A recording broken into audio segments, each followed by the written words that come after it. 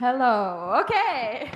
Welcome, everyone. It's so nice to see so many people here, both people from youth organizations from over the Nordic and politicians as well. So this is a Nordic youth organization collaboration that we are trying to make a tradition.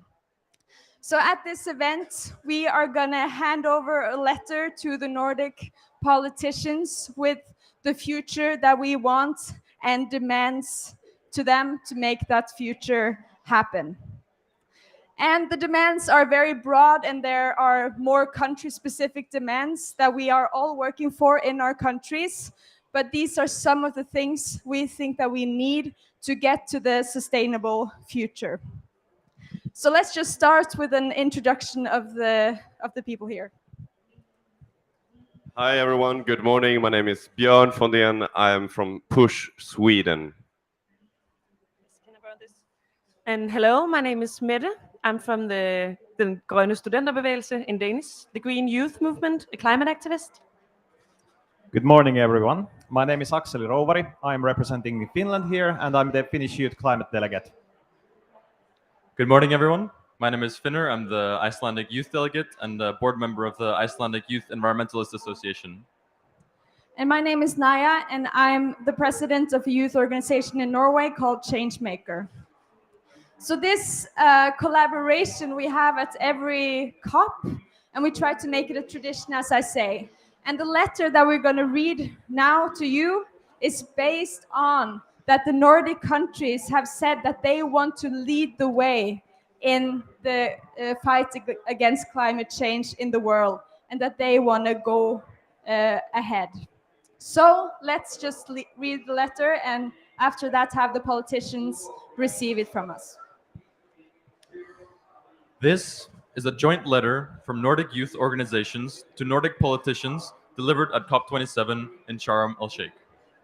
You, the politicians of today, are deciding what our future will look like. This is the critical decade for climate action. Thus, we must act fast and we must act now. This is why we want to decide with you today. These decisions will directly impact our future and the future of our children, so we must have a say in them. We have several expectations for our future that we hope you will do your very best to achieve. That we and our children are able to live good lives in a green and just Nordic region. That we have reached the carbon neutrality goal at the latest by 2050. That Nordic countries contribute their fair share of climate finance, and that we are able to handle and help others with the losses and damages due to climate change in a planned, just manner. There is no climate justice without social justice. And we want to remind you of our previous letter presented to the Nordic politicians at COP25 in Madrid.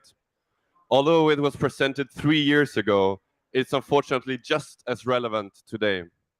There we recited a statement from the declaration Our Vision 2030 by the Nordic Prime Ministers and the Nordic Council saying, "We in the Nordic countries, Denmark, Finland, Iceland, Norway, Sweden, the Faroe Islands, Greenland and Åland are determined to lead the way and find good solutions for the future. We listen to our young people and we agree with them that the time has come for concrete climate action." This declaration is very uplifting, and it's also a promise to younger generations. It shows the willingness of Nordic countries to take a lead into the future, which again can inspire and influence the rest of the world. In this very critical decade, we need you to lead the way faster and with more determination. The way to the future we want and need must already start today. Is it working? Yes. And these are some of the critical actions that need to be taken to get us and to get to the future we want. The Nordic youth have the following demands.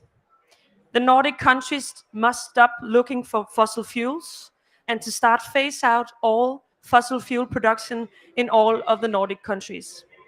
They must also stop subsidizing and investing in fossil fuels industry and subsidize and invest in fossil-free energy instead.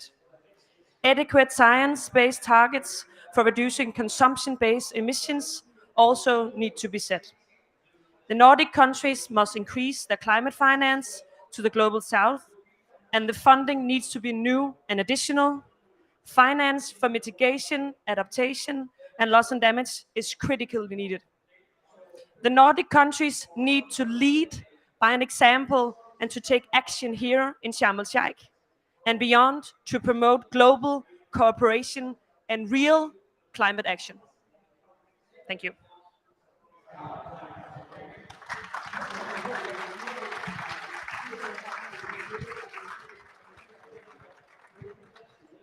Thank you so much. As you hear, we have high expectations for our politicians, and that's because it is our future that you are deciding today. So to receive our letter, we have a few politicians. We have Espen Barth Eide, Climate and Environment Minister in Norway. Welcome. We have Finnish Minister of Social Affairs, Hanna Sarkkinen. We have State Secretary to Minister for Climate and Environment, Daniel Westlen. And we have Elisabeth Søndergaard from the Danish Foreign Ministry. Please welcome up on stage. And we also have the Icelandic Minister of Agriculture and Food, Svandís Svavarsdóttir. Welcome on stage. Okay, so if anyone wants a picture of us handing it over to them.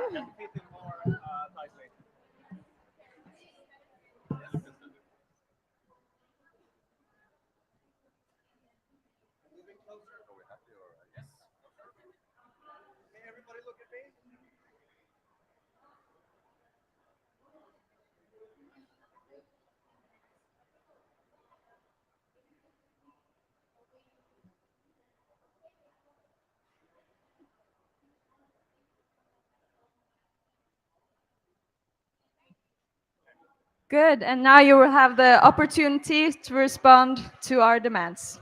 Espen, you can start. Thank you, Naya. Thank you, everybody. And Norway has the presidency of the Nordic Council of Ministers, and this is the Nordic Pavilion. I'm very happy to be here with colleagues from the other Nordic countries. We agree with you. I think these are incredibly important tasks that we have ahead of us. We have decided in a recent meeting in Helsinki of the Nordic Council of Ministers that we want to be leaders of leaders, in the sense that Europe is now leading the world on decarbonization and on actually doing the right thing when it comes to Fit for 55, the Green Deal, the taxonomy, the Repower Europe, which is the most systemic effort to change everything into renewable, sustainable effort. And within that, the Nordics want to take a leading role in demonstrating how this can be done in practice. So we're developing Nordic pilot projects that are examples of everything from how to decarbonize shipping on our ferry routes between the Nordic countries and several projects like that, till on the other hand, how to improve nature-based solutions to the climate crisis with practical, concrete projects that are not in the pipeline, but actually ongoing and being done right now. Because you are absolutely right, this is the critical decade. Emissions have to peak no later than 2025, and that's only 3 years ago. We will only manage to reach or to keep warming below 1.5 degrees if the global peak is in 25. And now the Nordic countries and the European countries are already on their way down, not fast enough by all means, but industrialized countries have broken the link between growth and emissions, but many countries have not. So what matters is what we do at home, but what matters even more is what we do abroad together internationally in helping other parts of the world to grow prosperous, socially just, but without the emissions that we had when we grew into wealthy modern countries. And this is very high on my government's agenda, but also I know very high on the agenda of the other Nordic countries. And our cooperation is deep and fundamental on many of these issues that you mentioned. And just to be very clear, we have to decarbonize everything, which means that we have to phase out the use of coal, oil, and unabated gas. We also need to go from a fossil to renewable, but also from a linear to a circular economy. And we need to make sure that all decisions reflect this ambition, because it's not enough not to have a goal, because goals are good, but plans are better, and implementing plans is even better than that again. And this is an implementation COP, so it's very important for us to make good on the promises that we managed to do to arrive at in Glasgow by concrete action. And my government, for instance, collaborating with many of the others, are particularly engaged in the work program for emission reductions.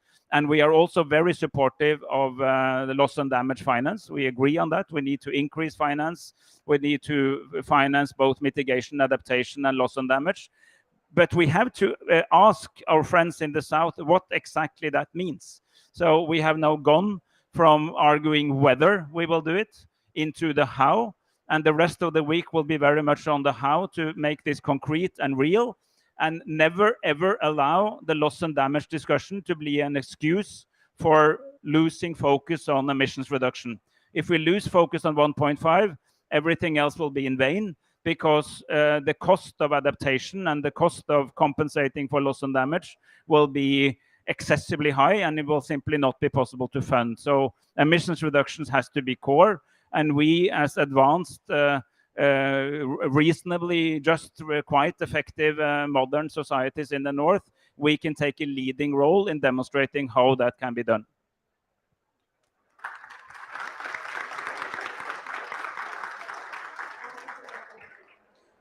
Thank you very much, and I must say that I totally agree with your demands, and we must do more to keep the Paris Agreement and the 1.5 target alive.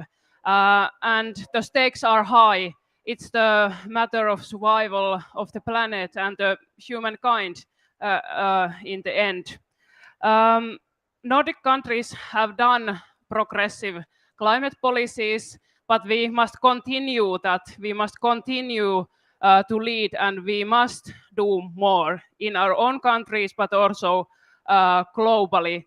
And we must also do more to ensure that the transition to the zero-emission future is fair, that it is socially inclusive and just. Finland has increased the climate funding, but still we need to do more as other countries in the Nordics also. But I think it is also very important that we ensure that the big money, the private investments, that those monies also go towards the green economy and renewable energy sources. So it's not only a matter of public climate funding, but also the matter of the big money, the private investments. But I want to thank you all young activists to push us decision makers to do more. And I want to encourage you also to become leaders, so we ensure that we will have progressive climate policies in the Nordic countries in the years to come. Thank you.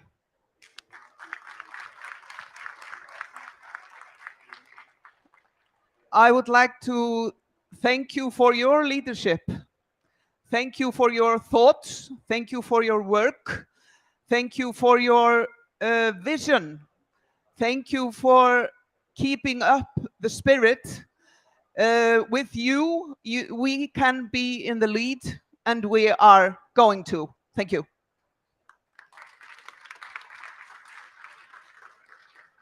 Thank you very much for the letter.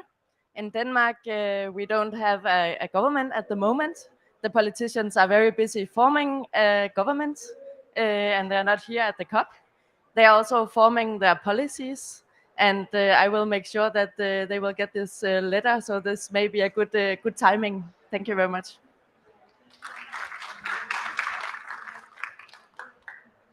I would also like to thank you for your letter and for the demands. I think these demands are interesting because they are very much in line with the politics in the Nordic countries. Some of them are still not fulfilled, but some of them we're well on the way, most of our countries. I want to stress the need for the urgency but also the opportunity of the entire climate work. I think the Nordic countries really represent the opportunity of front-running countries. We can see many of examples of that in all of the Nordic countries, that we are using this change to benefit our societies. I would also want to raise the relevance of Beyond Oil and Gas, initiated by Denmark in Glasgow, was it? This is an alliance of countries that have made it illegal or is making it illegal to extract more fossil fuels. Sweden and Denmark are members, and Finland is on their way in. This is very important. Thank you, Denmark. You raised the need to invest in fossil-free energy. I see the Nordic countries as very good examples of this happening. The Swedish government is raising the pace by removing barriers, especially for nuclear, where we had some barriers in Sweden before, but these are being removed to increase the pace. I would claim the coming 10 to 20 years will be the years when we build things, meaning that the action has to be taken now, the political actions, to create the opportunities for the actors, companies, and people to perform the change. So we will need time, but we have no time to wait for the decision, hence the urgent need for action. Finally, I would want to say something about the global aid and the aid to the South. Not only adding more resources that's important, because we're not reaching the 100 billions, but I would also stress the need for lining up the aid that we are already providing so that it is in line with Paris. This has been a main focus for Sweden the past years, to make sure that everything we do is in line with the Paris Agreement. Once again, thank you so much for this work and for the letter. Thank you.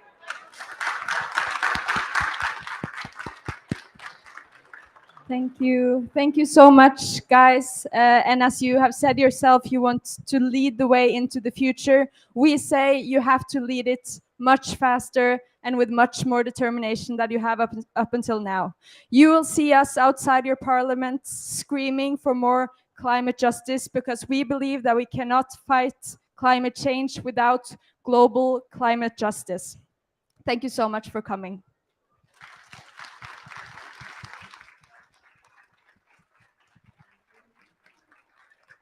Yes, the last post on our program is if we can get all the youth together with the politicians up here on stage and just take a big picture of everyone. And you just have to sit down and stand in the front here and...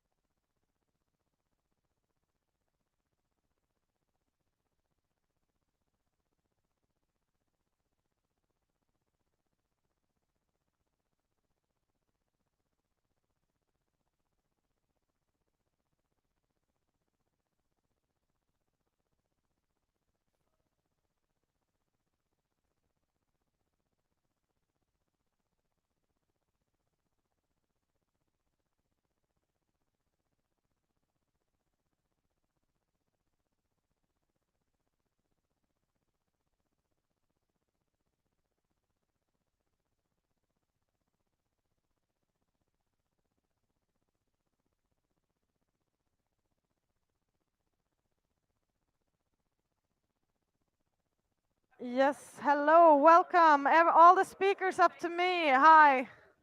Speakers. All right, I want to talk real quickly about microphone management here on stage. Here is my colleague Nikolai. He's going to hand them out. Um,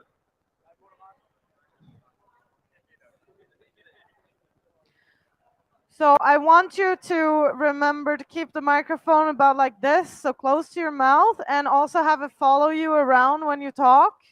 Because if you're not going to hear anything you're saying until you come back to it. And if it's over here, you're not going to hear anything either. So it needs to be close to the mouth. It's a very loud venue. Also remember that all of the microphones are already on when you receive them. That means that if you can't hear yourself immediately when you start talking, it's because we're adjusting audio levels in the tech room, in the control room. So just keep talking. Wait 1 second, 2 seconds, it's gonna work. You don't have to bang on it. It will work. Yeah. Yes, we do not have a lot of feedback in our booth. So if you hear a long, don't be scared. It's not from us. All right. So, and we're gonna give you a countdown when it's time to go live. So for you, you're gonna know. I'm gonna count you in 10, 9, 8. So when you and then 2, and I'm not gonna say the 1, and then you're gonna go. All right. And then the rest of the questions you can refer to Morten here. All right. We're gonna go live in about 10 minutes. Okay. Thank you.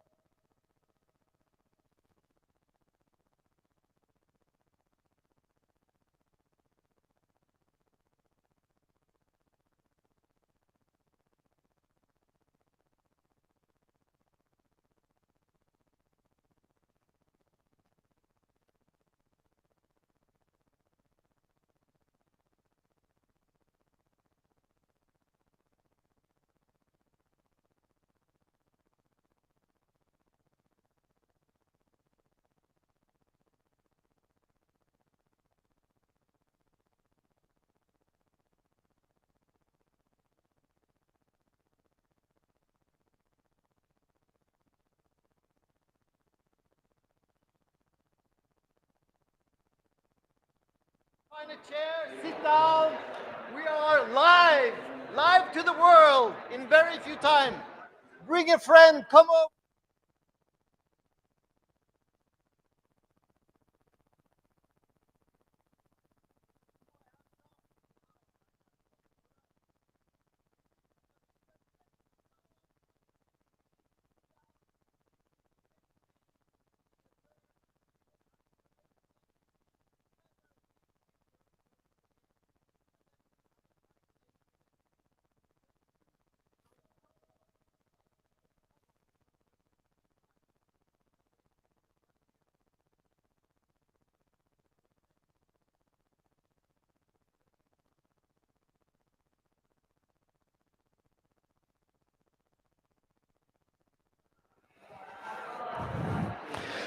Good morning, everybody. Welcome to the Nordic Council Pavilion here at the COP27.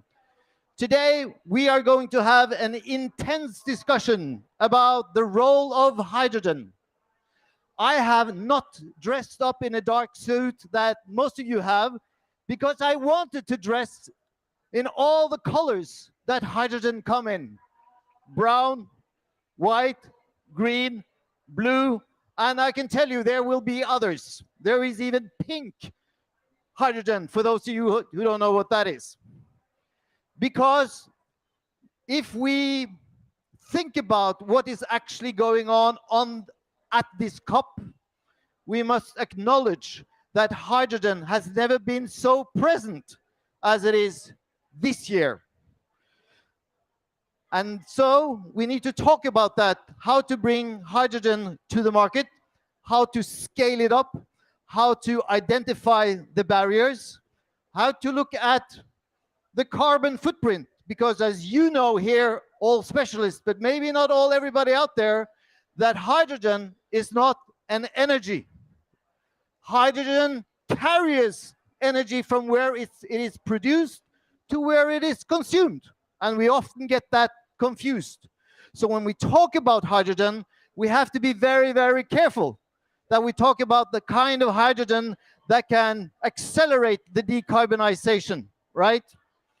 So with no further ado, I shall say that today we are lucky to be joined by several experts. We have two keynote speakers. One is from the IEA, and then we have another from SSE Renewables, who will explain what that is. And then we're going to watch a little movie, 2 minutes, and then I shall invite up three experts who will discuss all these issues that we want to solve. All right. So now I shall introduce the first keynote speaker, who is not from the IEA, because I was at an IEA event yesterday, but obviously he's from Bloomberg NEF. And I find that very interesting that Bloomberg, which is for us a news agency, is now a provider of the discussions that we shall have on this topical issue. So I'm pleased to introduce Albert Chung, who is head of global analysis at Bloomberg NEF. And Albert is going to talk about how do we unlock the hydrogen economy. Please. And you can give him a round of applause. Thank you very much, Paul. I will take it as a compliment to be confused for the IEA. For those of you who don't know us, BNEF, we're a research provider in the energy transition, and we've been covering all aspects of the energy transition for the last 15 or 20 years, and recently ramped up our work on hydrogen in particular. So I want to talk about unlocking the potential of hydrogen. And I think over the last couple of years, the potential of hydrogen has become very, very clear. I think we've all seen some version of a chart like this. This is our research, one of our net zero scenarios, the green scenario that calls for renewables and hydrogen to play a large role in the future net zero pathway. And we estimate that in this scenario, the world consumes 22% of hydrogen in its final energy consumption by 2050. And other folks have done, IEA, for example, has done work like this to show that hydrogen has huge potential to help be part of the net zero solution. But of course, The reality today is somewhat different. We track all of the money going into deploying energy transition technologies globally, and out of $750 billion spent last year on low carbon technologies, only about 2 billion, that's less than 1% of that, went into clean hydrogen, compared to about 400 billion going into renewable power. You even closer? Is that even better? Okay, sorry. So just think about that: $400 billion going into renewable power and only $2 billion going into clean hydrogen today. The good news is there's lots and lots of momentum.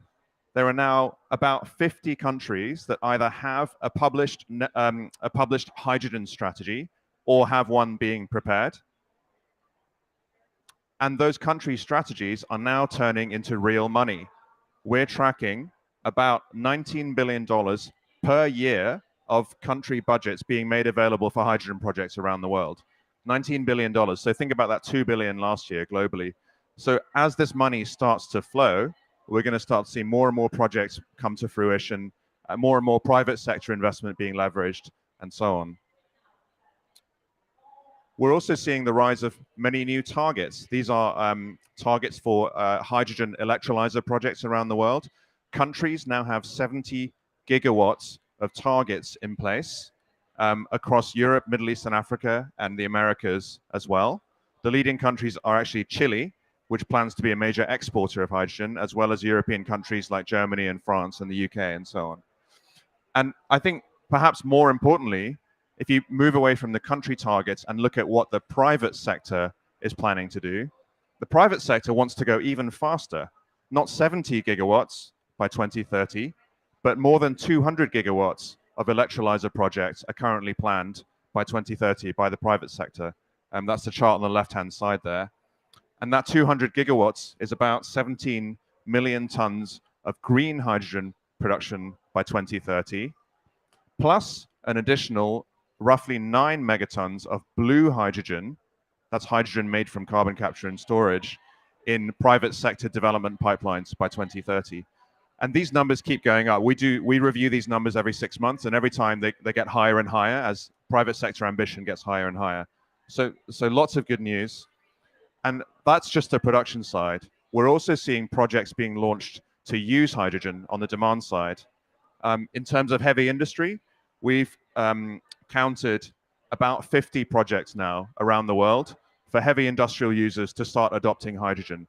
And most of those are in sectors that either already use grey hydrogen in their processes or are sectors which are really high priority for using hydrogen in future. Industries like ammonia and steel and refining and methanol.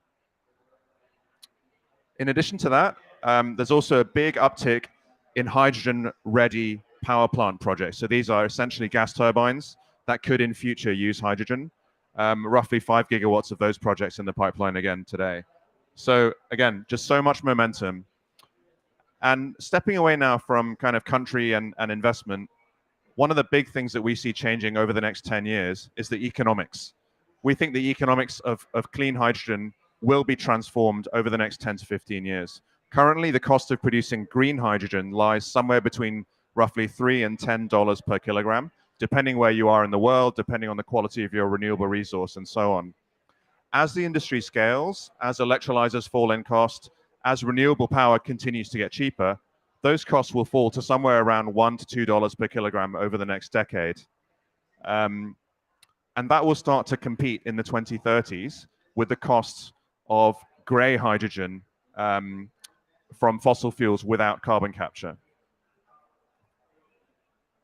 And that clearly brings new opportunities. But at the same time, the costs of blue hydrogen remain quite competitive.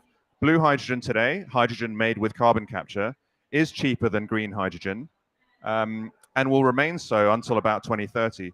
But even as green hydrogen starts to undercut grey and blue hydrogen, and apologies for the many colors, as Paul was saying, blue hydrogen will continue to play a role because blue hydrogen will be able to create the types of volumes that green hydrogen may struggle to be able to produce, and also be able to do so without the same land constraints and permitting constraints that we see on the renewables side.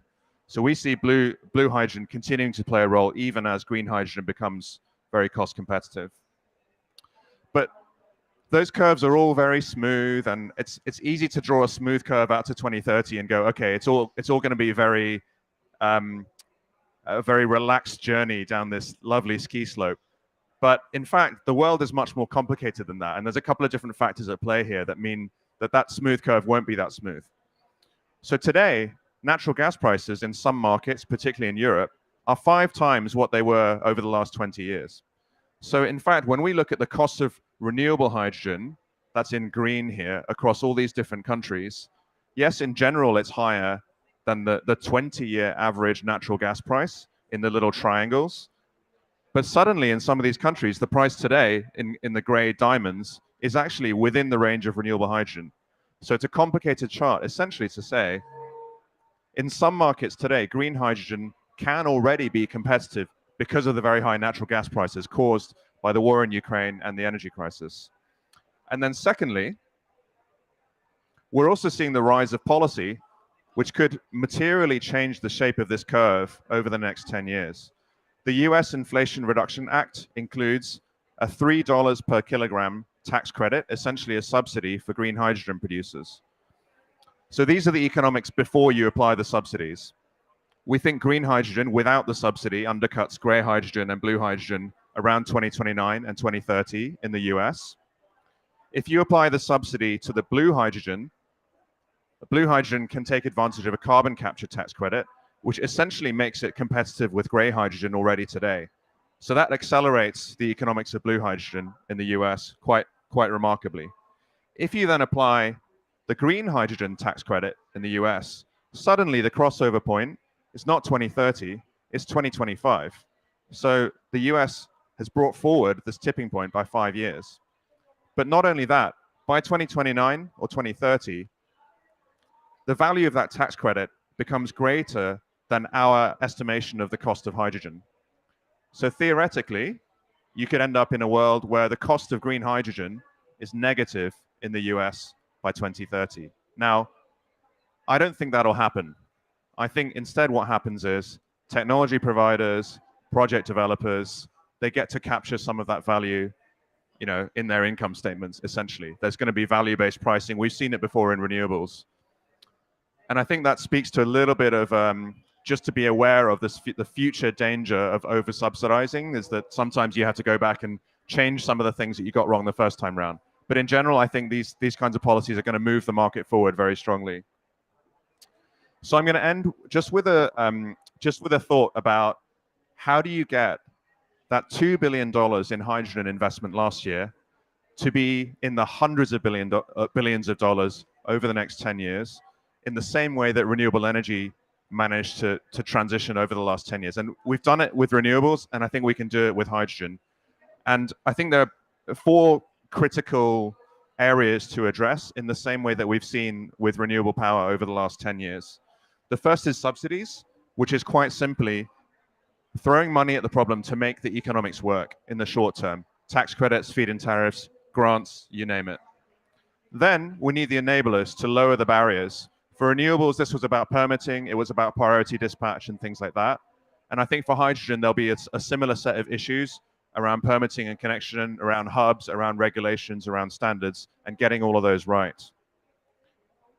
Thirdly, we need to make sure the projects are bankable, which means managing risk, both on the upstream side, when we think about technology risk, and on the downstream side in terms of customer and off-taker risk.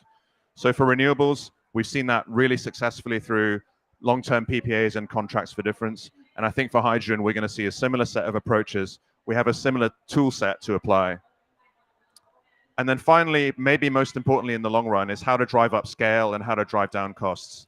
And here, it's all about getting into a place where we have competitive procurement at a large scale. We have potentially robust carbon pricing or carbon incentives. And we have green product standards and mandates and obligations. And of course, the infrastructure as well to transport and store the hydrogen too. So I don't think hydrogen is exactly like renewables. I think there's a lot of differences and a lot of complexity. But just to say, we've done it before with renewables, and I think we can do it again with hydrogen. Thank you very much. Thank you very much. Thank you very much, Albert. That was very interesting. So now we have a clear understanding of the challenges. We have laid out what are the road ahead. And now I'm delighted to introduce the next speaker because he is actually doing all of this. So Stephen Wheeler is Managing Director of SSE Renewables, and we have asked him to talk about how do you do to fulfill this goal. Stephen, the floor is yours. Thank you. Give him a hand. Good morning, everybody. It's great to be here this morning. Albert's talked about, very much how we're going to get there. Up, even louder. Okay, I'll start shouting. Okay. Albert has really set out a great roadmap there for actually the trajectory in terms of actually how hydrogen is going to be progressing. What I want to talk about now is actually how a company like SSE Renewables is actually putting that into practice. So I'm just going to start, if I may. What slides?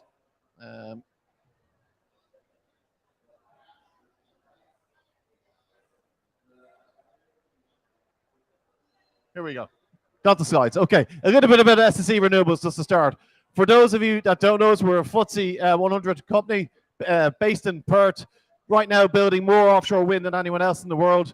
Operating portfolio of 4 gigawatts. That goes across most of the renewable sources: wind, onshore and offshore, hydro, and also solar and batteries. We've got a secure pipeline of 13 gigawatts, and we've got 10 gigawatts of over future prospects.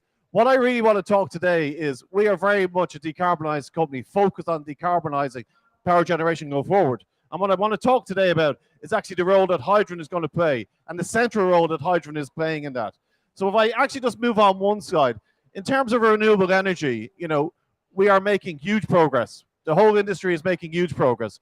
What I'm showing here from a UK point of view is we have this abundance of offshore wind potential. But one of the big challenges, which is also an opportunity for decarbonization, is how do we actually connect all this offshore wind? What are the alternatives other than actually your plug and play, connecting electrons onto the grid? How do we actually find alternative ways? And central to that is an alternative use, which is obviously hydrogen, producing green hydrogen, which then is a win-win for industrial zones, particularly for decarbonization of industrial clusters. So what you're seeing here is where we have our offshore wind farms, it's pretty much adjacent to a lot of the big industrial areas, both in the UK and in Ireland. And what we're looking at now is how do we actually take that forward to actually help decarbonize those zones. So moving on really quickly, the Power to X story so far, let's be really clear. It is nascent. It is now starting. These are the early days. So in order to take those early steps, we need to do a combination of both the small steps, but also the big steps.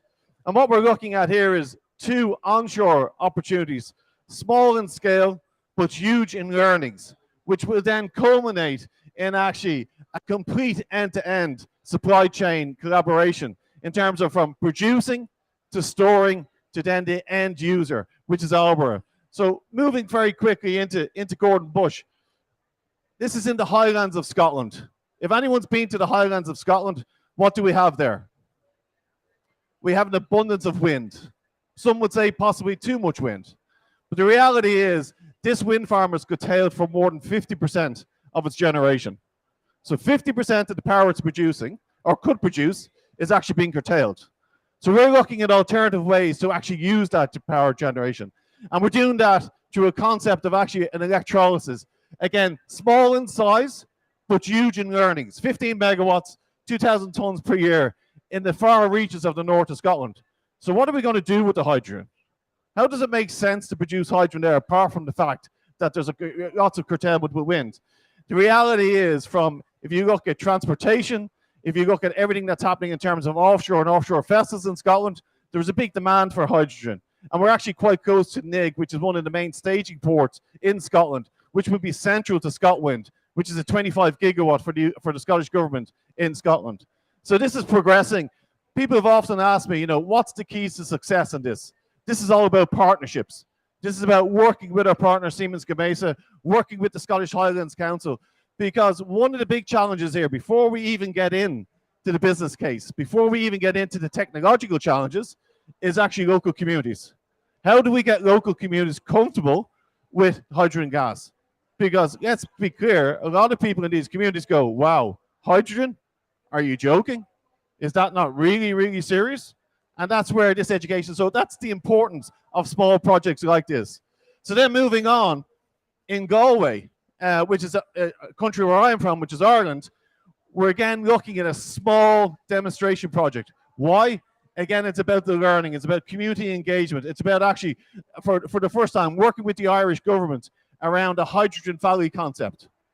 How do we actually bring this to all of our transportation in Ireland? How do we take it off, from heavy, from fuel, diesel, oil, petrol, and how do we move to hydrogen? So we're working with the largest bus company, public transportation company in Ireland, again, to advocate to progress these projects going forward. And then really what I want to finish with is actually how it all comes together. If you think about the east coast of England, and you think about all the way down from Teesside, all the way down to Humber, all the way down to Medway, what you have here is almost a generation that's been forgotten. This is where the height of coal, the height of power generation from fossil fuels has been delivered over the last 20, 30 years. And what we're now looking at is actually, how do we actually really go big? We're going to do all the learnings in terms of actually 10 megawatts, 15 megawatts, 20 megawatts.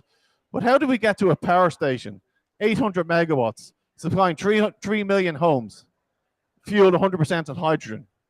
And to do that, you need to step right back. First of all, you need to think about how you're going to produce it. The UK has ambitious targets to deliver 50 gigawatts of offshore wind by 2030.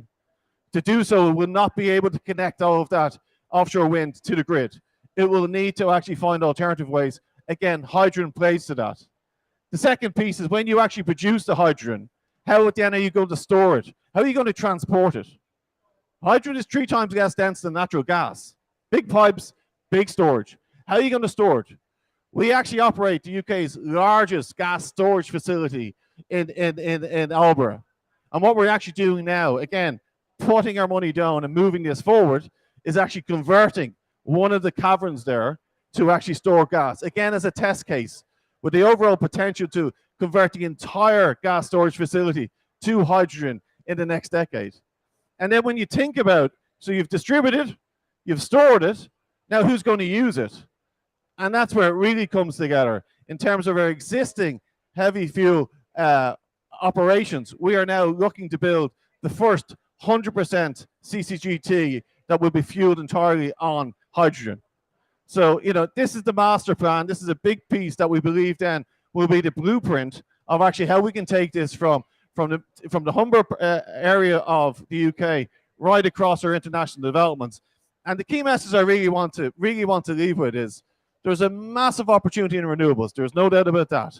But there is also a massive win-win situation here for industrial clusters to be decarbonized through renewable green energy, producing large-scale hydrogen to decarbonize much needed manufacturing jobs, whether it's steel, whether it's cement, massive jobs being protected, being created right across the UK and Ireland. So I'm going to leave it at that. Thank you for your time this morning. Thank you, Stephen. You got to stay on the stage. I got to ask you some questions. Now, that was very interesting because now we got an impression of how this is actually being done. And I want to ask Stephen 2 questions because you mentioned the importance of local communities.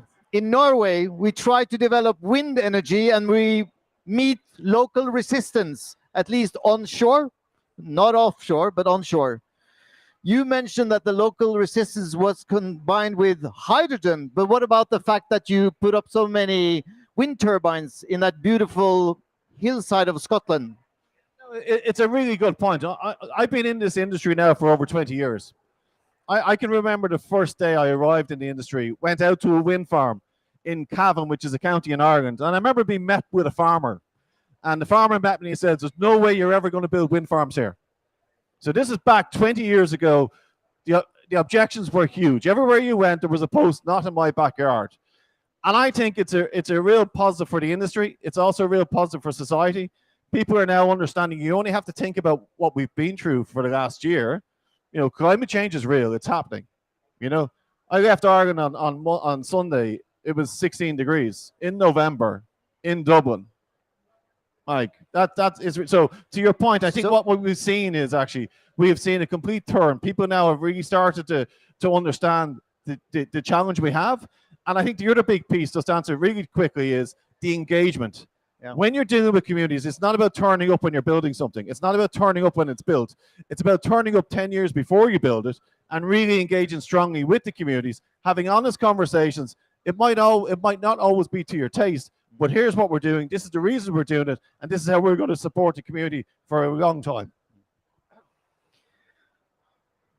That was interesting.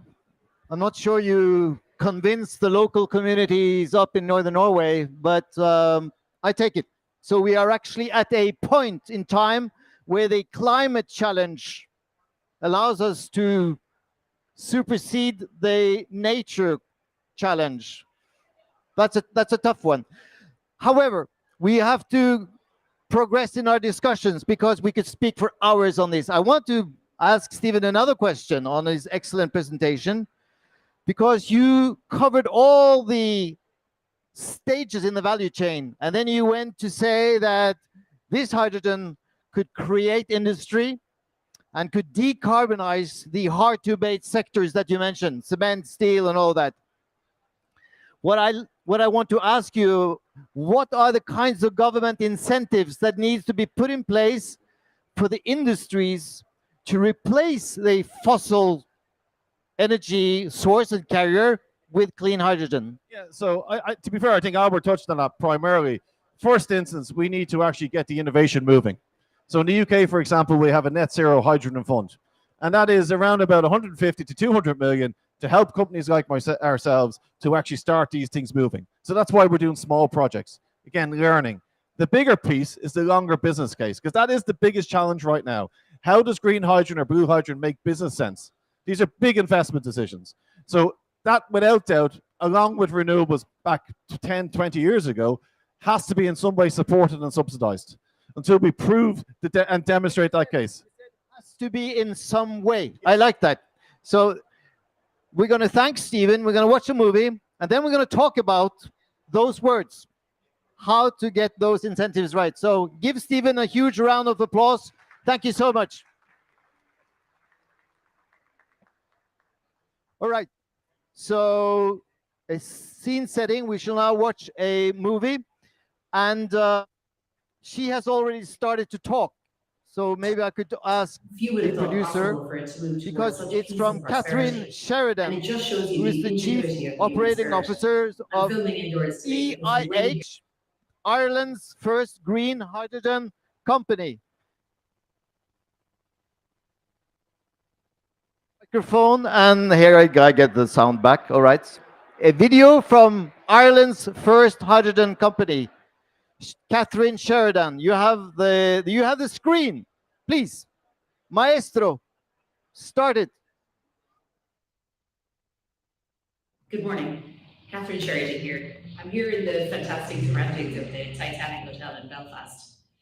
Belfast has gone through such an incredible change over the last 100 years. Few would have thought possible for it to move towards such peace and prosperity.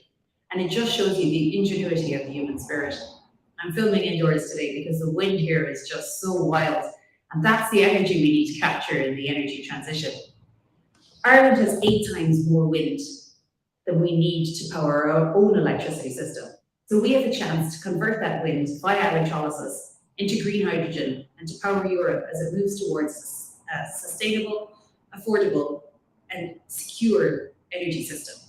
And we need to move towards this energy system of 2050 that has the green electron and the green molecule working together. If we want the energy transition to be successful, we have to find new ways of doing things. We have to find new ways of having democratic sources of energy like we have in Ireland in the form of wind that can play a key role in the energy transition for Europe. Hydrogen is an enabler of the energy transition. It's fantastic for storing and transporting energy in molecular form while displacing fossil fuels.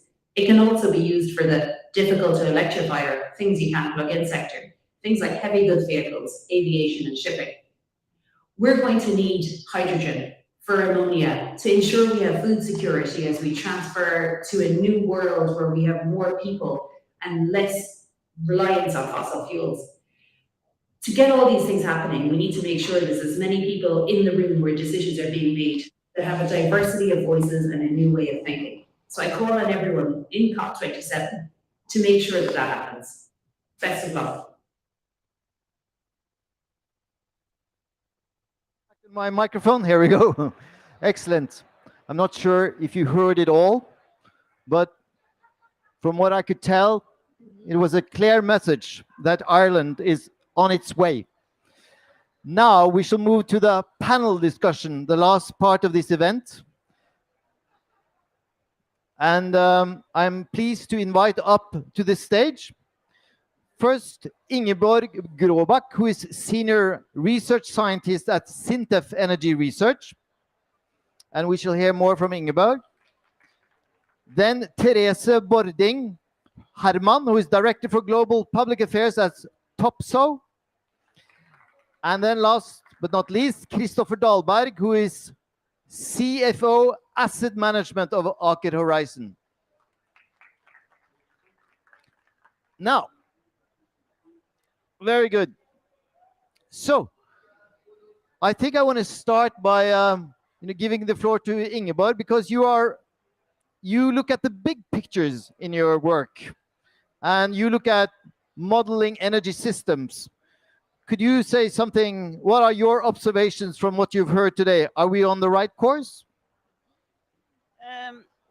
Our observations is in accordance with what we saw in the presentations. So our results are very similar. We will need around, or nearly, in a decarbonized future, nearly 25% of the energy, final energy consumption will come from hydrogen. But we are not on that track yet. Things or the development is going very slowly. So there is a lot that has to be done if this is going to be reality. And I suppose that's a part of the further discussion here now. What are we going to do? Absolutely. And so we're very pleased to have with us Therese, who is from Topsoe, because we have heard a research perspective. We've had the modeling.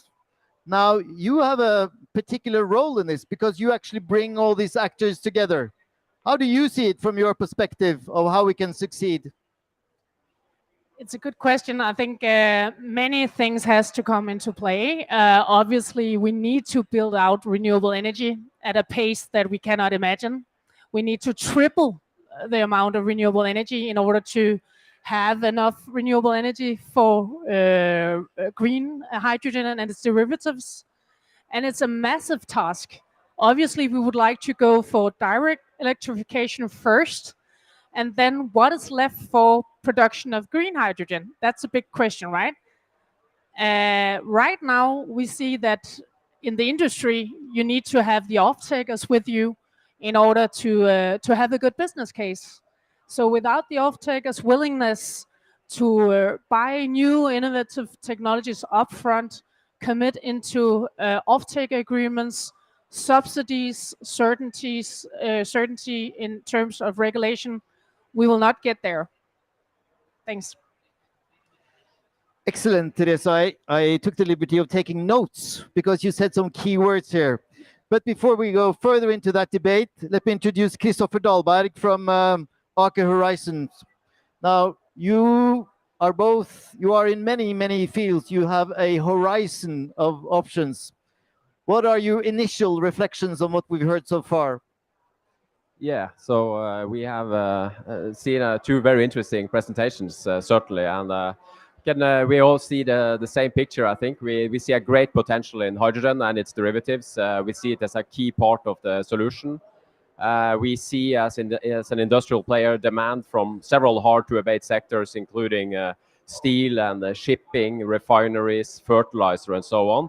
So we really share the belief that this is truly coming. But however, this is a story of two tales, and we have seen, I think, the hockey stick charts today, and we see, I guess, from the industry, some shadows behind that I guess we will come further into today. And I really think this is a great event to talk about these challenges, which certainly exist in this nascent industry. Yeah.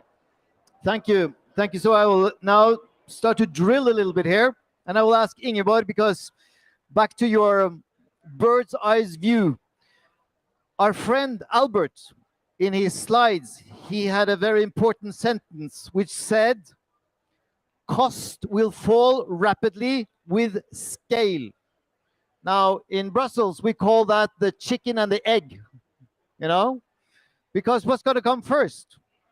So we would like to turn to Ingeborg because she has the models. You know, how can you provide the information to policymakers to solve that conundrum, that conflict between scale or between cost and scale? How do we do that in a modeling perspective? I don't think our models answer to that, but I could try to answer a bit from my understanding then. And to scale up hydrogen, it's a lot of things that need to happen. But today we do not have a market for hydrogen. We need to create a market with the suppliers and buyers. And the authorities need to stimulate that development. So the authorities can be buyers and in that way stimulate the markets. They can also go into the markets with a certain way of reducing the risks. So they can take a part of the risk and in that way help investors to make it easier to go into the market. This is not in our models, but this is... It's a very good answer, Ingeborg. Thank you very much. And I'd like to sort of ask the same question to Teresa, because you are in the middle of all these stakeholders that are part of the value chain. And we heard about the Inflation Reduction Act and this incredibly powerful instrument that the United States has, that they can, from one day to another, give a tax credit of $180 for blue hydrogen, for capturing CO2. You've heard the challenge with the cost reductions. What do all your partners say that they need to scale up? Well, obviously, I mean, the subsidies, as mentioned in the Bloomberg presentation, is top of mind, so that you will get those incentives straight up. That is very critical for the scaling up. But if you look at green hydrogen per se, 60 or 70% of the cost is the renewable electricity price. So in order to get the electricity price down, it's really important to get that parity between blue and green ammonia production or green and blue hydrogen production. So, I mean, you have to have some also carbon contracts for difference models or various, I mean, things to close the gap.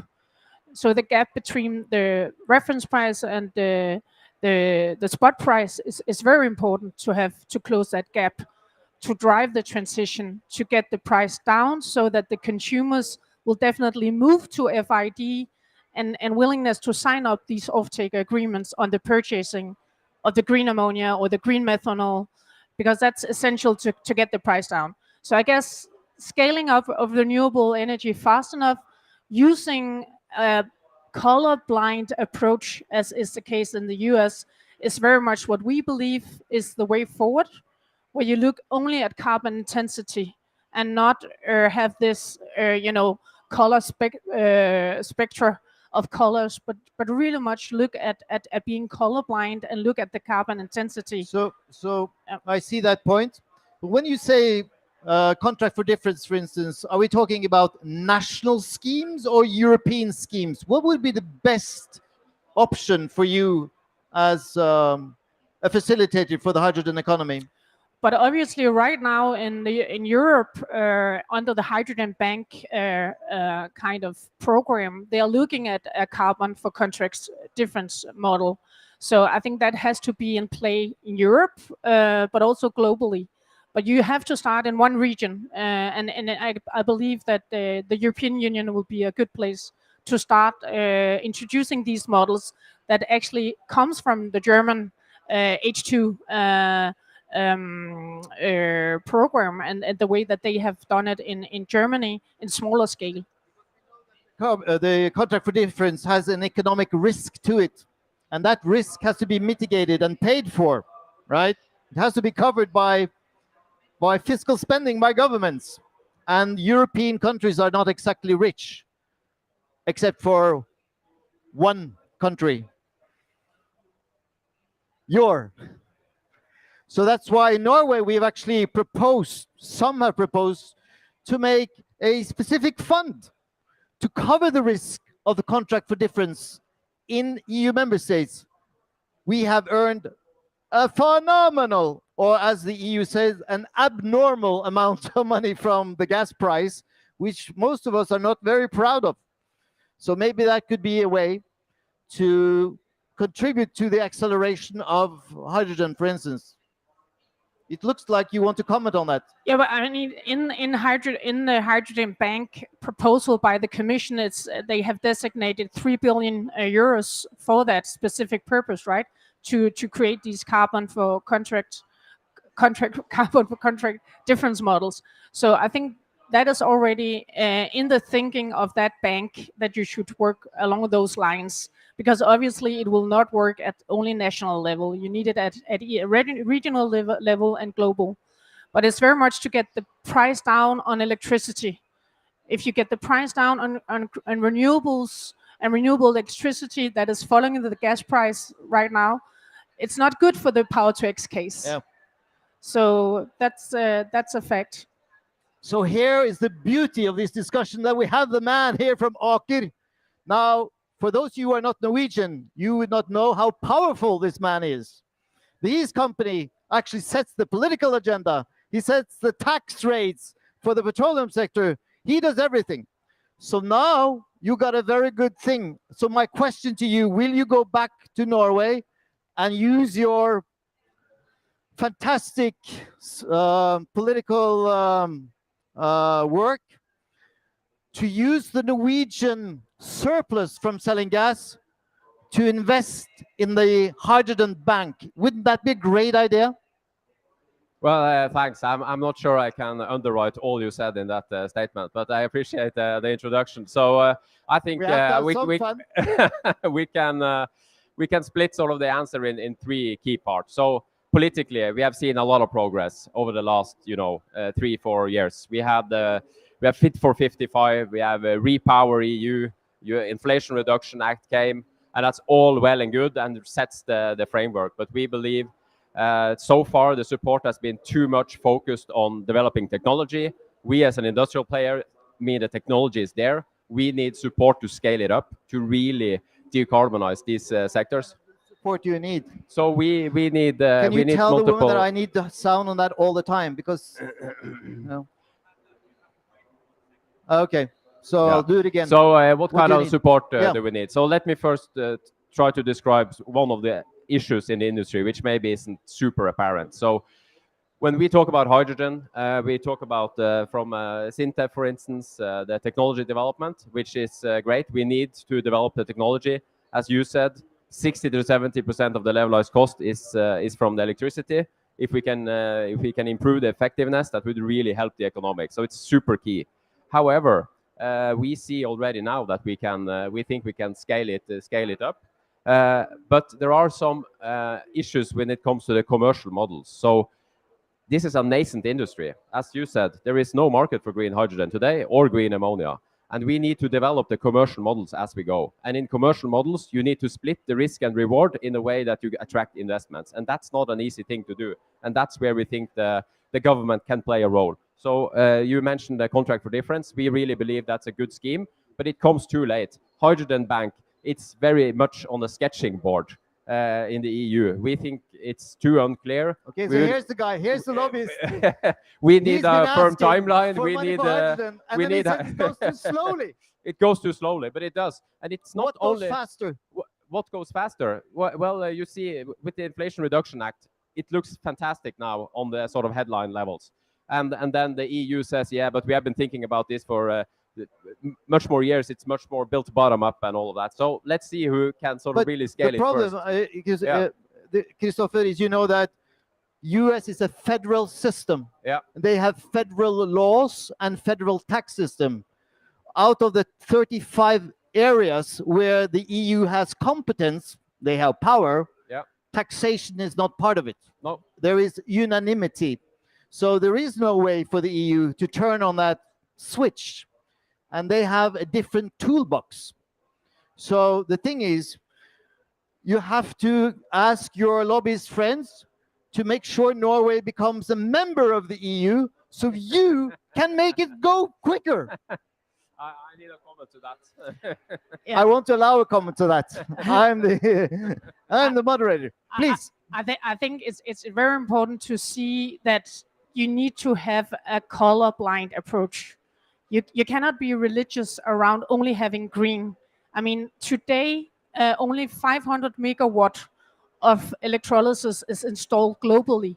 500 megawatt, whereas the 200 megawatt is in China, 170 is in Europe.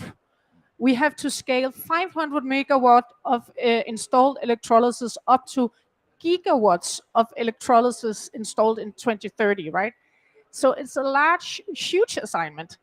The manufacturing capacity globally is 3.5 gigawatt in total. We need thousands of gigawatts of manufacturing capacity, and we need to do a lot of power to X in order to do green hydrogen. And we need a lot of renewables. We need to look also at blue hydrogen. We need to look at pink hydrogen produced by nuclear. Otherwise, we'll never meet the net zero targets. Okay, so we're going to get into the colors, right? I just want to finish this issue on the take-up. Because what you hear from this panel, that you hear a lot about a push factor, right? You want to push the development of new technology, and you hear about the pull factor of the economic incentives to bring this to the market, right? So to be fair, I shall give the mic back to Christopher, because he sits on both blue and green hydrogen, right? So what are the most optimal pull factors from Aker's perspective? Well, I think we sort of we need both the push and the pull, and I think regulation. We shouldn't leave that topic so quickly. I think it's super key, and what we haven't really mentioned. So first of all, I think when the EU system doesn't work for helping scale, we need Norway to step up. We need a contract for difference from Norway. So that's the first point. Okay, so the fund that I spoke about. Yeah, exactly. We need to set up a fund in Norway. Yes. That can de-risk the contact for difference exposure to the member states. Exactly. Is somebody taking notes here? Because this is actually quite historic. But we can play it again, Sam. Right? That was one. Great. That was one. Yeah. So a second one. So on your point, yes, we need more renewables. We need more renewables. We cannot say it enough. To make this shift, we need more renewables, but we also need more grid. And the grid development to transport the electricity from where it's produced to where it's consumed is super critical. Also there in Norway, it takes way too long. The permitting times are way too long. Yep. And we also need to quicken up the zoning plans and all the regulations to build our plants. This is a real obstacle for the green transition in Norway specifically, and I'm pretty sure it's like that in many other countries. So the as EU well. energy ministers, having looked into the RED 3, which is the Renewable Energy Directive number 3, they actually pointed to this challenge, that it will take too long time from the adoptions to its implementation, and for these go-to zones, because what you are talking about is to target out dedicated go-to zones where the permission process will go much quicker. So they have actually come up with a new, are you familiar with this? Maybe, why don't you explain it? Because I'm the moderator, Yeah, you're the panelist. I don't know if it should be an EU session. I think we are the UN, but anyway, it's in the Repower EU, the Commission's proposal is to have these go-to zones with fast-track permitting to be designated in Europe. But before we agree on where those zones are, it's already too late. So, I mean, I think it's a good idea on the table, but obviously we need to do much more than that, right? So it's a matter to see Africa as well. as a source of having green hydrogen production there to assist Europe with its decarbonization needs. So you have to have a much broader global perspective on that, right? To look at the green corridors for green hydrogen corridors, which is also in the Repower EU plan, to have those imports ports in Europe where you can actually get cheap green hydrogen. And they only look at renewable hydrogen, not at blue at the moment, but I think that will change. So to have that from the outside, because we cannot do it on our own. And as you know, in Denmark, where I come from, they agreed on the Esbjerg Declaration to install 150 gigawatt of offshore wind in the North Sea. It's a really good start, but that will kick in 2050. 2050, you will have 150 gigawatt of offshore wind. It's also too late. So we need to look at solar PV, which is much faster. We need to build out much more onshore wind as well, and we need to look at the neighboring countries how to get enough renewable hydrogen and blue eventually. So imagine that Esbjerg Declaration. You know about that. Why weren't your minister there? Why didn't you lobby him to go and join that declaration? I think that's not really my table, but thanks for asking. What? But Aker, you want to succeed. You want to succeed commercially. Of course we do. Right? Yeah. So you need to have the right framework conditions. You need to have the right policy framework. Exactly. So you cannot say that is not your business. No, but it is. Yeah, of course it is. Of course it is. So we try to influence where we can and there try to go. push there you go. in the right direction and really, try to make people understand the challenges, the real challenges the industrial side is really seeing in this energy transition. And I don't think we have said it here, but to manage 1.5 degrees, we need to cut CO2 by 43% by 2030. 2030 is not a long way to go, right? So we need to be quicker. So let's move from Europe over to this continent, because it would be unjust if we didn't provide that dimension to this. And so I want to start again with Ingeborg, who has the modeling concepts.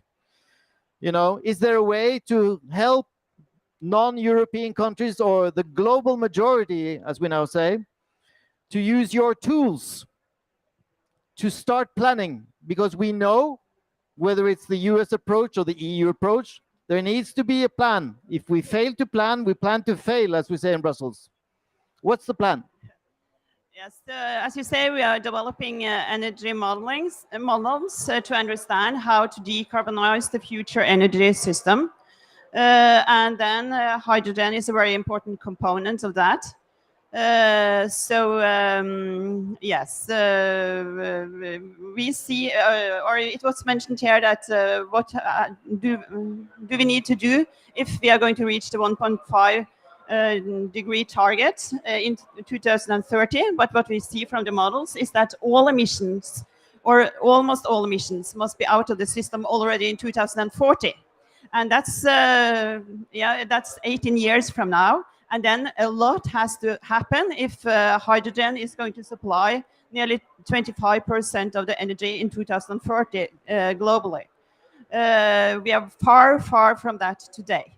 So yes, you talked a lot about renewables and how you need a lot of more renewables for producing green hydrogen.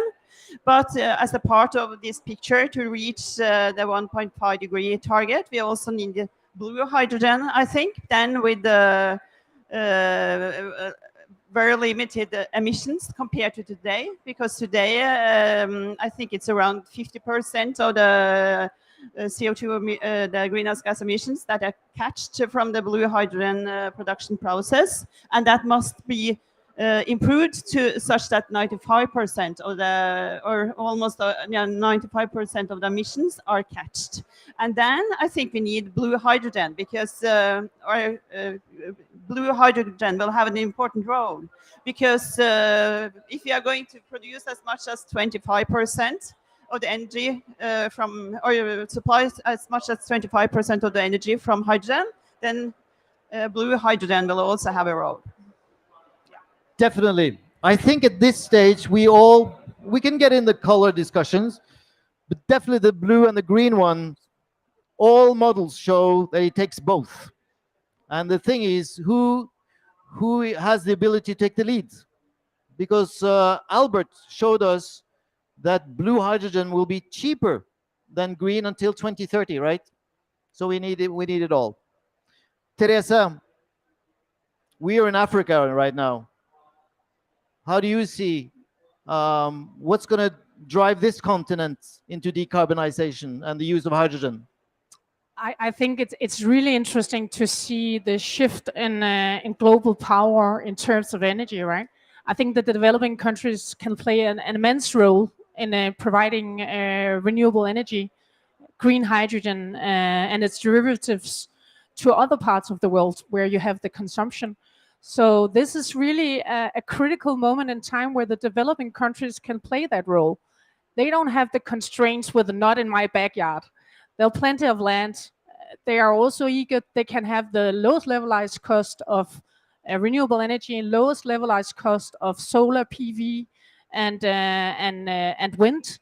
So there's a huge potential for the African continent, and I strongly believe that the developed countries should very much enter into these agreements with African countries. And we are actually also in Egypt negotiating exactly that, to produce a huge green methanol production here at the Suez Channel with our technology together with Maersk. So we believe that that's really the way forward, also in terms of having these hubs for shipping. Shipping fuels around the world is really much a critical way. So you can also see negotiations between Germany, Chile, providing renewable hydrogen. You see all these kind of negotiations and MOUs being entered at this stage with developing countries, Chile, and African countries as well, where you can develop. The proximity to Europe is essential here, with North Africa can play that role to deliver renewable hydrogen at scale. So, tell me, Christopher, we are on the African continent. You already have some investments in Kenya or something, but that's not in hydrogen. That's in oil and gas, is it? That's the other part of your company. It's in Ghana. Ghana, okay. So tell me, what is Aker Horizons' contribution to accelerating the decarbonization of this continent? Yeah, thanks for that. I just echo what she said. We see fantastic conditions for producing renewable power, which is the main cost driver of the green products. Again, northern part of Africa has fantastic infrastructure connected to Europe, so Africa can really play a big role in decarbonizing European industry. And there is existing gas pipelines which could be repurposed, or you could actually spike it with hydrogen produced in North Africa. There are plans to connect the hydrogen backbone, which is going to be developed in Europe as a very big infrastructure project that will potentially also connect the northern part of Africa for distributing hydrogen. So overall, we see very, very good conditions, and we are also looking into opportunities on the hydrogen side on the African continent. We haven't been very vocal about them yet, but that's something we are looking into. Great. So, the further we get away from Europe, the easier and the easier the task seems to be. But I think it's time to wrap up. So before you give an applause to our three panel members, let me say just one thing about what I take away from this discussion, from hearing, listening to these experts and the interventions. Basically, it's all there, right? We have the technology. We have a market who's out there. We have everything. We have the money, even if you include Norway. But what we don't have is what Stephen talked about, right? Is the pull effect. What are the specific policy tools that can trigger the take up. We need our Inflation Reduction Act, right? Although we can't have it, but we need to find what is the European version of that. All right? So thank you so much for being with us. Let's all go home and lobby, like you will, for that kind of stimulative policy tools. Thank you to you, and thank you to the panelists, and have a great day.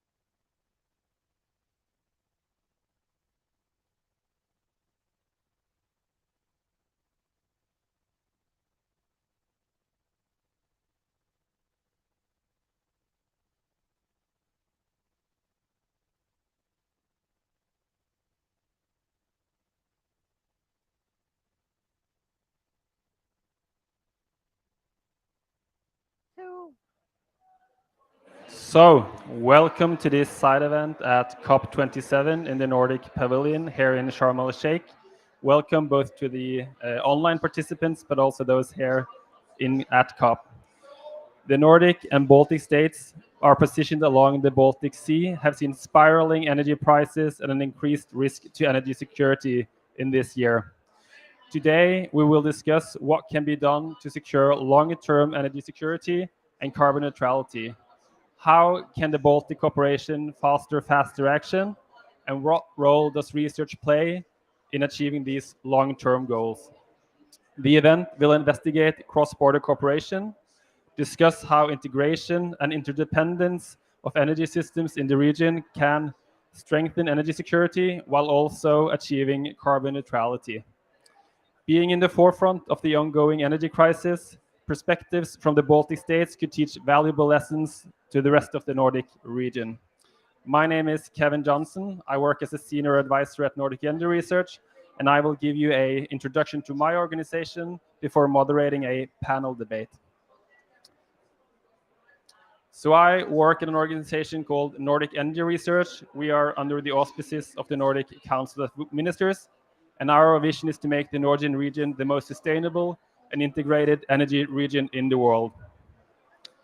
At Nordic Energy Research, we mainly work with four different actions. We fund energy research, cross-country energy research programs in the Nordic region. We have what we call an analytical function, where we provide knowledge-based reports for the Nordic ministers. We also provide secretarial support. That means that we work as a secretariat for cooperations between the Nordic ministers. And we also work to promote Nordic cooperation as well. The Nordic Council and the Nordic Energy Research cooperation with the Baltic states have been ongoing for several decades. It began back in 1991 when the Nordic Council of Ministers opened their offices in the Baltic states right after their independence. Later, Nordic Energy Research followed up with an initiative where we received an additional fund dedicated to working with the Baltic countries in 1999. And more recently, in 2018, we, together with the Baltic states, entered into a memorandum of agreement called the Joint Baltic Nordic Energy Research Program that I'm managing for Nordic Energy Research. The program is jointly funded by Nordic Energy Research and the three ministries in the Baltic states that have the responsibility for the energy sector. And it's funded in the way that the Nordic Energy Research funds as much as the Baltic states contribute to the program. The overall aim of the program is to promote energy research and analysis in the Baltic states and inspire intra-Baltic and Baltic-Nordic cooperation by using the funding that we have, and that equals to about 2 million euros. With these funds, over the last 4 years, we managed to fund 9 research projects that I will tell you a little bit about. We've also funded 4 mobility projects, and in total, we've managed to activate over 100 individual researchers and students participating in the different projects. So the aim of the program is to work through 3 different actions. So the first action is that the program should support and promote intra-Baltic and Baltic-Nordic research projects. And the 2 other actions are related to mobility. So the program should also have a Baltic-Nordic PhD collaboration and promote the exchange of energy researchers between the Baltic and the Nordic countries.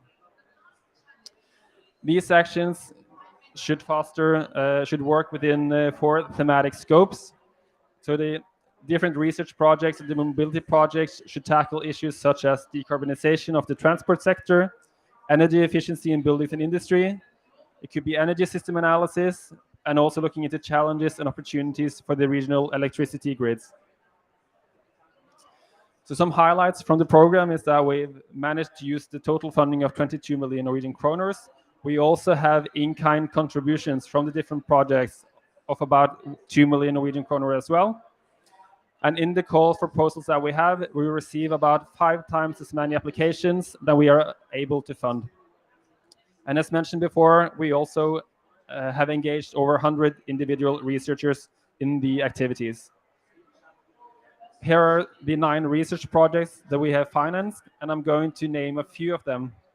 So the FASTEN and the AMBER projects are energy system analysis projects that look into how the Baltic countries can decarbonize faster than the official plans, looking into what kind of activities needs to be done to speed up the transition in the Baltic countries.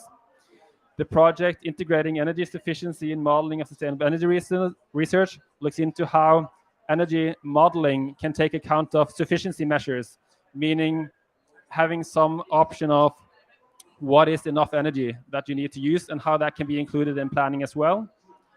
The Agent GIS 5th generation district heating and cooling project, together with the waste heat CES projects, look into the region's district heating systems, how they can be decarbonized and increase the energy efficiency of the projects. The BaltHub project is a project looking into the Baltic Sea region. How can the region cooperate to create Baltic offshore wind hubs, and where should they be placed? And then we also have 2 newer projects, Next Geogrid and Nuance, looking into other issues, and Nordic Baltic net zero emission buildings that looks into the efficiency criteria put on near zero emission buildings in the region. In addition to the 9 research projects, we've also funded 4 mobility projects, 2 of them, Remonet Bioenergy and BioAlec, making it possible for researchers and PhD students working with bioenergy to travel across the countries. And the project COSPACT looking into transmission system grid, and CDS looking into how electric vehicles impact the, not the transmission system, but the distribution system of the grids. Also increasing the possibility for the researchers and the PhD students to move and work across the different countries. In addition to the research projects and the mobility projects, the program board of the program have also conducted or ordered a few specific analyses looking into key questions for the region. The first one looked into how to structure and standardize the statistical data for the transport sector in the region, making sure that the different ministries could have comparable projections. The second report looked into the heat pump potential in the Baltic states, looking into how large-scale heat pumps could benefit the district heating system. And the Baltic Nordic Roadmap for Cooperation in Clean Energy Technologies aimed to give an overview of what technologies and research possibilities were prone for cooperation in the Baltic and the Nordic countries.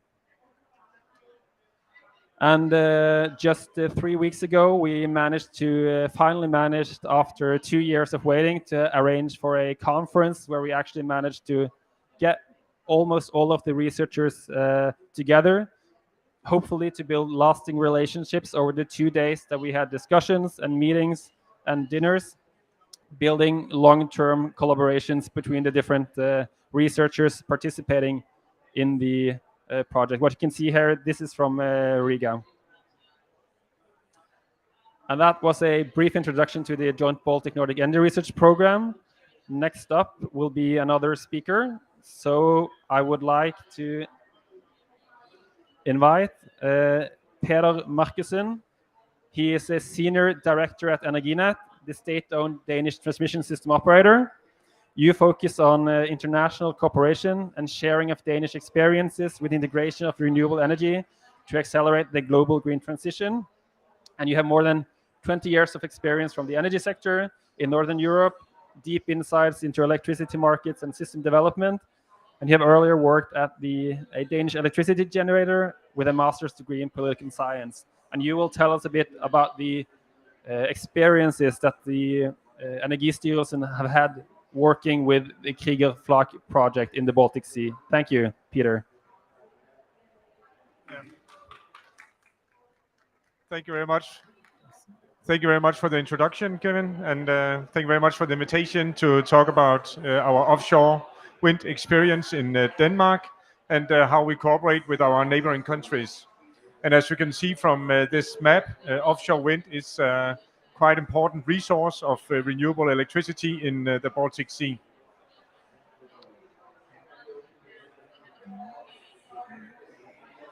Yeah, so when we are cooperating on offshore wind, then we say all levels of cooperation is very important to create the framework to be able to actually create results. And we have, on the one hand, the political cooperation, where here earlier this year there was the Marine Board Declaration, where all the countries around the Baltic Sea, they set a target for building out offshore wind. And also together with the cooperation in the Nordic Council, you create the political framework necessary.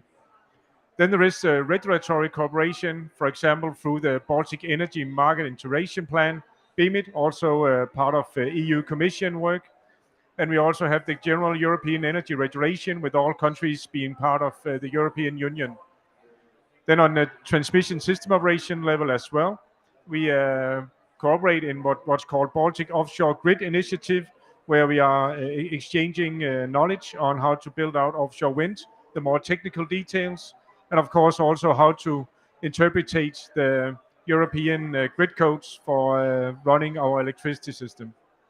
And then finally, there also is the stakeholder cooperation, very important, through technology development, where we have a number of cooperation projects, and also, of course, the dialogue on business cases and how to do the tenders. So what is our experience? And say from the Baltic Sea, it's especially the Kriegers Flak offshore wind park that is located almost right in the middle between Denmark, Sweden, and Germany, where we have also established the first wind hybrid connection, where we are not just transporting electricity to Denmark, but it's actually also working as an interconnector between Denmark and Germany. So this is one step towards what we call the hub and spoke projects, or the energy hub, where you are connecting offshore wind and interconnectors between the countries to have a very resilient setup for offshore wind, where you can export it to the country where it's demanded and where you have the best electricity prices. So what is Kriegers Flak? So it started almost back around 2010 with a political decision in Denmark to increase offshore wind. And we then started to look at how to do that most efficiently. Should it just be a connection, radial connection between the offshore wind park to Denmark, or could we also do a cooperation with Germany? And then at the same time also increase security of supply in Denmark, where you had the interconnector possibilities together with the offshore wind electricity. So we ended up having a good cooperation with 50 Hertz, and also with support for the European Commission. We could then set up what we call the Kriegers Flak common grid solution, where we then established not just the connection to the offshore wind, but also the interconnector. It's a 400 megawatt interconnector, but 600 megawatt offshore wind. And then you at the same time also have around 400 megawatt of wind on the German side. We started looking at a HVDC solution offshore, but that turned out to be too expensive. So we ended up with this back-to-back converter setup in the northern part of Germany at Bentwich. And it was then a total project of around 650 million euro, and with support of around 150 million from the European Commission. So the building was actually not so complex. It was more than the commissioning and the start of operation of our common grid solution that was the challenge, because it has never been done in this kind of way before. And also there had to be set up a new IT solution to be able to run this special Kriegers Flak interconnector. But now it has been up and running for more than a year. The offshore wind park is up and running, and with no, until now, no unplanned outage or no challenges. So the general experience we then have is that, say on the one hand, when you do this interconnector and combined offshore wind transmission connection, then it is a quite complex business case, and also when you need to agree with your counterpart in another country. Also, we looked at say different alternative solutions for the security of supply. We looked at different technical solutions, and also there was the tender for the offshore wind was postponed for different reasons. So all in all, it was quite complex setup, but we have managed to do it in around 10 years' time. Then there was the commissioning, was also delayed due to this operation setup that was quite complex because it was a new technical solution. We also had some discussions with the offshore wind developer, Vattenfall, on how then to balance and operate the wind park in a combined interconnection and connection for offshore wind. And we need to have an approval for our balancing setup on this offshore wind farm. And then we have also tested black start capability. It also works, so now actually also black start capability is delivered. Then there was also the operations and regulation, where there is a EU regulation on 70% minimum available capacity to the market. We got an exemption for that. Our market capacity is combined with another interconnector to Germany, the contact connector. But there are now some future discussions on also how then to do this, if we are going to do it again, either as a home market solution as we use today, or offshore bidding zone. And then, of course, we are still learning on the IT/OT system for operation. So that is our overall main experiences here. So thank you very much for your attention, and this is how it looks. So thank you, Peter, for introducing the Kriegers Flak solution. Next up is two online guests that we have. Isabella Survilko is a postdoc, and Veronica Slakiatait is a research assistant at the Danish Institute for International Studies, working on the project Securitech. Welcome. The project is founded by the Carlsberg Foundation and led by Trine Willumsen Berling. And the project investigates new energy infrastructure and the displacement of security authority in the Baltic Sea region, focusing on the development of the Nord Stream 2 pipeline, the first nuclear power plant in Poland, and the LNG terminal in Lithuania. So we are looking forward to get a security perspective on the Baltic Sea as well. Welcome, Isabella and Veronica. Thank you very much. We have a PowerPoint presentation. And not that one.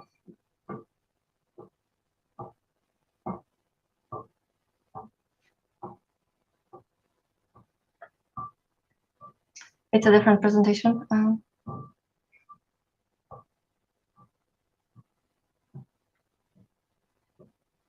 Yes, thank you very much. Thank you for the introduction. So what we will do today, we will present our report on energy security in the Baltic Sea region, transition within geopolitical constraints, that was published just 2 weeks ago.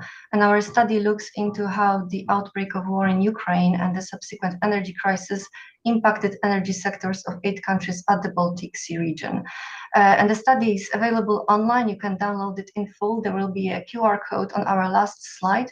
However, today, because of the limited time, we'll basically focus on a few chosen case studies, which are 3 Baltic states as well as Finland and Poland. So just to start with, when we think about the Baltic Sea region, it is, of course, very diverse when it comes to energy policies of individual states and energy mixes. And prior to the outbreak of war in Ukraine, there were certain differences also in perceptions of what energy security actually entails. Meaning that, generally speaking, in countries like Poland or the Baltic states, security of energy supply was seen not only through the economic, but also through the security geopolitical dimension. And the overdependence on Russian energy resources was seen as an in cases like Germany and to some extent also the Nordic states, the emphasis in recent years was rather on green energy transition. Russia was seen rather as a reliable economic partner, and for many years there was this belief, especially in Berlin, of mutual dependence, meaning that through creating interdependencies in the economic sector, also energy sector, between Europe and Russia, Russia can be somehow democratized and brought closer to Europe. However, what we see this year is that with the outbreak of war in Ukraine, those perceptions on energy security are basically aligning across the region. So there is a bigger emphasis right now on the security of energy supply that is seen also for this geopolitical dimension. And countries in the Baltic Sea region, but also in Europe more broadly. So we are facing now the double energy climate crisis, which basically means that we need to transition faster to a low carbon economy. We need to phase out fossil fuels, and at the same time, we also need to cut energy ties with Russia. So how does that impact different countries around the region? I can see full screen now, but I cannot see my slides. Could you switch back to the view with slides, please? Yes, thank you very much. So starting from some of the cases we'll look into today, and starting from Finland. When it comes to Finland, Finland historically had very good relations with Russia in the energy sector. The country did not experience any episodes of energy blackmail, and it is actually only in the spring this year, in 2022, that Russia for the first time cut gas supplies and electricity supplies to Finland, and that coincided with Finland announcing that it wants to join NATO alliance. However, if we actually look at the energy consumption by source in Finland, then we can see that gas constitutes only just above 6%. So Finland was in a better position than most. Prior to the war, Finland had 2 small LNG terminals that were not really connected to the grid, and they were used basically mostly by industry. And the outbreak of war in Ukraine had an impact on the Finnish energy sector and also gas sector, because it accelerated some plans, for example, for the bigger LNG terminal near Helsinki, and yet another floating LNG terminal project that Finland plans to develop jointly with Estonia. What's important is that Finland also since 2020 is connected to Estonia through Baltic Connector gas link, which adjoins Finnish and Estonian gas markets, which basically also this project significantly improved security of gas supply in the region. However, as I said, it's only over 6% in Finland, in the gas consumption, and the gas is mostly used by industry, not so much for domestic heating. What is important in the Finnish case to mention in the context of the war in Ukraine is also that the war had a significant impact on the Finnish nuclear energy sector. That's because Russian state-owned company Rosatom was involved in the development of the 6th nuclear reactor in Finland, and it is only after the outbreak of war that this cooperation was ended by the Finnish side. So the project is currently being on hold. Next slide, please. So one thing that really stands out in Estonia is the domestic shale oil industry. And while it enables the country to stay relatively independent, it also poses a massive challenge in reaching the climate targets. So in the table, you can see shale oil is reported under coal, which is a rather common way of classification, although shale oil emits 26% more CO2 than coal does. So today, shale oil remains to cover around 1/2 of the domestic energy consumption. Around 30% of it is used for electricity generation, and the remaining 70% is used for heating. In October this year, the EU cohesion policy allocated over 350 million euros to phase out this particular fossil fuel in Estonia. Now, natural gas does not really represent a large share in the current national energy mix. However, it is a transitional fuel. So while to achieve the 2020 targets, it was enough to contain the emission growth, looking ahead, Estonia needs to reduce the emissions significantly. Here, gas as well as renewables play an important role in moving towards carbon neutrality. And it's not just in Estonia, but in the region at large. So the supply of gas is relatively diversified, as Isabella has already mentioned, through Baltic Connector with Finland, as well as access to Lithuanian LNG through Latvia. And following the war in Ukraine, much emphasis is placed on development of renewables, as well as small modular nuclear reactors.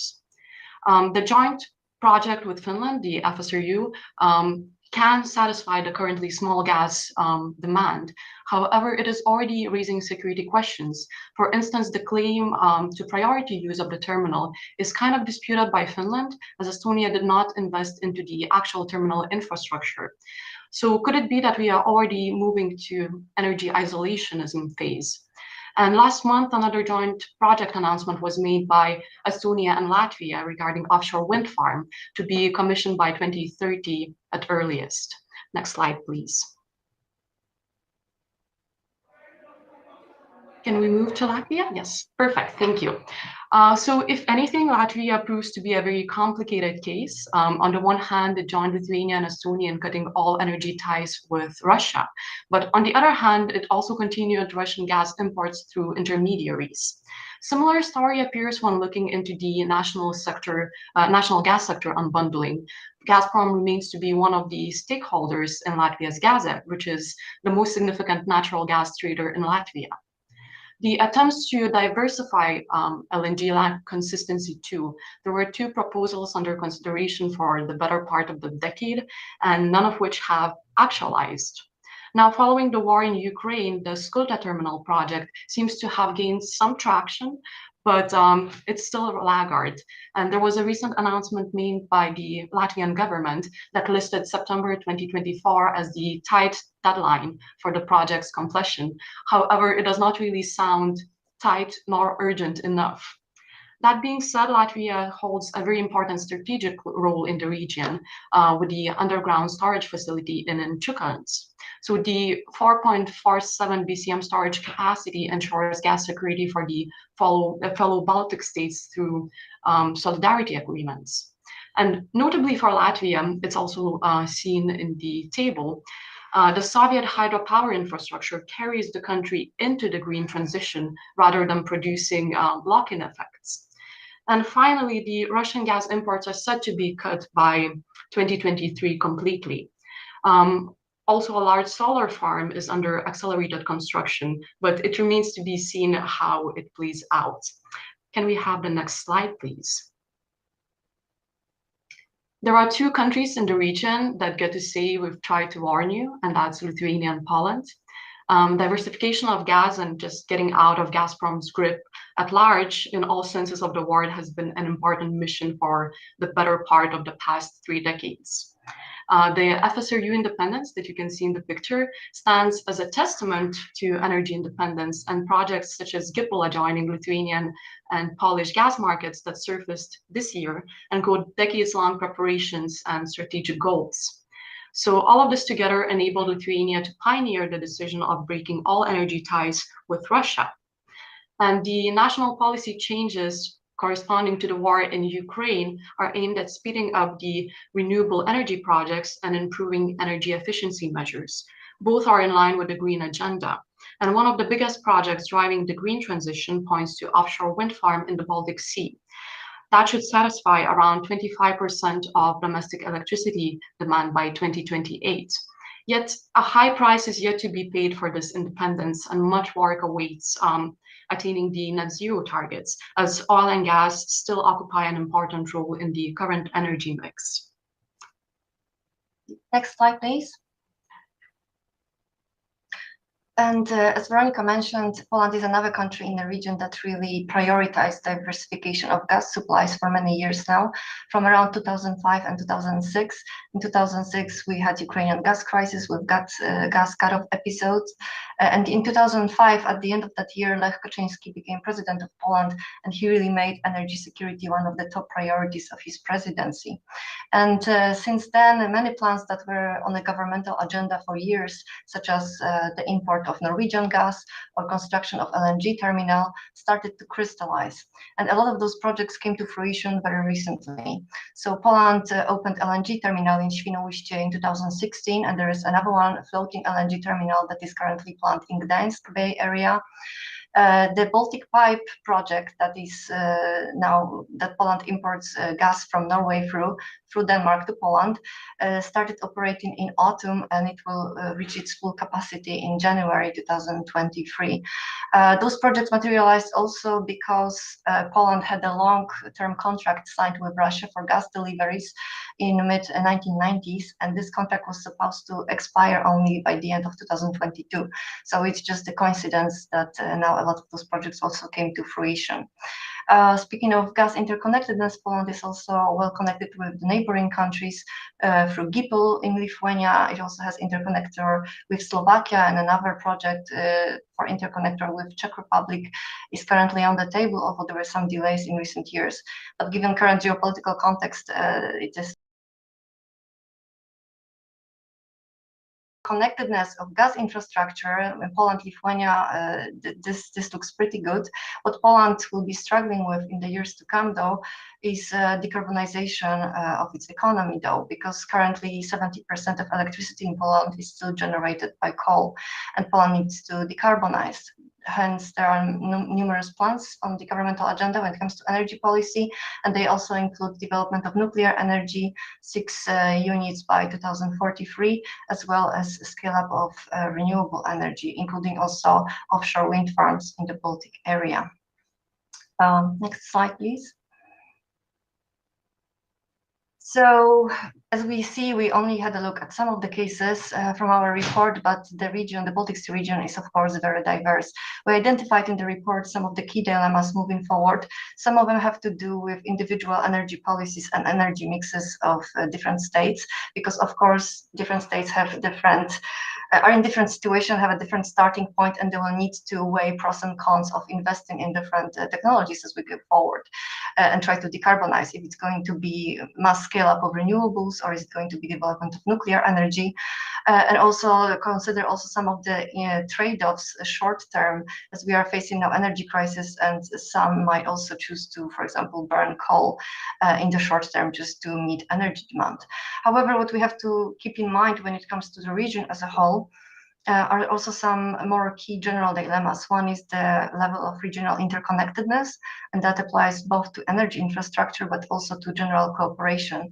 So to make sure that the projects are well coordinated and that there is also basic solidarity between states as we move forward, especially as the crisis will be developing and individuals and businesses across Europe and across the region will be hit by the skyrocketing energy prices. Another thing to consider are the technological and political lock-ins. As we aim to decarbonize the economies, we need to think about infrastructure, energy infrastructure, which takes long time to build and which is very costly. Whether projects that are currently being hastily planned and implemented, whether they will tackle into our energy future systems once we transition to more, for example, renewable energy, whether there will be still use for all of them. And finally, there is a question of political resilience and possible loss of momentum, as the war in Ukraine, of course, continues, and the economic impact is more and more severe for Europe. There might be the case that this loss of political momentum might happen, and that the EU will try to, and the region also makes another U-turn shift in its policy, for example, towards Moscow. So these are some key things to keep in mind. And we're gonna, next slide, please. We're going to end here. However, if you'd like to have a broader overview also of the case studies that we just discussed, but also at other cases in the Baltic Sea region, then here is a QR code to our report, which can be downloaded and which you can read in full. Thank you very much. So thank you, both of you, for giving us an interesting insight into the region's security of supply. Would like to welcome Peter back on stage, and we hope that you join us as well. And with us as well, we would like to invite Kadi Riskok, the head of the climate department in the Ministry of Environment in Estonia. You have a master's degree in international energies from Sciences Po. After that, you went on to the consultancy world. Later, you helped co-found a company with the aim to extend the lifetime for EV batteries before joining the Ministry of Environment. Welcome to you as well. Thank you. Thank you so much. So we have heard 3 presentations today, one regarding the ongoing research cooperation that we have with the Baltic states, one regarding the lessons learned from the Kriegers Flak project in the Baltic Sea, and a presentation regarding how the current geopolitical organization or happenings are changing the security aspects related to energy cooperation. So I think I would like to start by asking you, Kadi, in your opinion, is the current level of cooperation enough? I think the previous presentation showed well that we do have cooperation. There's several instances on different levels, and can be political and administrative level, it can be local and also private sector level. There is cooperation, but now the question is how we can even improve it. And we can tell that in the backlash of the current situation, in the energy crisis, with war not so far from us, we do have common interests, common goals, and it makes all the sense in the world to act together. And there's different ways to do it. I think we can we could try to bring closer together maybe the processes that we have for ambition planning, but also the measuring of how far we are, exchanging on the best practices, the challenges that we have. Because even if the broad goals and the road is the same, we all have our different strengths, and you can use each other's strengths. Thank you. Over to you, Peter. You mentioned among other things, the Marienborg Declaration. Do you feel as a TSO that you have the political backing that you need to move on with the cooperation projects together with the other TSOs in the region? Yes, certainly we do think so. There is the political backup, and actually they personally a bit say I'm glad that it went so fast to make a Marienborg Declaration. We had one made just before the summer holiday for the North Sea. There we had an offshore wind cooperation declaration being made as well, and now also for the Baltic Sea. And it's even more important here in the Baltic Sea, where you also have more countries involved, and also you have more possibilities for actually building interconnections, both on gas and on electricity. And what I think will be exciting here is also then to see what will happen on hydrogen. I think as we have seen here at the COP27, hydrogen is really on the agenda. So I think that's the next step to try to find the political agreement on how to work on that. And for you, Isabella and Veronica, you mentioned in your talk that in some ways the current crisis could also spur more energy isolation. Based on your research, in your opinion, is the current level of cooperation enough? And would more cooperation increase the energy security of the region? I think it's a tricky question. I think perhaps it's not enough what we have at the moment. One of the things that I can mention is the currently mushrooming LNG terminals in the area. And we need to consider, do we need all of the capacities, and also are the transmission capacities enough? So there are many things that we need to consider and take into consideration. And it's not decision that needs to be taken on a state level, but on a regional level instead. And what we see now is that in the state of shock, a lot of the previously laggard projects are kind of resurrected, and everyone is trying to ensure the capacities for their own country. But energy is long term, so we need to coordinate that better. I just wanted to add that, of course, things are also happening in the gas sector, but also, as it was mentioned, in the offshore wind, for example, some projects which were dragging for many years. Also in Poland, there are a number of companies who are developing with foreign investors offshore wind farms. There were problems with permitting for some time. However, now things are actually starting, and in the next few years, we'll see more and more projects in the Baltic Sea region. And of course, there is also a need for a significant knowledge transfer for countries like Denmark and the Nordic states to the region, to the Baltics and to Poland. So thank you. So again, back to Peter. You talked about the need of cross-border infrastructure. After listening to Isabella and Veronica, have they made you change your mind or given you any new thoughts on the issue of cross-border cooperation? But I think it's so my focus has very much been on offshore wind, but I think it's important here to look on the whole broad issues of cooperation, where, for example, energy efficiency is use. That's the cheapest and the most secure energy. So I think energy security is important, and also as part of the, say, sector coupling, where you then have district heating, you have the hydrogen again, and then in general the flexibility in your consumption. So I think cross-border cooperation is important on infrastructure, but we should not forget also all the other issues that are important. Yeah. Kari, you have earlier worked in the private sector. Would you say that the private sector and the companies in the Nordic and the Baltic region are moving faster than the governments regarding cooperation around the Baltic Sea? Yes, yes, they are, and they should do so. Um, the private sector should go faster, and the private sector should show us the way. But then, if you want to go alone, then you go fast, right? I mean, if you want to go fast, you go alone. And then, if you want to go far, then you should go together. So I think we need the state to be slower, to think through everything that's going on the market, everything that the private sector is doing, and to find in what ways the private and public sector can help each other, in which way public sector has to set a framework to what the private sector is setting out to do. So in a way, I think it's right that the public sector will always be a step behind, but following very closely what the private sector is doing. In that way, I think the dialogue should be very close, so that we know each other's expectations, ambitions, and we can help each other. Yeah. Isabella and Veronica, in your presentation and in your report, you name 5 dilemmas moving forward. With you here today, you have one representative from the climate ministry in Estonia and one representative from one of the TSOs in the region. What would you consider the most difficult one to balance, and how and what could these two do to help balance this dilemma?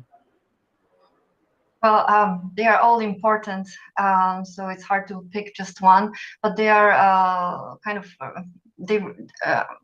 they relate to different levels, so to speak. Of course, when it comes to balancing trade-offs between, short, long-term use of green versus black energy, burning of coal, or faster transition to low carbon economy, or for example, scale and competitiveness of different energy sources or technologies that countries might choose to invest in. So should we just scale up more renewable energy? Should we go also for more nuclear?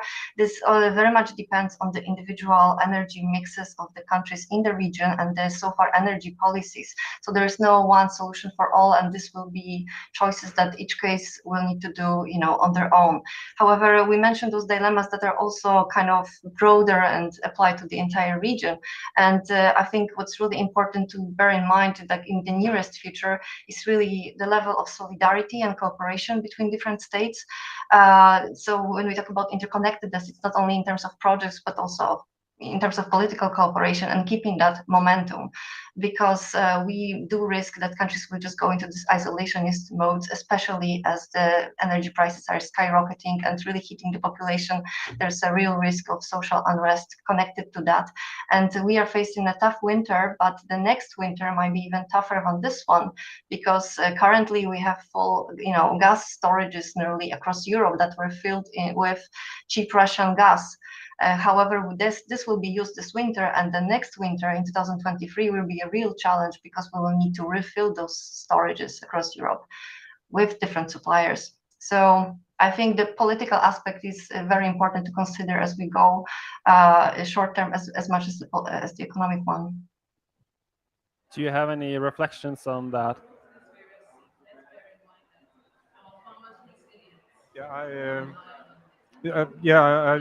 I think the discussion on the short term versus the long term is quite interesting, because it takes time to build infrastructure, but we need to do something now.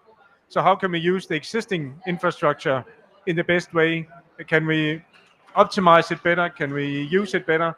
That I think something we can look more at, also in the cooperation between system operators, both for gas and electricity, and it's something we are already looking at. So, and also I think that especially the Baltic countries have been already back in 2014, where Russia invaded the Crimea Peninsula. They started independence from Russian energy, and have shown the way for how to do that, and now we are copying that in different ways. So short term, long term, that's very important to balance that. Yeah. So back to the two researchers. Are there any lessons learned from the cooperation that you found in the report that could be relevant for other regions outside the Baltic Sea area as well? Lessons, things that work well with the cooperation around the Baltic Sea?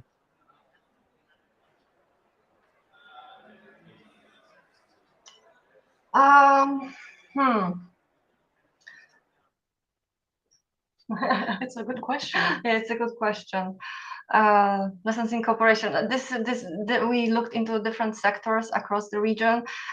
So there are different case studies that might be relevant for others to consider. But of course, Baltic Sea region has its specifics because we have a lot of countries here with very diverse energy policies, very diverse energy mixes.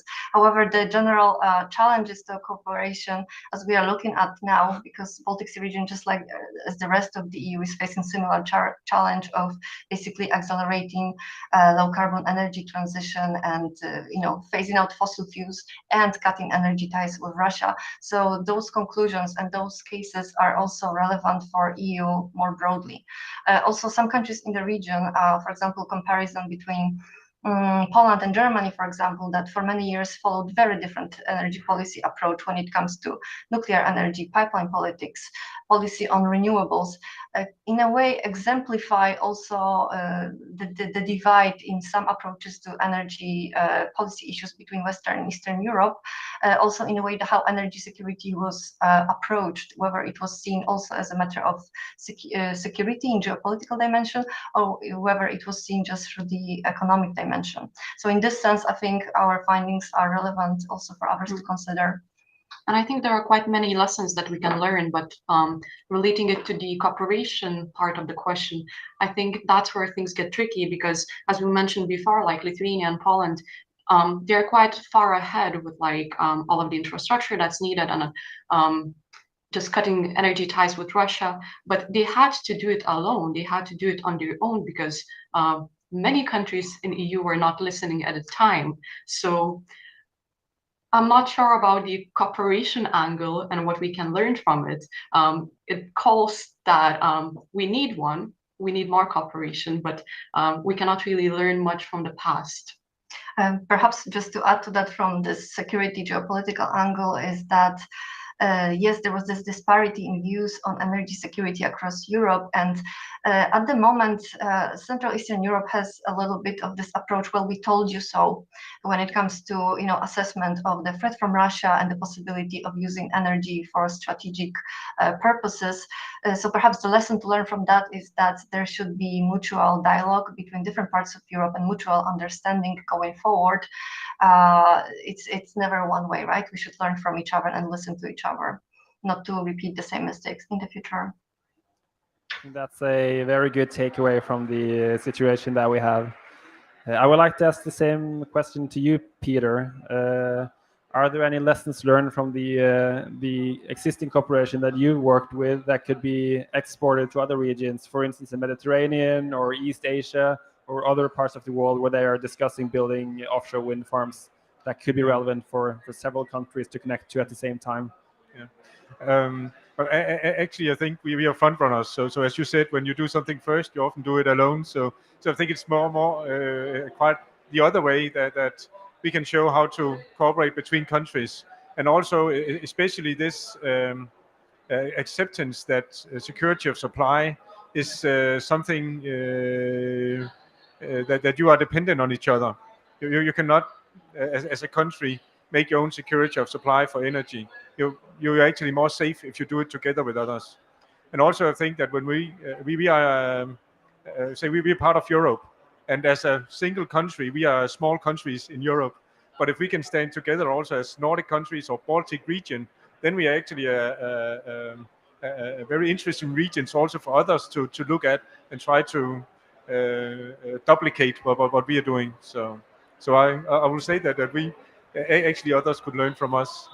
I think we like to say that if the Nordic and the Baltic countries would be one country, it would be the 11th or 12th largest economy in the world. So for you, Kadi, you also cooperate with the different Baltic countries, but also the Nordic countries. Are there anything that you think that the rest of the world could learn from the cooperation that we have through, for instance, the NBH framework?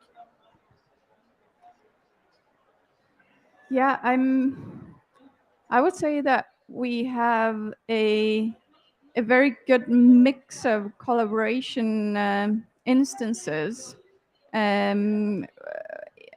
As it's been brought out, it's really on different levels. It comes from political administration, goes to local, private, NGO, researchers. I think it's important to have research, to have collaboration on all the levels.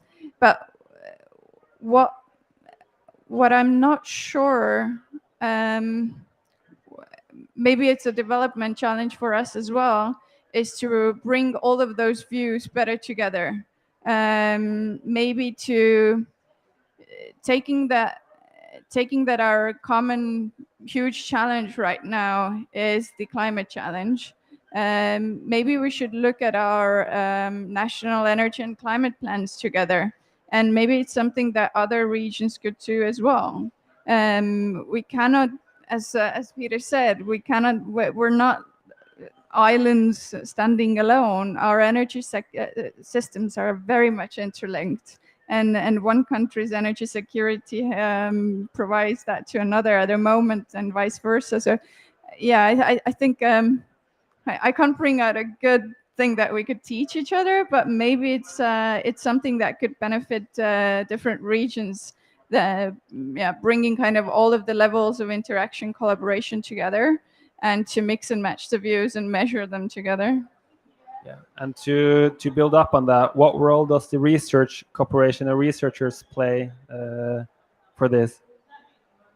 They're definitely showing us the way forward. I think research is something that private sector also does, but I think public sector collaboration helps this have a longer term view, so that we can see both time perspectives, short and long. As we discussed earlier, it's important to plan ahead, but at the same time to sometimes go fast and kind of try out new solutions. So bringing those two together in research as well, maybe that. And for you, Peter, what do in your work, what role does the researchers play in enabling you to do what you do well? But they play an important role in more ways. One is, of course, look at the challenges we have. They have then time to really go into depth and come up with the good technical solutions, maybe also the manufacturers of the different technologies. But you say also the researchers are important in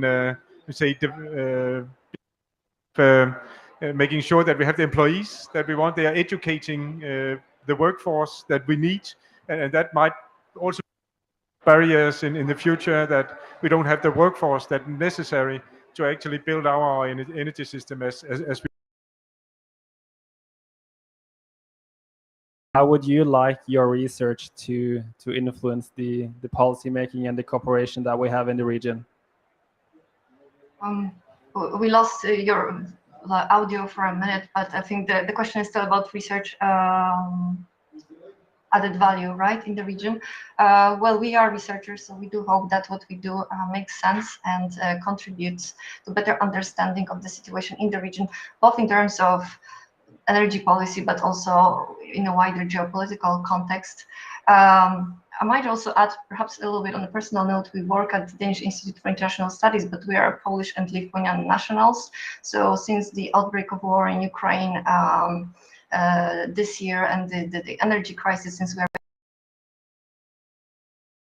policy analysis that were on energy security in the region, but also broadly on the security situation in the region, also bring forward this Central Eastern European perspective that was somehow for some time lacking also here in the public debate. So I think it's really important, the mobility of different researchers in the region is really important for contributing to the quality of analysis that we can do from different angles and perspectives.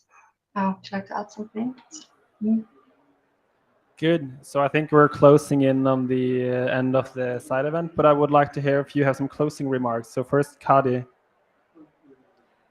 Yes, I think the takeaway for me after those discussions here is that we already have a good level of collaboration on energy security and energy sustainability.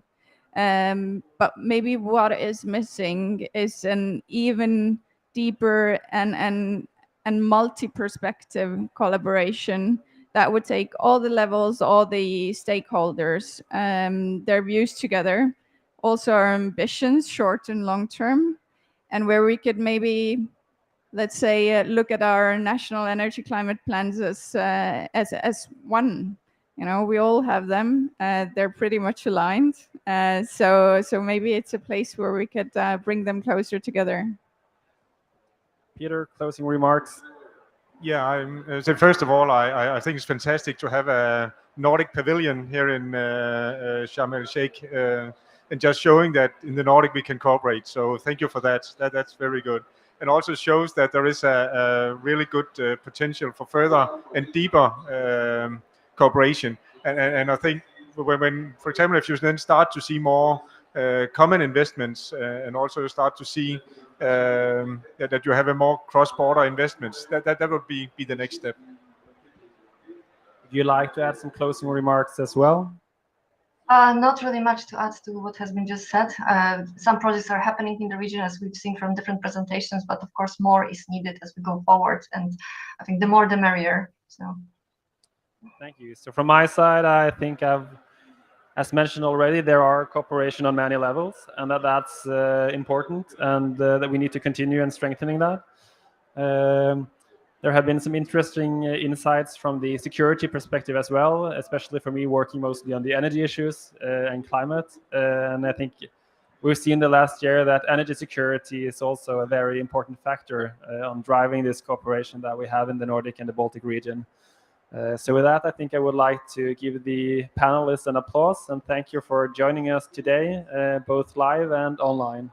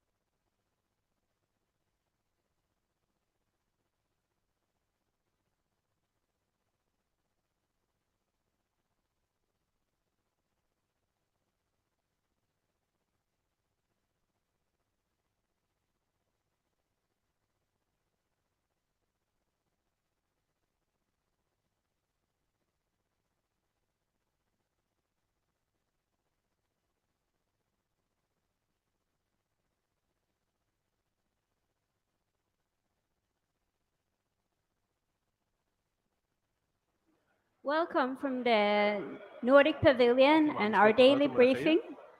Today we have Excellency Vice Minister for Environment in Lithuania, Mr. Danas Agutis. I hope I pronounced that correctly. And then, then I have head of delegation of the Finnish, the Finnish head of delegation, Mr. Marju Numelin. So welcome to you both. Thank you. So my first question to you is basically, we are in week 2 of the negotiations, and this is the week where ministers will cut the final deals to get the decisions correctly to be adopted. So my question is to you, how do you view the status of the negotiations so far? If I start with you, Minister. I am Thursday here, so it's hard to say how negotiations are going. But actually, we highly support EU positions on everything what we are doing here. I mean, mitigation, adaptation, and finance. And I hope the negotiations will be successful by the end of this week. Well, I think that one thing that was a little bit surprising after the first week was that there were so many technical issues also still unsolved, and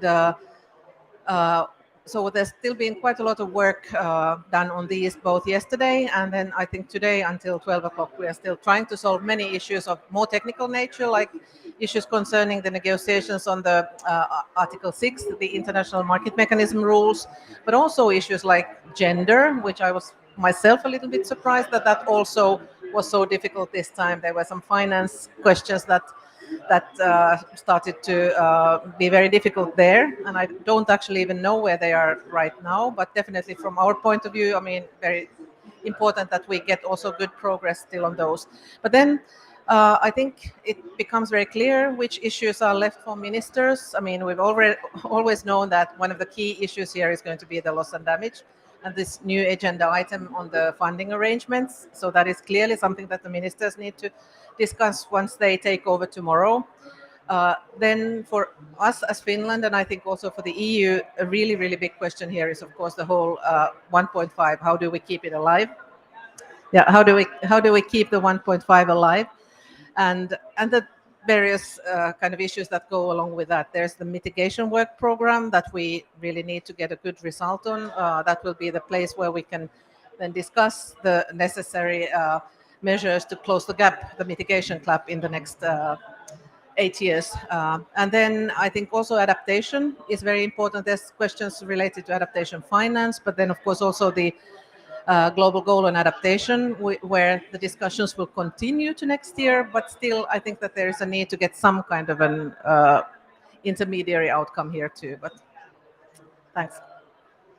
So, and to Vice Minister, what do you think could be a realistic outcome from the COP? Given that we have this year, we had many crises in the world. We had wars, we had the inflation, we have energy crisis, and so forth, and we also have the climate crisis and the urgency of taking actions up to 2030. So my question to you is basically, how do you think that we get enough ambitious outcome here from Egypt to basically accelerate the climate action that needs to happen from now to 2030? This is actually very difficult times we're living now. It's many crises, climate crisis, biodiversity crisis, the war in Ukraine, and everybody are afraid of what we are calling going back to fossil fuels, to everything. But actually, Lithuanians' message is clear. We due to energy crisis, due to inflation, we're moving faster to renewables.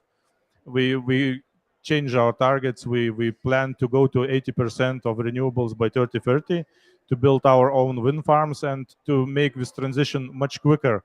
And we hope our example could lead other countries to do the same. Maybe just to continue that, I also definitely think that that yes, we are living in a time of many crises, but they are very much interlinked, and the climate crisis there at the bottom, and it doesn't go anywhere, and it's really important that we kind of accelerate our climate action also. Because we need to get rid of the dependence on fossil fuels, especially kind of imported fossil fuels, and kind of accelerate our energy transformation. And I think that kind of the current developments in for example, now in Europe on our own borders just give kind of further impetus on that. But yeah, I think. What do you think the Nordic countries and the Baltic countries can do to push for more of an ambitious climate agenda? If I start with you, Vice Minister. Actually, to show an example how we can do it. Of course, we can help by funds and to raise more money from public sector, from private sector as well, to help our countries to mitigate and adaptate in the climate change, because northern countries are more responsible for what's happening with the climate, and it's our responsibility to help southern countries with that. It's clear, and mostly to lead by example. Yeah, no, I would like to echo what the Vice Minister was saying, that indeed I think that one of the most important things for us is that we, by our own example, show that it is possible to be ambitious in climate and at the same time be prosperous also within your economy. So I do think that that kind of example is very much needed. And for example, from my own country, I can say that Finland was one of the first countries to adopt a climate law, a binding climate law, and now we are revising it, and to match the new targets that we have set both within the EU, but then also we have our own 2035 climate neutrality goal, and now it's really a binding law, and this has been of great interest to many of this year. So we have been talking to several, both EU countries, but then also countries outside of the EU on our experiences and challenges in doing this. So which issue in the negotiation do you see it's going to be hardest to find an agreement on here at COP? I'm sorry, I didn't hear the question. Which political issues do you think that's going to be hardest to agree on here at COP? In my opinion, is a question of a scope of elements. Today we saw how many things our countries want. The scope is huge. The diversity of elements is huge as well. And to get concrete and to get how to say a short list of clear actions which can be measurable, it's very important. And I think that the two main issues here will be, in the end, will be this loss and damage funding arrangements. That was a very big ask from the whole G77, but of course mostly from the small islands and the most vulnerable countries, and of course that is a very legitimate ask for them, that we finally do discuss this seriously. Still, I think that there are various ways of doing that. So I'm saying that still at this point, I don't think that there's an agreement what the actual outcome of this should be, but I think that we're all engaged in that discussion very seriously and think that there needs to be a good outcome here. Then the mitigation part as well, I think that I do believe that we can agree on this mitigation work program that we already kind of agreed in Glasgow last year that we should have. Most likely that decision itself will be relatively procedural, but at least that means that we have a space to discuss this in the coming years and get forward. But I also think that the so-called cover decision, this is now of course negotiating jargon, but I think many of you know what it is. It's the kind of political messages coming out of this meeting. And I do think that we need strong language there also on many things, but I would like to especially raise now the 1.5 mitigation, need to update NDCs so that they actually match the Paris Agreement goals, especially by major economies. Then definitely follow up on what we agreed in Glasgow on phasing down coal, hopefully getting stronger language there too. But then also other things. I mean, there's important messages also on adaptation and finance that we need to get there. But I would say the cover decision as a whole will be a challenging one, and then mitigation, loss and damage funding. Yes. So the cover decision, if I understand it correctly, will be discussed and negotiated later this afternoon. It's quite late. You have roughly 48 hours or so when the presidency is going to produce text that you're going to see, and then you have Friday to adopt that. So given the 1.5 and the urgency that of the climate actions that needs to be taken in accordance what the science is telling us that we need to do, I mean, how positive are you that you will get a strong language in the cover decision? Okay, maybe I can start. Yes, I think that this timetable is now very challenging because, like I said, there's really a lot on the agenda still today. It's only the second time we're discussing the cover decision. We first had parties sort of presenting the elements they would like to see there. And then the presidency, Egyptian presidency, has now presented us with a list, but it's really only bullets. And some of the kind of key things that I already mentioned, for example, the coal phase out and the fossil fuels in general are not on the new list. So I think that there is quite a lot for us to push for. And I don't think that there will be very many sessions of it. So yes, I am a little bit concerned that time will be short, but I still hope that it's such an important decision that needs to come out of here. Thank you both so much. I think we will open up for any questions from the audience. If you just raise your hand so we can see if there's any questions. We have one here, so maybe. Yes, thank you both, and thank you for lifting the 1.5, which is, I mean, not really a target, it's a limit, and we should not go beyond it. And even in a 1.5 world, we will see enormous suffering in the world. So I would like to ask you, Vice Minister, what's your plan, or what are you doing to enhance this transition that we need so much? And I would also like to ask Mario afterwards, this climate law that Finland has. I think you have really ambitious targets in comparison to many other countries. So how did you come to that, to get it in the climate law? That would be interesting to hear. Actually, Lithuania is doing a lot of things to stop the climate change. Mostly it's related to reducing carbon emissions.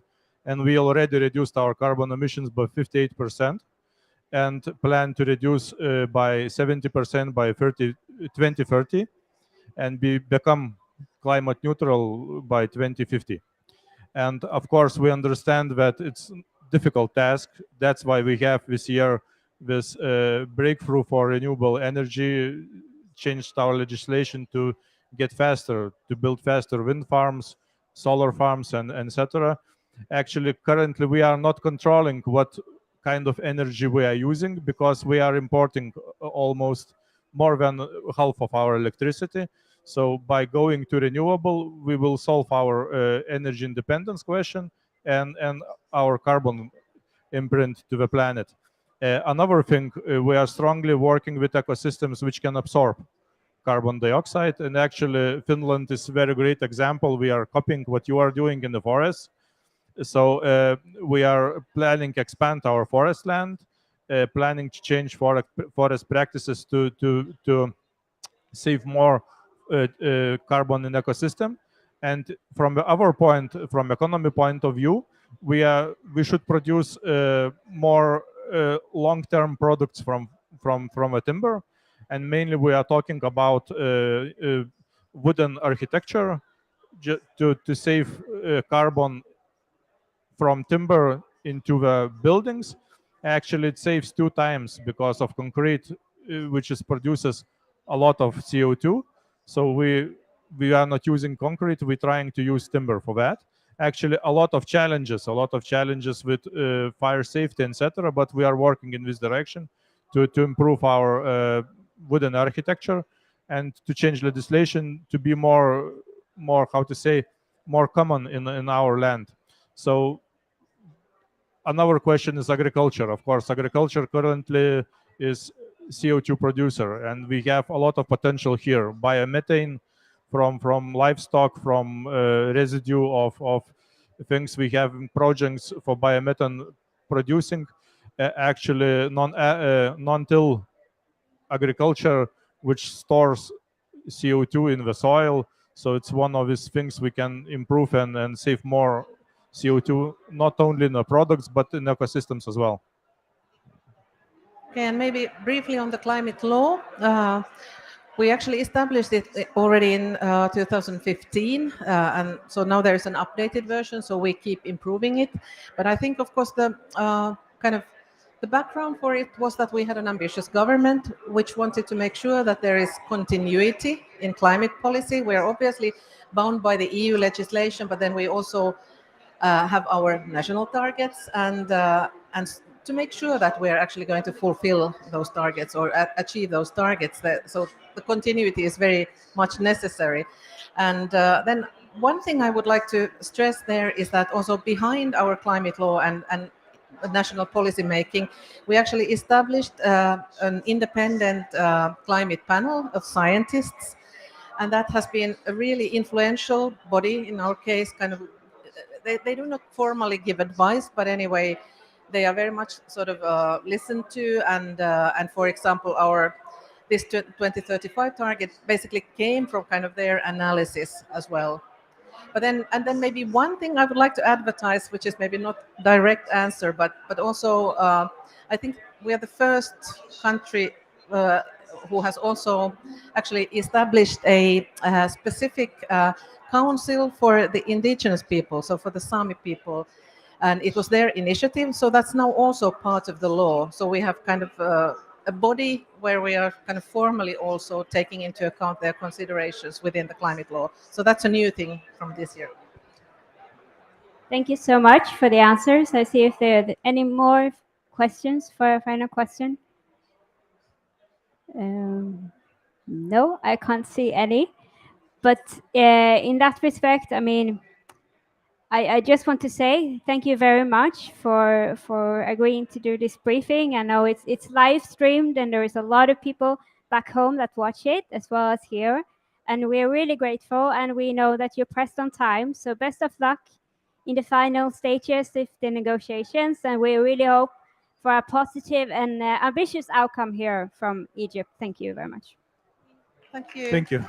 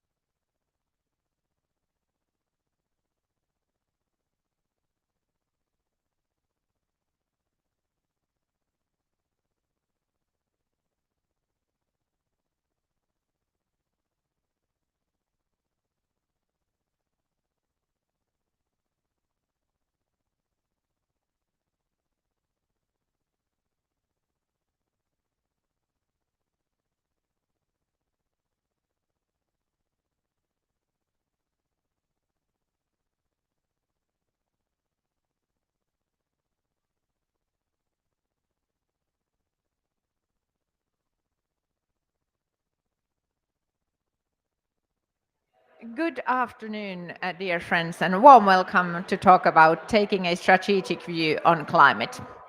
My name is Tuuli Kaskinen. I come from Climate Leadership Coalition, which is a Nordic network of companies, forerunner companies to whom 1.5 degrees and going forward with climate action is important thing, both from the perspective of humans and nature, but also from the perspective of businesses.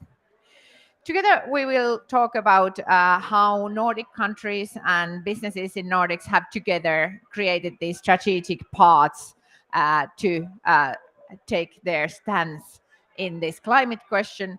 And I'm super happy to invite our very first speaker, Ms. Terhi Lehtonen, State Secretary from the Ministry of the Environment of Finland.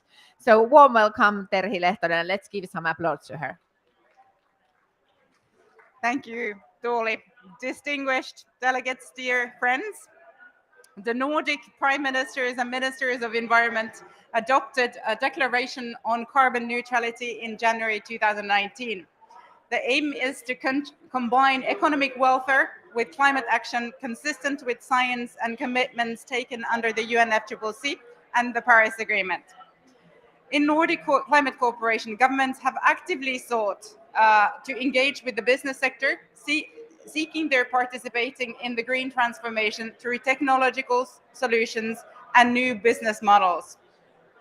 For governments, it has been extremely important that the business sector in the Nordic countries is actively supporting climate policy in line with limiting warming to 1.5 degrees.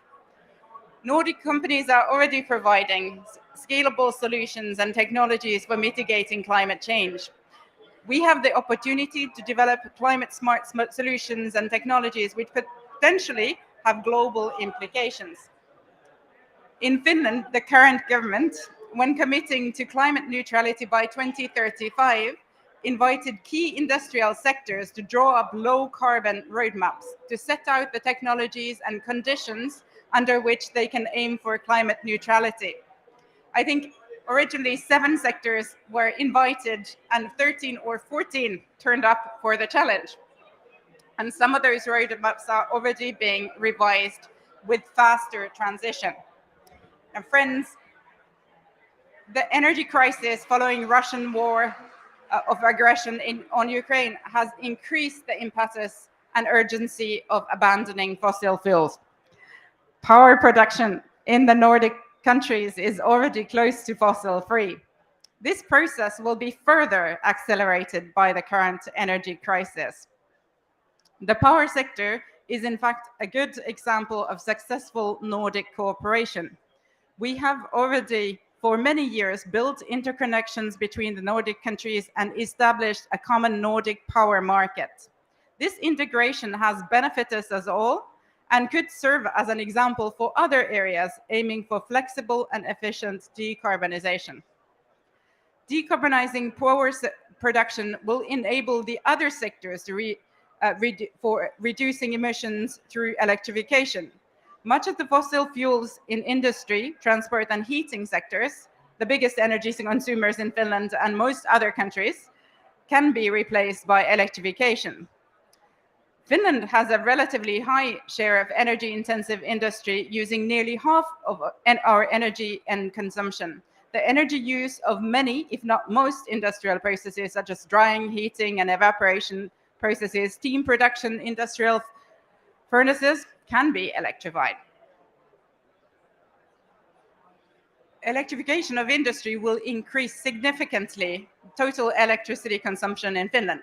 So cheap, emission-free electricity will continue to be a key competitiveness factor and climate neutrality enabler for our industry. And friends, the market is already responding. The wind energy production capacity in Finland is growing very rapidly, with billions of investments in the pipeline as the production cost of onshore wind power is very competitive.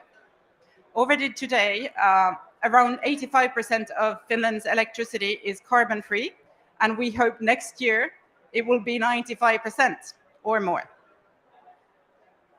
Finland's electricity production will experience a transition both in terms of total capacity and structure of electricity production.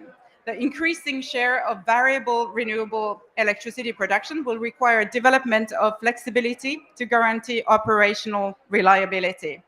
We need more system integration, more demand flexibility, and significantly increasing different types of energy storage solutions.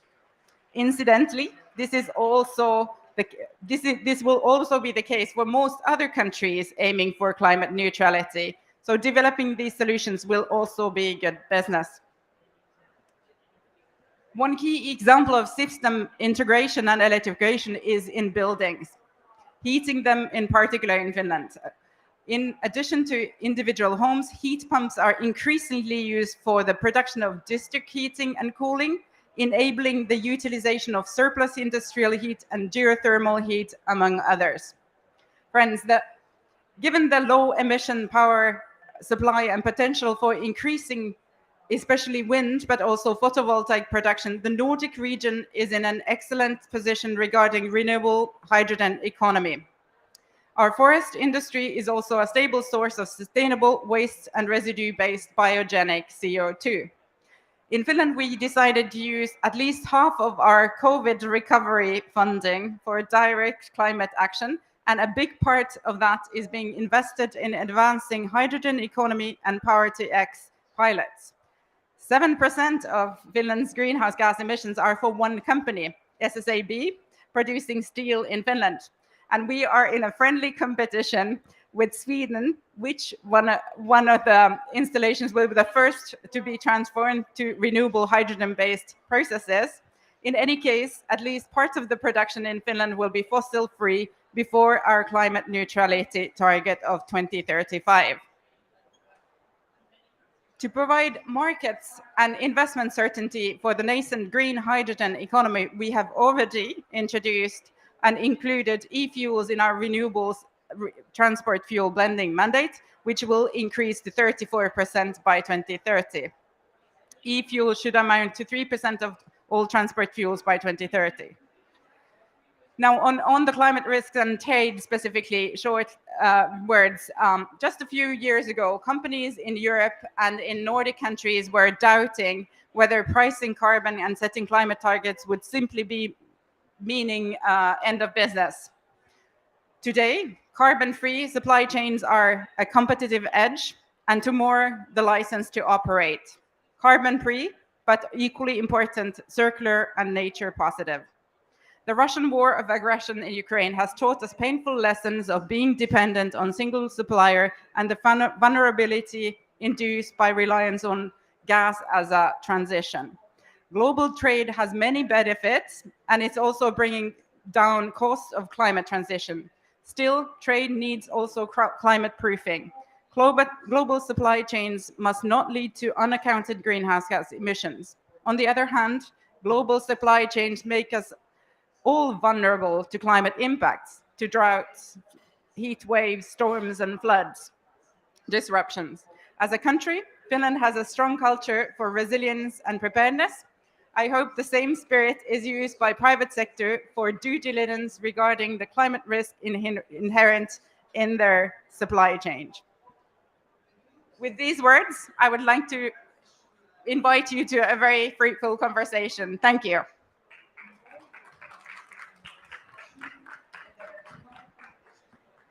Thank you so much, Terhi Lehtonen. I think it became clear that the strategy is also tactics. So there is this big view, 2035 carbon neutrality, which hopefully also supports the work of Finland in these negotiations while creating collaboration and commitment with others. And then loads and loads of different measures that are needed nationally to implement it. So thank you very much, Terhi. And then we move to the industry part. Industry government collaboration in all Nordic countries is a key to run these goals to happen. In Finland, there has been this special way to do that, roadmaps, and my colleague Janne Peljo from Confederation of Finnish Industries will now share the experience our industries have while implementing the 2035 carbon neutrality target. Warm welcome, Janne.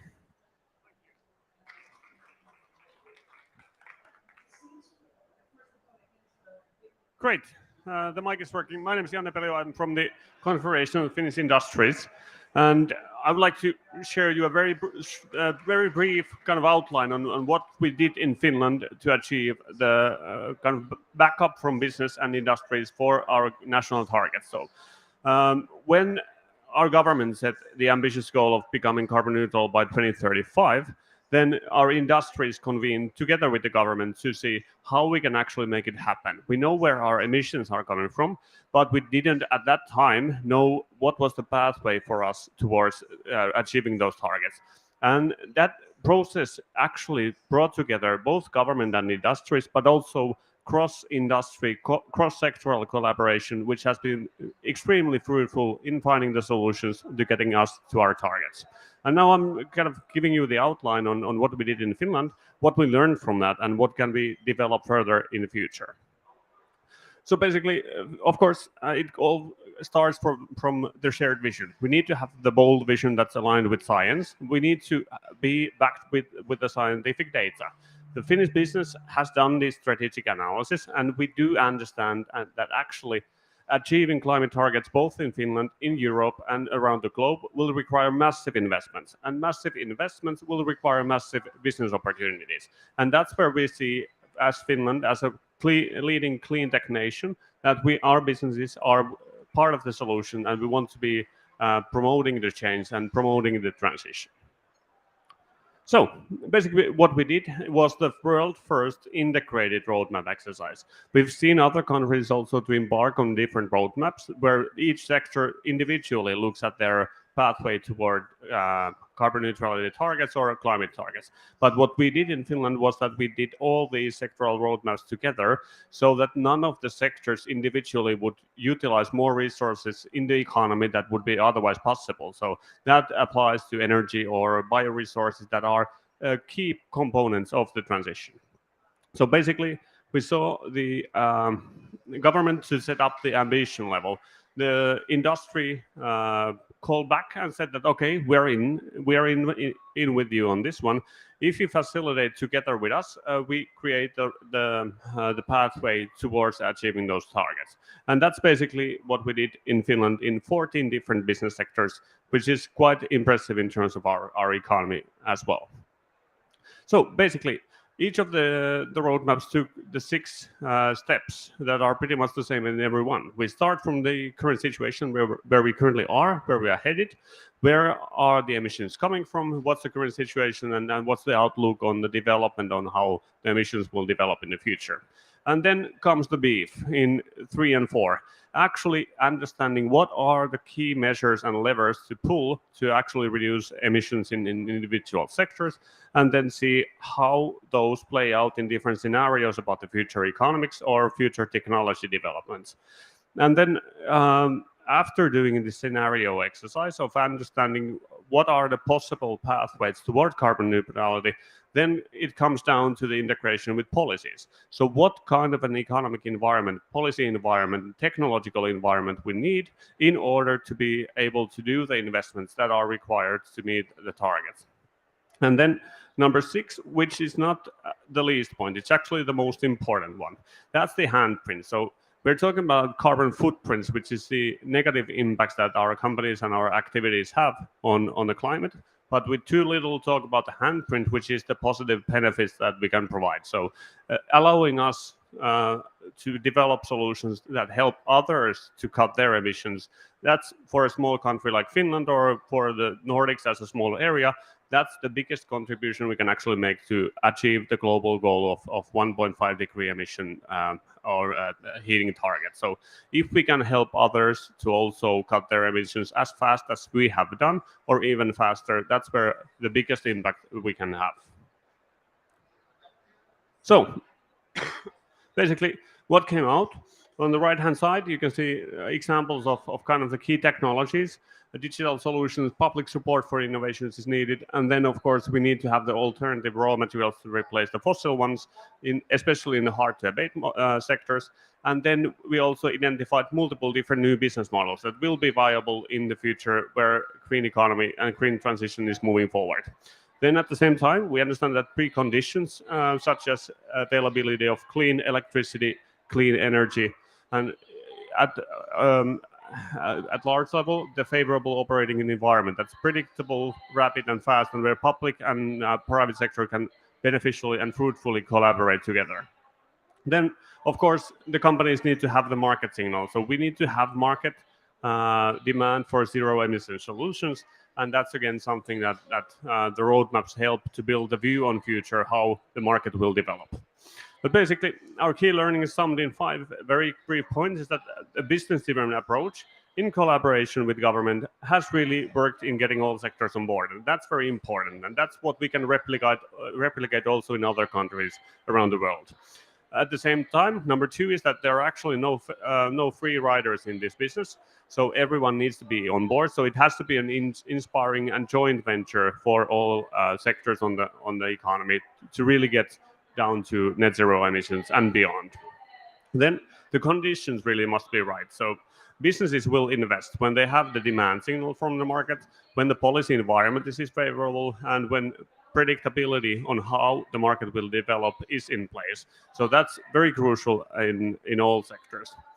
And then just to note that the timing is also critical. When we talk about hard to abate sectors and especially heavy industries, where investment cycles are 10 years, 15 years. So it has to be very clear on how the future will develop in order for businesses to actually run the investments on time for us to meet the 2035 target. But for example, if you look at the steel sector, some of the plans that were made before the roadmap exercise have been brought forward by 15 years because of the technology development, but also because they wanted to really get in pace with all these national goals as well.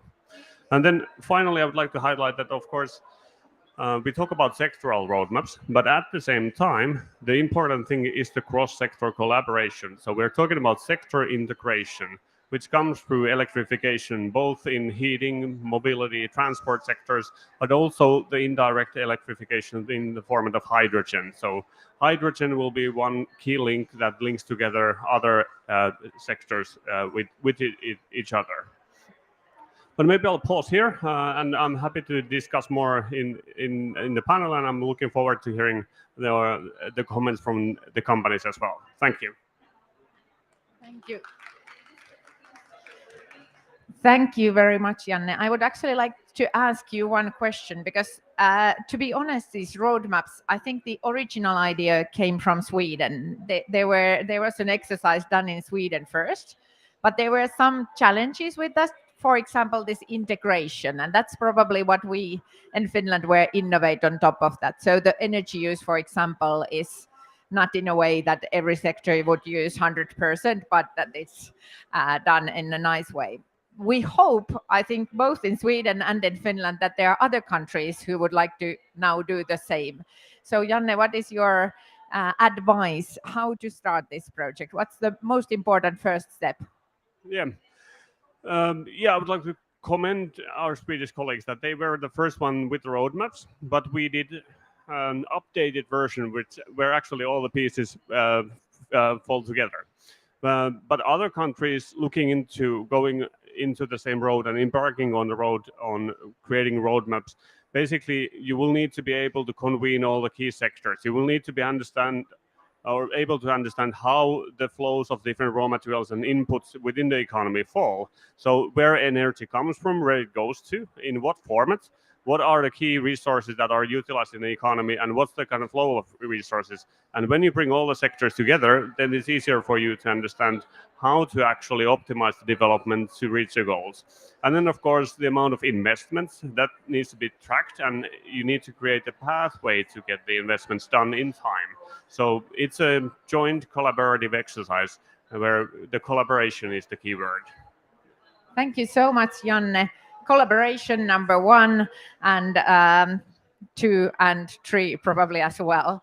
If you want to know more, speak to Janne from the side of industries, and then there is Terhi, the Secretary General from our Ministry for Environment, who knows it from the government's point of view. Thank you very much, Janne, for this. And then we move to another perspective of strategic approach to climate questions. It's of course about risks and having a look at how these risks have impact on our lives, on our lifestyles, on our industries, and in the economy and business. And I'm very happy to invite Frida Lager, who is Research Associate at Stockholm Environment Institute, to talk about climate risk in international trades to the Nordics. Warm welcome, Frida. Thank you. Thank you very much. It's a good transition actually from our talks talking about resource dependency and what that means in the future. So I work for Stockholm Environment Institute, specifically on issues of transboundary climate risk and adaptation.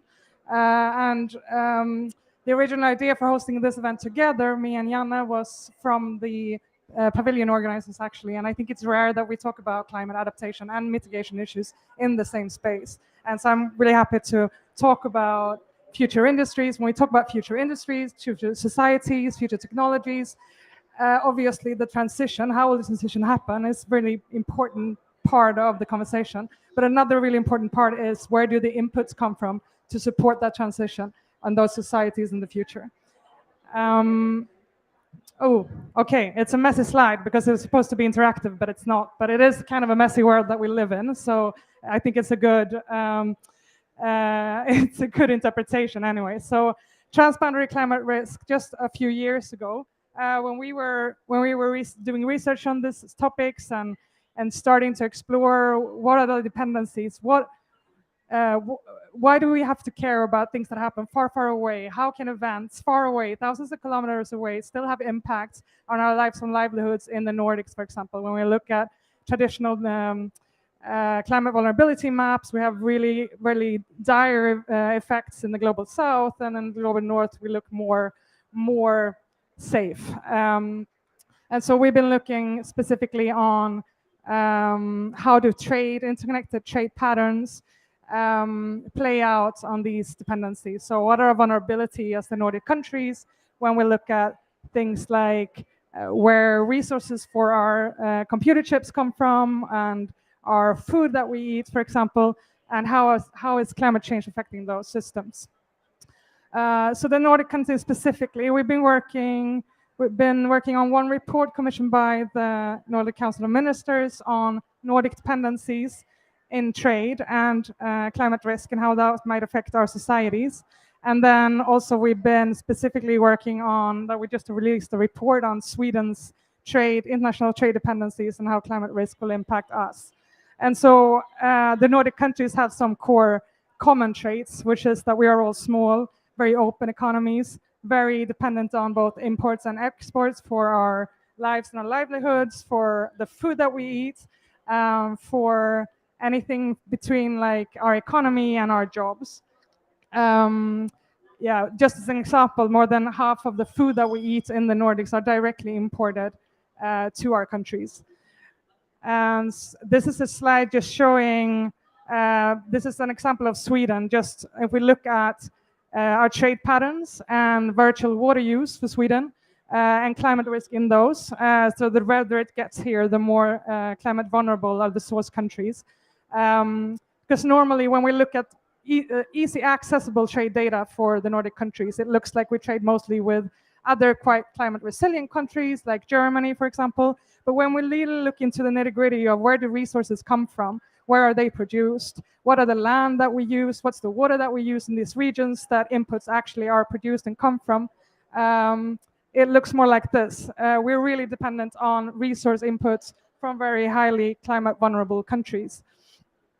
And yes, very like, well, there's a lot of interesting details from these reports coming out, but these are really high level kind of results where when we look at key sectors for climate risk in Nordic trade, agriculture and food production, as I've talked about, is one really key one for for our vulnerabilities from elsewhere. Transport systems, energy systems, finance and investment, but also machineries and electronic sectors are sectors where we are really reliant on inputs from climate vulnerable countries. And one, I think, important aspect of the policy analysis that we did for the Nordics was that none of the Nordic countries take into account much of the transboundary climate risk, but absolutely none of them look at risks to future systems. So as we are transitioning towards climate neutral societies, we'll need new inputs and we'll have new dependencies.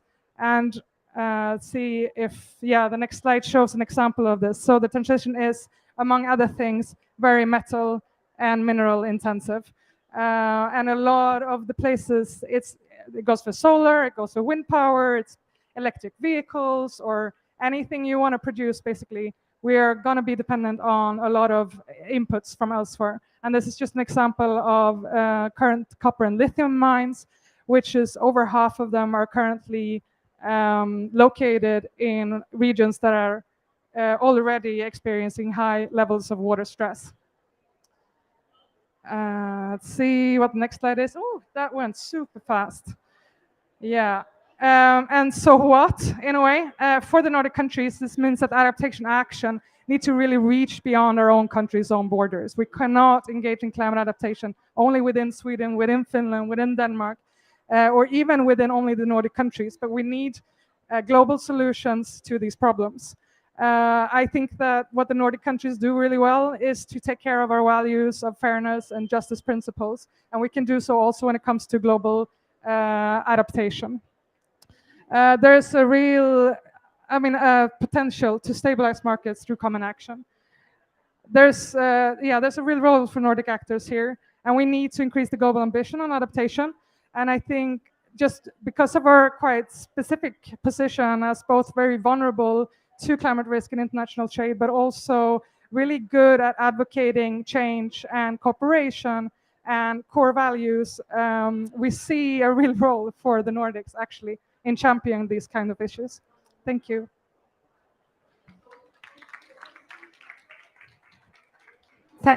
No, Frida, please come. I just couldn't start because it takes time for this mic to go on. Thank you so much. One question. You said that we should have a common action to stabilize market. What in practice could that mean? What should we do together as Nordic countries? I think, now it's on again. Great. I think there's a lot that can be done. I think also one thing that we do in the Nordics really well is this public-private collaboration. We're talking about supply chains a lot, and a lot of these actions are going to happen within companies rather than in governments, for example. So one core issue would be to better understand these types of risks and to really be able to support the adaptation that needs to happen elsewhere in order for us to be able to work to have stabilized system in the future. Thank you so much, because I think one thing, let's give applause first. Thank you, Frida. Actually, together with other Nordic climate business networks, we also signed this 1.5-degree letter to governments in the beginning of this week. Haga-initiativet from Sweden and Shift from Norway, and also Finnish industries and ICC Finland signed the same letter, and that's exactly for this kind of market stabilization. For Nordic companies, the most important thing is that the policies are predictable and that we can kind of prepare ourselves what is coming. So I think it was super important. Thank you for sharing that. Dear audience, now we are moving to a panel discussion, and I have three distinguished panelists to arrive here. Mr. Per Anker Nielsen is Senior Advisor at the Confederation of Norwegian Enterprises. Please have a seat. Johanna Pirinen is the SVP, Head of Sustainability at Stora Enso. Welcome, Johanna. And then Ville Hulkkonen, Director of Public Affairs in ST1 Nordic. Warm welcome.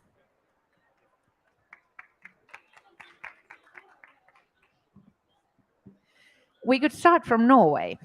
We have heard these kind of examples of government business collaboration here. From Norwegian point of view, what has been most important for you as businesses in Norway in those ways you have been working together with government? Well, we have a long time cooperation with the government on the so-called tripartite organization, where the labor union and us and the government sit together and discuss what is needed to do.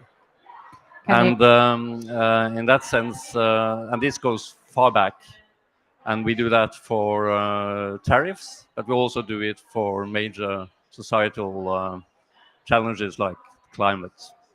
So we have, for instance, managed to push CCS in Norway.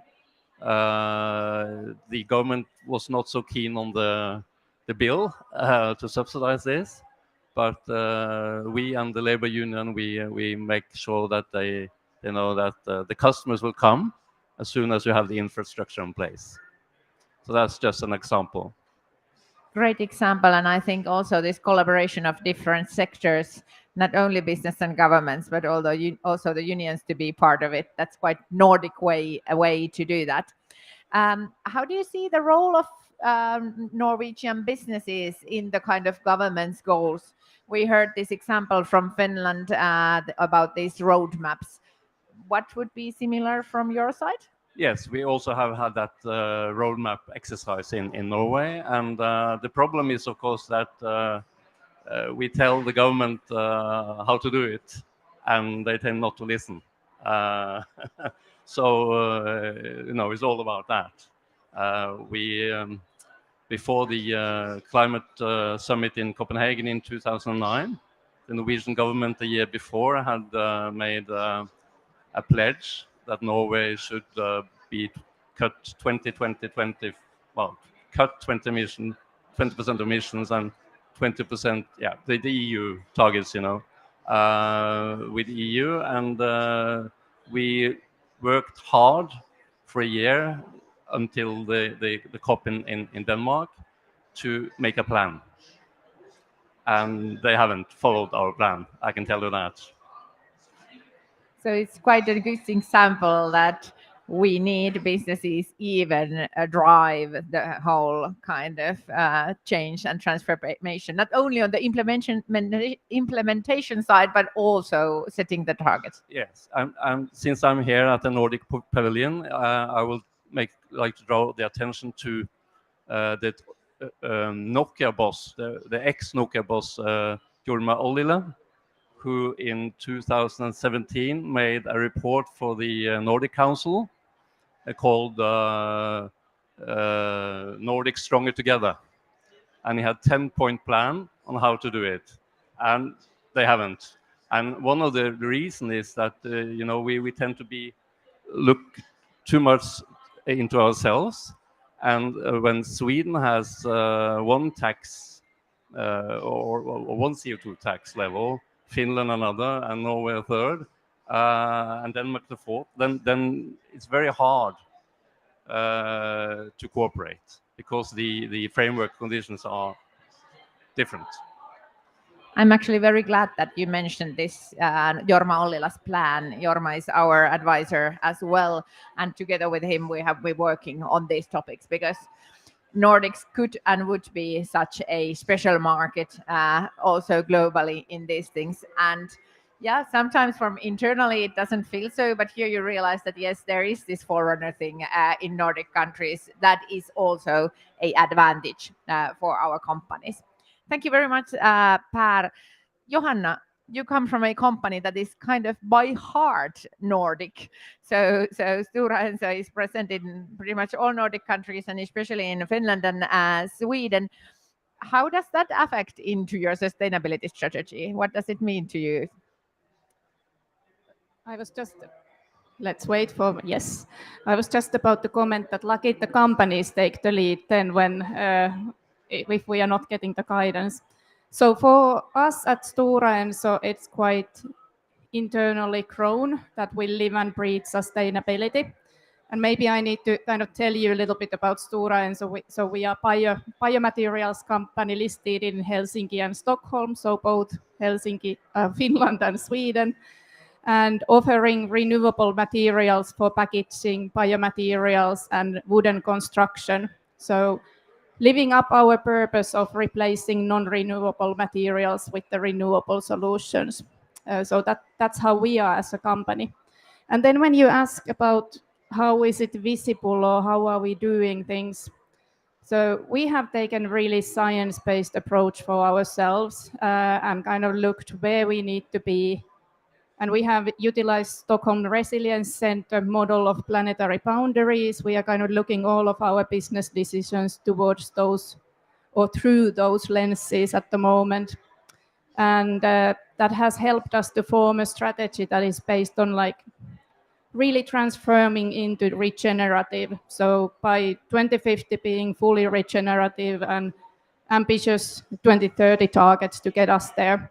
And there is basically these three areas that we already mentioned earlier. So we are very much looking to be climate positive, biodiversity positive, and fully circular. So very much in everything that we do.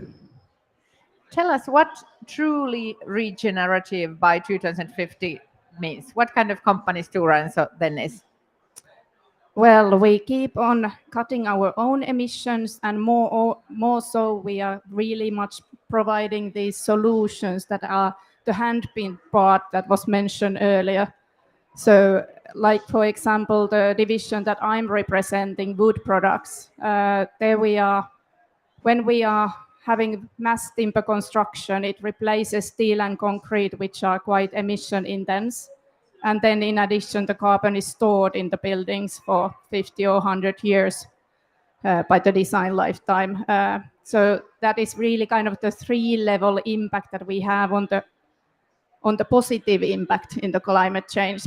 We are also, I failed to mention in the beginning, we are quite big, or one of the biggest private forest owners as a company. So we have the forest base that sequestrates the carbon. Then we utilize the wood for these renewable solutions, have the substitution effect when we are replacing other materials, and then store the carbon in the product. So there's kind of triple benefit there. And actually this question of sinks and how the cycle is working is super important at the moment in Finland, in Sweden, in all forest countries, where quite big part of the whole strategy lies on how we use land. So that's the case. Thank you very much, Johanna. Ville Hulkkonen, you are Director of Public Affairs in SC1 Nordic. Same question. You are very much Nordic also, Norwegian, Swedish and Finnish at the same time. How does it have impact on who you are as SC1 and as your sustainability strategy? Well, I think it actually has very much of an effect because the Nordic countries, so ST1 is mainly operating in the transport sector on the fuel side, and as it was mentioned actually in Terhi's speech already, we have been forerunners in the Nordic countries with this transport sector mandate or obligations. So being multiple on that challenge compared to other countries. So we are kind of hitting risk and opportunities on that side, just being operating in this market. But maybe then another approach to that question and thinking about this strategic approach to the challenge. Our company is aiming to be net zero. We are very much challenged by the, let's take Finland 2035 climate neutrality, because if you think about our sector, it goes beyond of what the legislation for us is.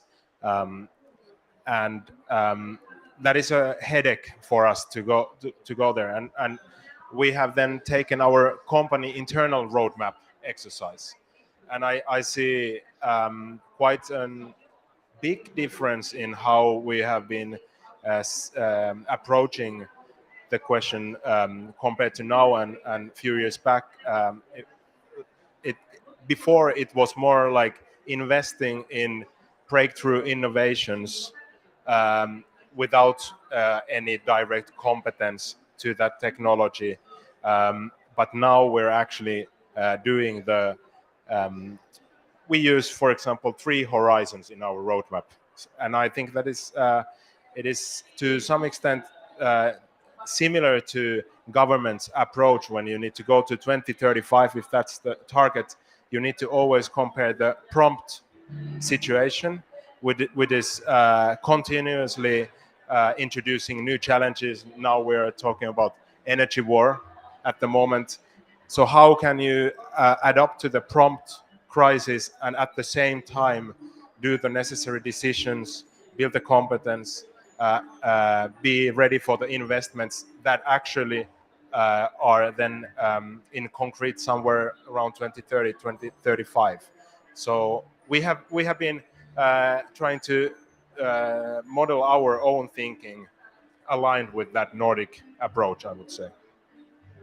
You are really in the mid of kind of transformation process. Coming from the transport fuel sector, it means that you have fossil energy there in back and renewable in front. And we all know that that transformation does not happen as fast as it should, like globally, like in every company, like in every country. What's the most difficult thing in this transformation internally for you? The most difficult to us is to so we are already seeing decreasing volumes in fuels, which is the common coal, and that is the positive development we are looking into. But at the same time, we need to change that. We need to find new cash flow, not on long term but mid term.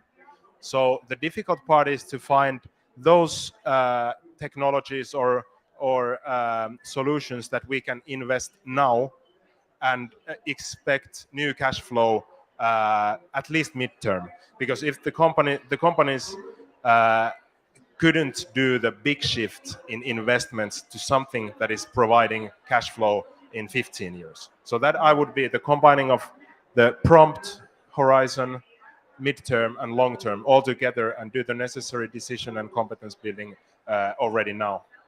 And I think now you described very well the question dealing with the climate investments and why is it challenging. There are kind of 2 truths. One is that there is money. Like if you have good ideas, there is money to come. And at the same time, there is this feeling that there is too little money. And that's the question is like, where are those investment opportunities that create cash flow right now? Because that's of course where the money would like to go. But thank you for this.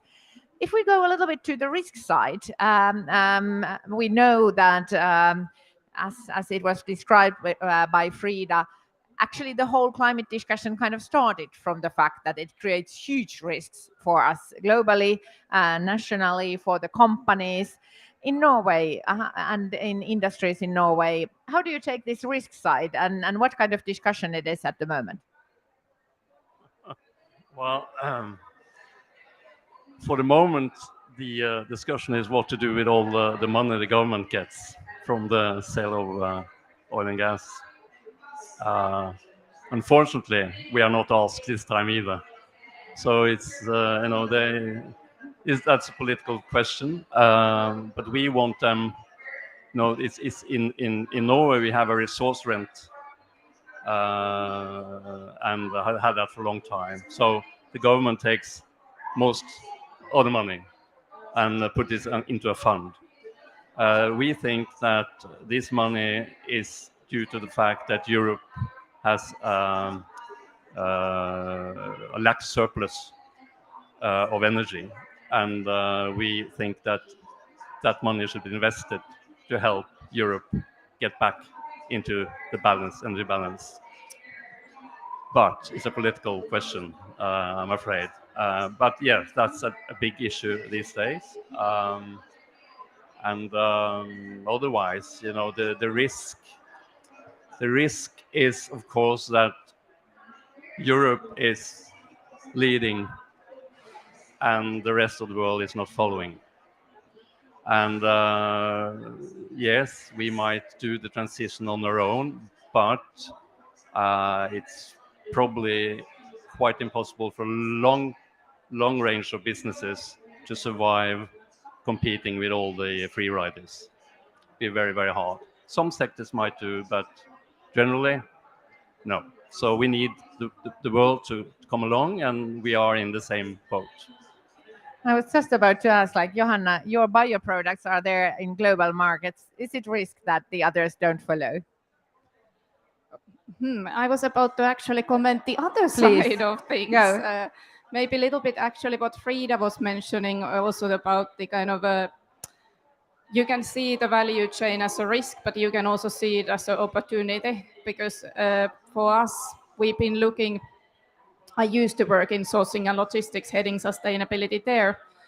And it's basically the practitioners, like what are we doing in practice in the companies? We are looking at our scope 3 emissions, and we have made the same commitments for that minus 50% by 2030 compared to our 2019 baseline, which is enormous target, because scope 3 is nearly only evaluation. It's not even actual calculation. It's more of like, okay, this is where it is. But by managing that, we map where the supplier base is, where the kind of value chains go after us, what is our impact, what can we do there. And one example was, this is already 3 years back or something, but we asked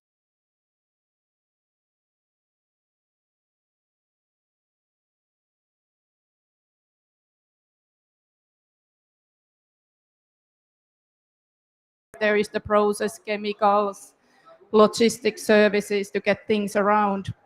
So we were asking,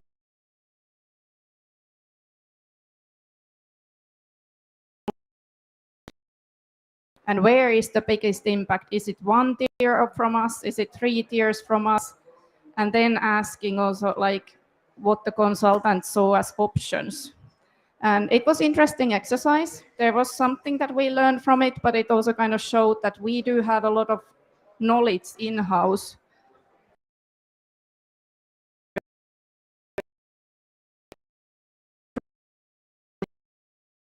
Asking from all of our suppliers. Happy to see this just maybe a month ago, our sourcing and logistics function was hosting the supplier day, and it was the whole theme was about climate change, and like really saying that yes, we've been telling you many years that we are expecting that you got your emissions and prove it, and now it really sunk in, because then I saw in social media so many our supplier companies commenting this, and I was like, yay.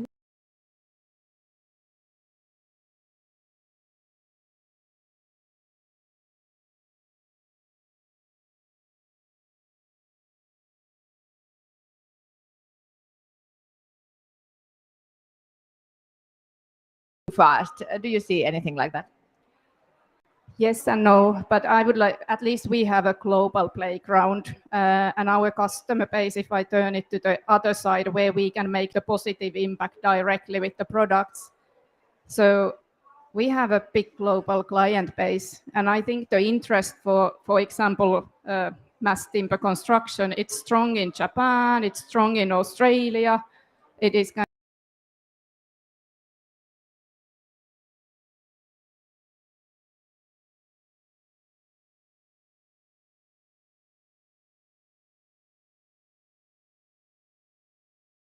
of growing. Yeah, and that's of course the thing, and I think what is negotiated here is a way to show this trust. It's also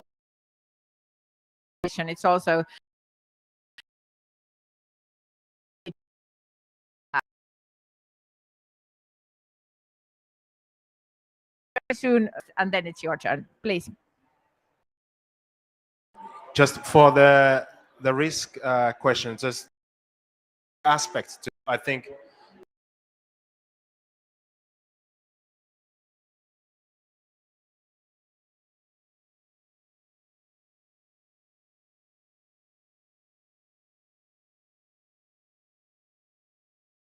actually helping us in this situation, because we already have much more diverse energy system much more reliant on renewable and domestic production, much more electrified already, and I think that is a kind of a proof for that the risk. I see more risks us not going to that direction. Then from the company level, I would say that if you want me to be a little bit boring here, so I would say that there is one risk where if the regulation starts to go much faster than the actual technology improvement. So just making it simple in our sector, kind of all the easy solutions have been made already. All the easy fix, fast investments are done. Now we have regulation. Let's talk about hydrogen or the synthetic value chains. We have regulation, but we don't have any, not the production yet in place. So I would say that, let's say, challenge is how to keep the regulation just making sure that we make the necessary investments all the time. So being a little bit unfair to us all the time, but not unrealistic, so that we kind of hit a wall on a physical level. There's actually one quite good example from Finland dealing with phase out of coal. When it was introduced in 2000, now someone needs to help me, 18, I think, or 17, the energy industries were actually like, no, we don't want it a bit too fast. And why don't you give flexibility in this? And the year was 2029. And now we are in 22, and actually everyone is like for it. It's very clear that it will happen far before 2029. So if you have this predictable long-term kind of goal that industries have opportunity to get on board, that could happen. And of course, now the good question is like, what would be the same kind of measures that all Nordic countries could and should take into use? But now we have a question from the audience, please.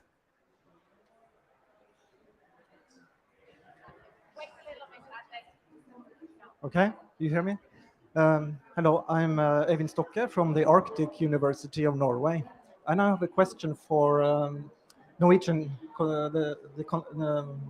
enterprise. And according to calculations of Stockholm Environment Institute, who actually are represented here today, Norway has a responsibility for the global climate effort to reduce emissions 10 times of the size of our population. We all know why. We're talking about historical responsibility and capacity during world's biggest welfare fund. So are we, you said we are doing well, or we are on the right path, but are we really on the right path? Thank you. Thank you very much for the question. Is the glass half full or half empty in this dialogues? That's the big question, but please. It's unfortunately not up to me, but to our politicians to say how to use that money. And I agree, it's a big question. But you know, we are not on the path at all, as it seems, and I think we need cooperation. We need Europe. And the big question, another big question in Norway is, are we going to continue producing oil and gas? But the oil and gas sector is in the quota system of Europe. So in many ways, they are the last one to stop producing, because they can actually pay for the quotas. And that's how the system works.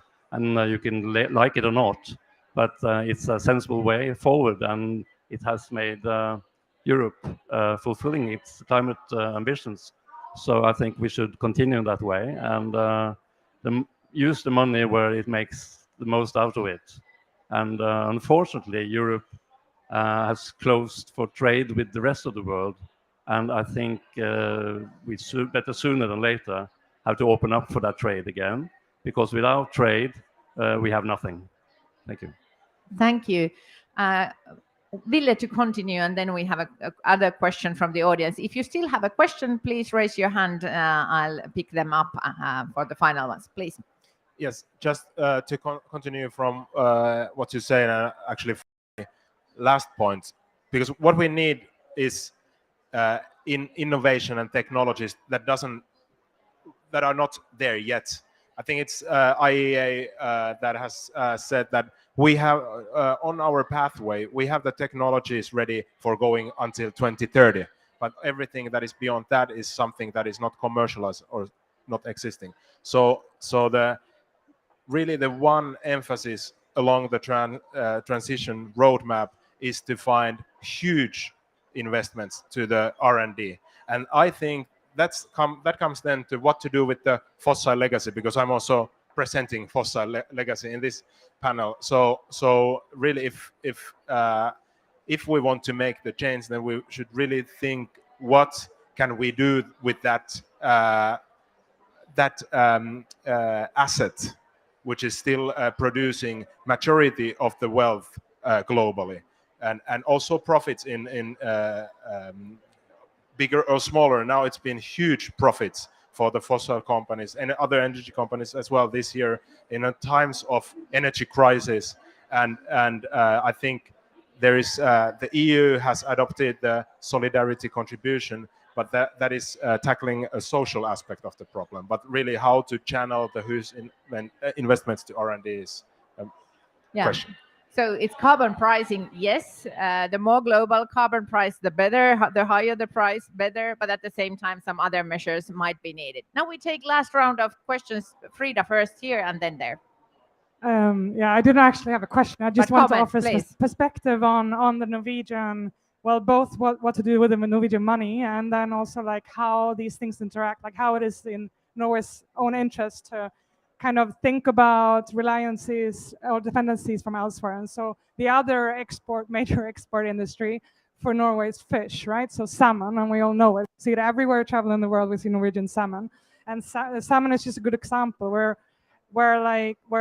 the fish farms in Norway are majority fed by soy produced in Brazil, and the global production of soy is projected to decrease quite drastically, and Brazil is no exception to that trajectory. And so it's just an example. We're right now just talking, we're doing one research project where we're involving fish farmers in Norway to try and understand, like, how do we work with these supply chains? How do we understand what happens elsewhere, how that can impact us here, and how do we like move in this? And it's just another, I guess it's just another incentive to actually spend those money wisely in a way, to actually help the adaptation that needs to happen in other places. Thank you very much. Very, very good point. And then we continue here, please. Thank you. This question is a little in another quadrant, but it's linked to what you've been talking about, fossil fuel and the majority of the wealth generation that you just mentioned and the profits. What is your view from all of you about the corporate view towards loss and damage? That is a theme that is overlying or underlying this particular COP. What is the perspective from the large corporations about loss and damage, and what is the relationship of profits to that loss and damage? That's just a thought. Thank you very much. Let's keep this loss and damage thing in the mind, and then we have the last question or comment from here, please. Yes, thank you. My name is Ove Haukenes. I work with, I've been stuck at UIT in Norway Arctic University. And we look philosophically at how technologies are affected by market mechanisms. And we see that a lot of the problems in our preliminary study is that centralization of capital in itself produces unfair distribution. And many of the problems we are trying to evade, they are created by previous innovation, and now we want to innovate again, but this time solve them. So we are wondering, for the business section, is it possible to consider more decentralized renewable energy systems in smaller scales, which is very hard for investment returns because you spread out the capital and the profits go often to the people involved? Is it possible to think this way and still make business? Thank you very much for this question. So there was this loss and damage, what kind of response we could have on that. And then the question of are we innovating only new problems, which comes us back very nicely to the risk discussion. And this will be our last row. So please, Johanna.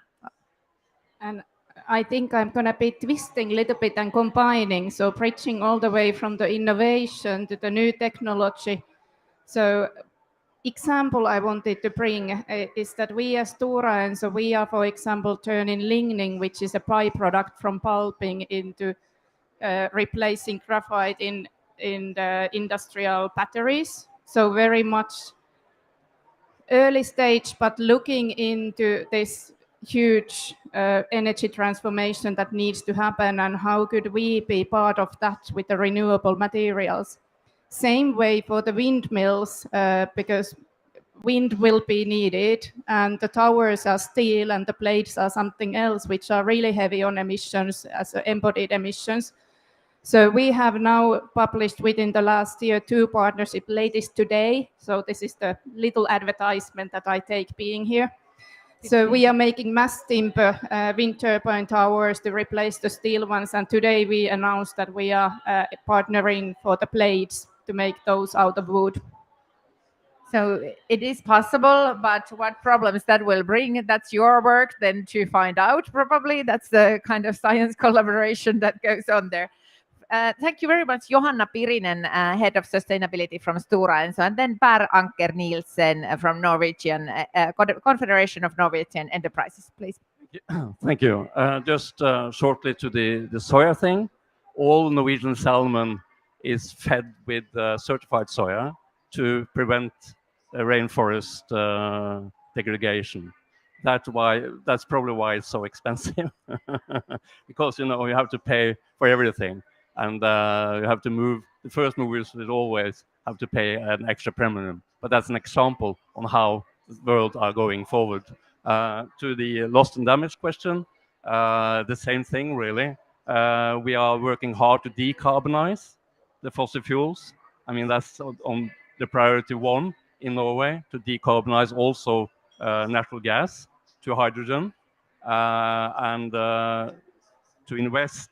It's naturally for the companies involved in extracting and producing and distributing natural gas today to also work on that topic.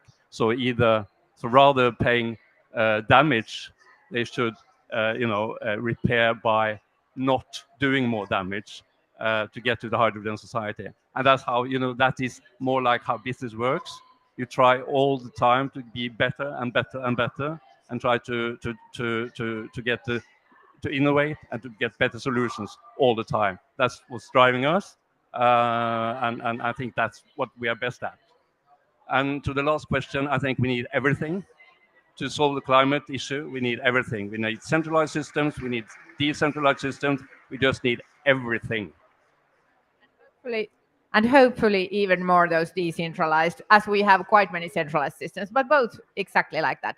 Famous last words, Ville Hulkkonen, Director of Public Affairs, ST1 Nordic. I agree, we need all of them. Taking the scale of the problem, the scale of how much we need to substitute, we need huge centralized project as well. An example we are doing, and this is another answer to your question of the centralized view, which I think is super important and interesting, because when we need to go to new technologies where you have long investment chains and so forth, it is actually, as I was saying in the beginning, it's very difficult to see the profit in the near future. In Sweden, we are a project. My company is privately owned. We are not listed company. So combining that view or that perspective with another state-owned company in Sweden, in this case it's Vattenfall, we are aiming to produce synthetic aviation fuel of offshore wind. But offshore wind is huge project, and that could not be done by families or micro communities. So we need both. Last word is that what we are already talking about in our sector, where you have upstream production, meaning oil, for example, oil the upstream oil in Norway when you harvest. The future upstream is not anymore. It's more and more about the decentralized production, wind and solar, which is then spread on the map, on the land use, very much more fragmented. Thank you so much. This was about taking a strategic view on climate, and thank you for sharing this hour with us. I think this discussion kind of heated into the end, so please come to the panelists and speakers to continue the dialogue. But I think collaboration was one of the topics. Different time frames was the other. We have to find ways to act right now and at the same time pretend for the longer term. And third was predictability. We need to be able to trust that this transformation is happening when we work together with businesses and governments. Thank you so much for this dialogue.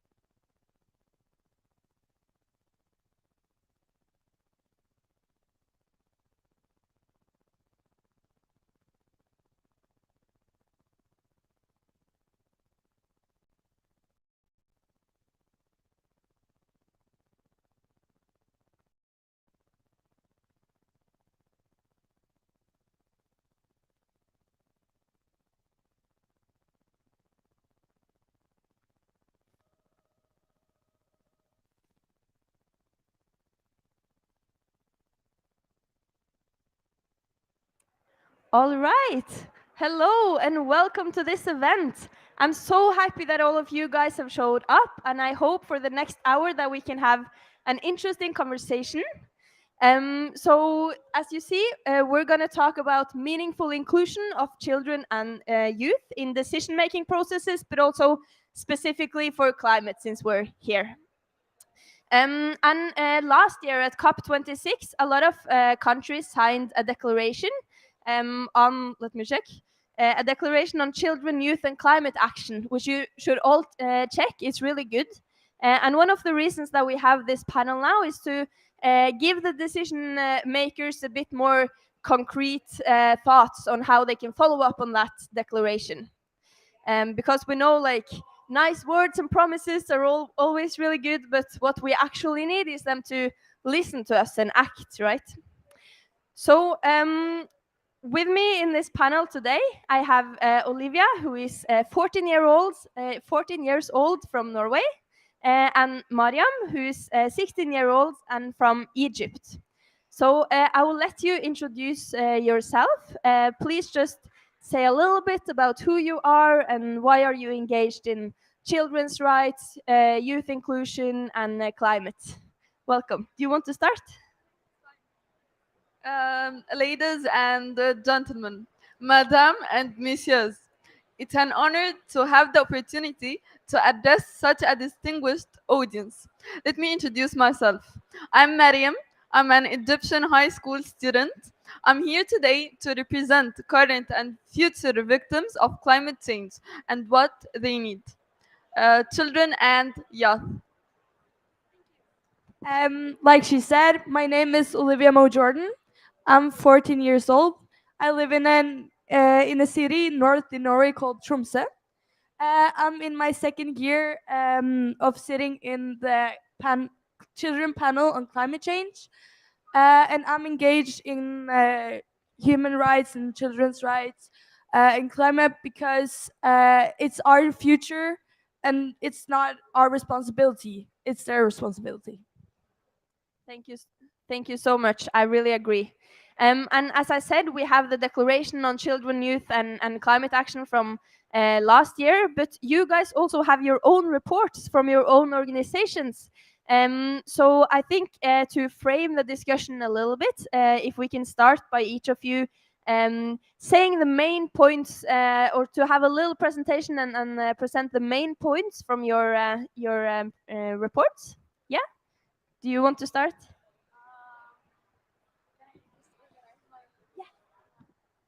Okay, so I think I'm gonna start by telling you guys what Eco Agents is, because yeah. So the Eco Agents is an organization for children in Norway. We have over 10,000 members and about 50 local groups. The Eco Agents is a democratic organization, and the children who are members decides what issue we work with and what kind of activities we organize. Our goal is to engage children in environmental issues and make their voice heard. Like I said, I sit in children panel on climate change. We are 8 representatives that are democratically elected for 1 year each by the members of the Eco Agents. The first children's panel on climate change was initiated in 2015. Our job is to be the voice from the children to the politicians and other important people. We want children to have the opportunity to define their own future. The children panel on climate change has made many reports. We have also participated in 5 climate summits to hold up children in Norway input on the international arena. Since we started, the panel gathered inputs from tens of thousands of Norwegian children. Every year we make a report based on these inputs. The report is called the Report on Climate Change and the Environment from the Children and Youth in Norway. This year's report is the 8th report we published, and it's called "When Will You Start Listening? Powerlessness and Engagement." Another climate report, another climate commitment, another day closer to 2030. The consequences of climate change are becoming increasingly clear. The inputs we have collected clearly shows us that children are aware of what's happening and worried about the future. Many children feel powerless in the face of the greatest challenge of our time. And a Norwegian survey from June 2022 reveals that many cannot bear to deal with what's happening and protect themselves from negative news. At the same time, there are many who eager to do something. This contrast between powerlessness and engagement has inspired us to write this report. Thank you. Thank you so much. And if any of you want to read this report that the Children's Panel in Norway has written, we have a lot of other panelists in the front row here, and I'm sure they've brought some reports with them, and they're also in English. So feel free to walk up to them and ask for a report afterwards. Thank you so much. Now, Mariam, do you want to say a little bit about the report that Save the Children has made? Yes, of course. The report is called 2.4 billion reasons to end the global climate and inequality crisis. So, okay. So there is extensive. Initially, the report was made by members or workers of the Save the Children. They went to the street and asked children about how to end the global warming crisis. So there's extensive evidence on issues of child poverty, climate risk and conflict. However, research often treats these issues separately, while in reality many children do not only face one issue or another in isolation. Our analysis shows the overlapping risks of poverty, climate and conflict for children on a global scale. It allows us to quantify the number of children affected by many combination of these adverse impacts and build a foundation to further analyze the complex interaction between them. Thank you so much. So I hope that gave a little bit of an overview of what your first of all what your backgrounds are, but also what's important for your organizations as well. I think it's important that you touched upon how there's many issues that affect children, right? It's not only climate, but also poverty and other things. But all of those things are connected, and that's why we have to deal with this, and that's why our voices are very important as well, to point to these issues and inequality as well, not only poverty. So I was wondering if you could say a little bit about, you've already said a little bit about why you are engaged and why you care about these things, but maybe expand a little bit upon that, and also say how is climate change affecting you in your country, because you come from two quite different backgrounds. Do you want to start, or yeah? So Egypt is one of the most countries that's negatively affected by the climate change, and these damages are summarized in the rise of sea levels, water poverty, and the deterioration of public health and environmental systems, which leads to economic losses estimated at billions, and also affects its food security. And most importantly, that negative effects on children. Children are the most affected group. children are the most vulnerable and most people affected by climate change, even though it's not their crime. They are robbed from most of the rights, even from the simplest rights for them. For instance, going to school. Children are having trouble in going to their schools due to rain and storms, which leads to school closures.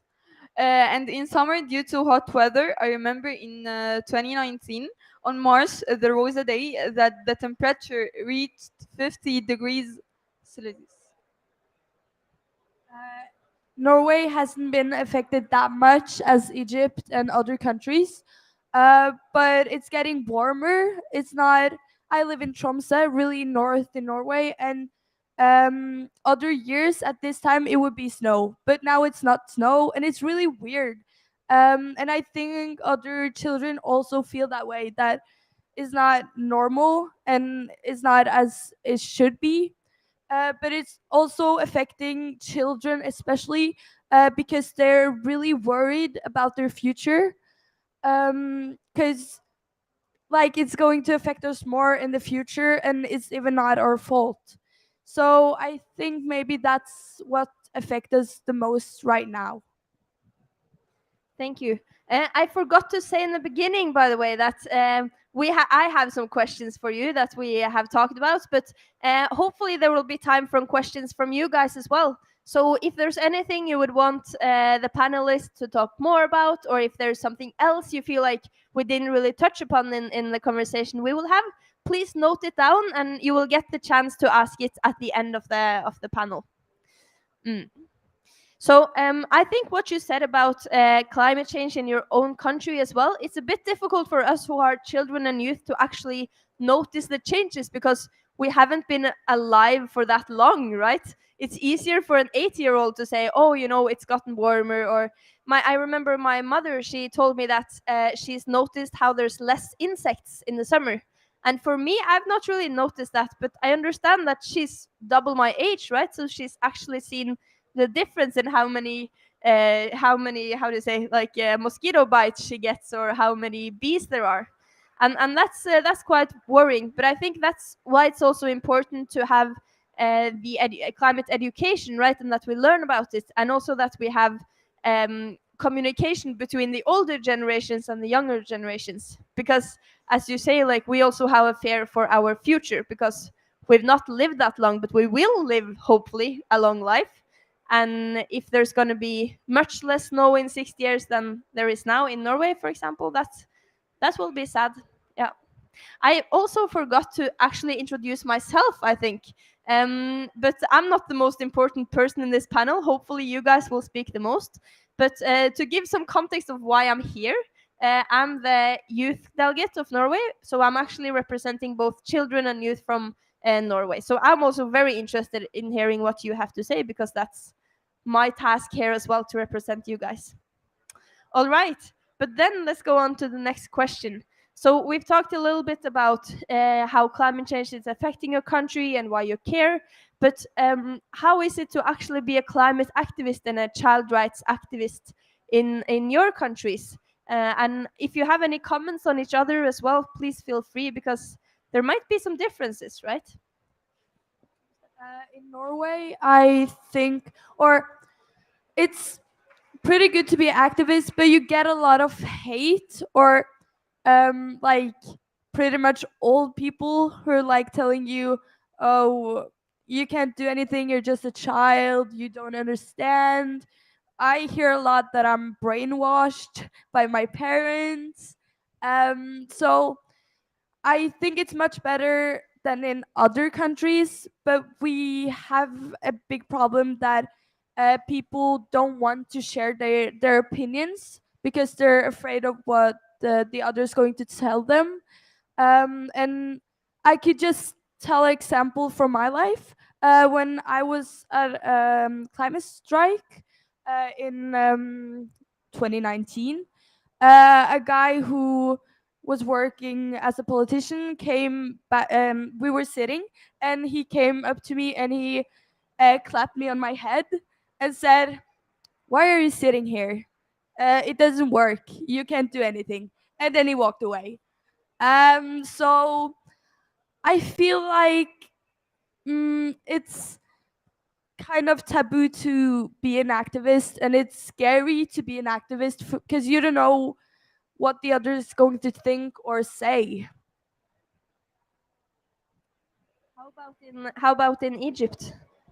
So being a climate activist in my country isn't something easy for me because people don't have the awareness or enough awareness about climate change, and communicating with the people about climate change is difficult, as many of them think that it's not an important topic to talk about. But I'm capable of beginning with the people in my community and raising their awareness on the importance of this topic through advertisements and campaigns. That's great to hear. So we get some hate, we get some people who don't understand why this is important or think it's a waste of time. But how can we? And hopefully, all of you guys who are here today want to work against this, right? Hopefully, you support the panelists we have here and our climate activism. So, do you have any thoughts on how we can all work against this hate and this negative feedback? I think maybe if we talk about it, it doesn't get that taboo, and uh, people like everyone understand, or everyone get to know that it happens. Because I don't think everyone know that it happens. Because they don't look in like comment section, and that's where the hate happens a lot. So I think maybe we have to show people that it happened a lot, because it does. And it affects us a lot. So I think we should create platforms, for example, so that people get to be exposed and also understand that they are also partners in driving a sustainable development society, because that's how we all know we matter. That's Yeah, I also think that the activists should like stick together and talk about things. And if you feel affected by like a hate comment or something, you should just talk to others that have been through kind of the same things. Yeah, it's really important with a community, right? And standing together. I also think that actually, when we get this negative feedback, I think that's a sign that we're actually, reaching somewhere, or we're actually having an effect, that people notice us and people get angry because they see it has an impact, right? They see it actually matters. So I think when people come and say, oh, you don't matter, oh, it doesn't, you don't get anywhere, that is actually a sign of the opposite, because that means they're getting afraid that we have too much influence, right? They should help for sure. Absolutely. All right, so the next question then is, why is it important that we involve children and youth in decision-making processes? We can be activists and we can stand outside screaming and shouting for change, but why is it important that children and youth are actually listened to, and listened to closely, and involved in decision-making processes? And when I talk about decision-making processes, that could be politicians in the parliament voting on something, or it could be here at COP27, where politicians say this thing or that thing, or they vote on different things. But it could also be just business leaders making a decision, or local politicians making a decision. So that's what I mean by decision making processes. It's kind of a weird name, but it could be anything that happens of importance, right? So why is it important that children and youth are actually listened to and involved in these processes?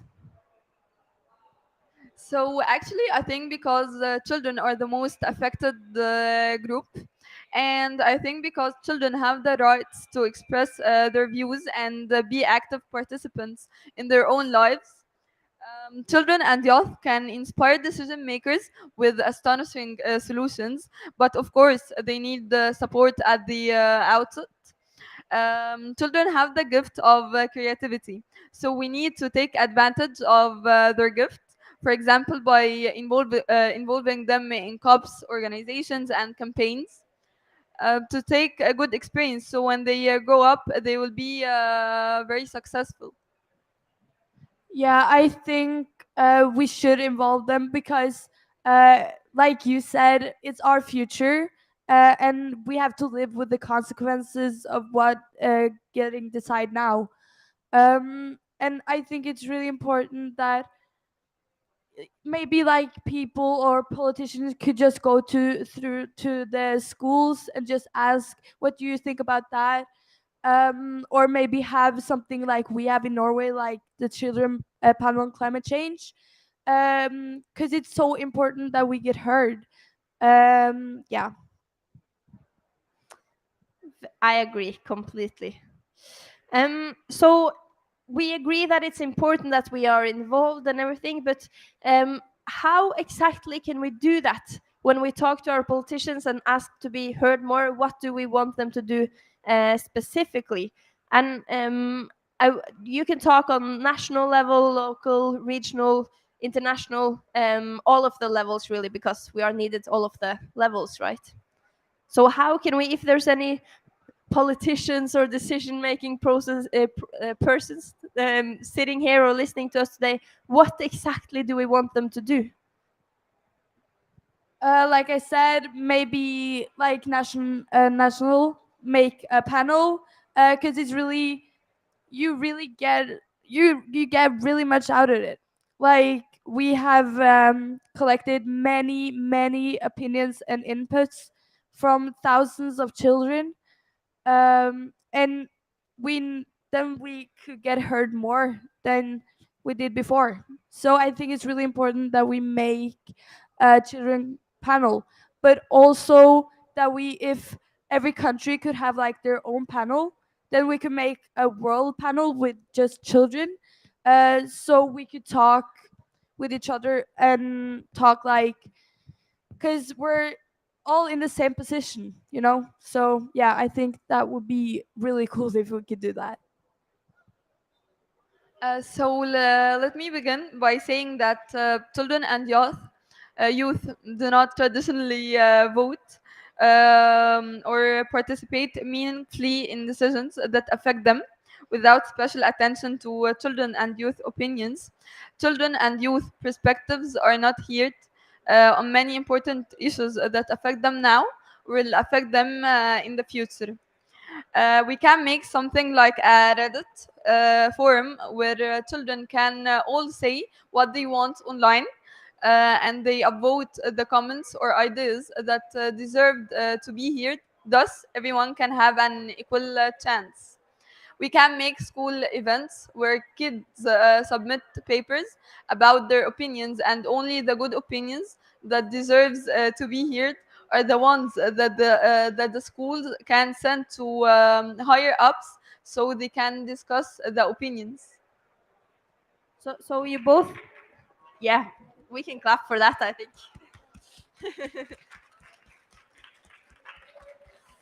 So you both touch upon how it's important to have conversations, right? And that children can also talk to each other, and that you have democratic processes where we don't only want to listen to the children who agree with us, right? We need to listen to all of them and actually take part of the democratic society.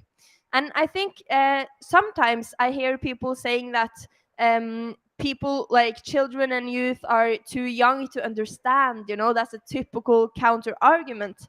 You're too young to understand. There's a reason you don't vote yet, and what your opinions are just like formed by what your parents say, or manipulators or whatever, and that is very degrading, right? That's because we can be young, but that doesn't mean our opinions doesn't matter, right? I think actually our opinions, first of all, matter a bit more because we can't vote, because we can't really we can't participate in democracy in that way by voting. So we have to participate in some other way.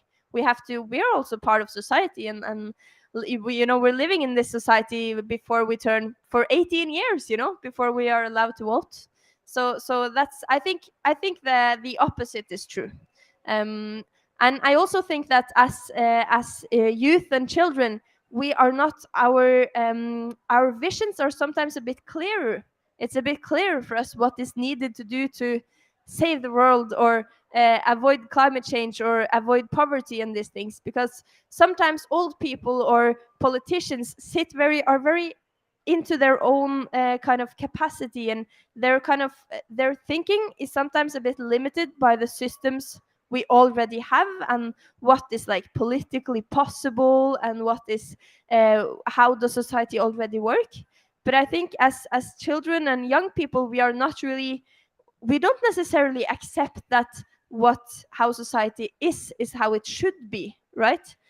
Maybe it should be completely different, and I think we're a bit more able to think more openly, and also a bit more brave in actually demanding those changes and being prepared for those changes, right? Yeah, I agree. All right, you can also say if you disagree, but I think we're a panel who agrees quite a lot. So I have a few more questions, but I thought maybe we would open up a little bit from questions from you guys already on this. Now we've talked a lot about why it's important with youth inclusion. You've talked a little bit about your reports, and also if you have any questions for each other. So just to open it up a little bit so that everyone can interact. Are there any questions from the audience so far? Could be about anything. I have a question to you, if that's okay. Yeah. I'm just wondering how you work here in Egypt. Like, how do you talk with other activists? Yeah. I first started by telling my head minister in my school about making like sessions or presentations for other grades to aware other children about climate change crisis. I also told my family about the climate change crisis. Um, and I really want to make advertisements to aware other people about this crisis, and how we all should participate in making a solution for it. Yeah. Right. Then I think we also had a question in the back here, right?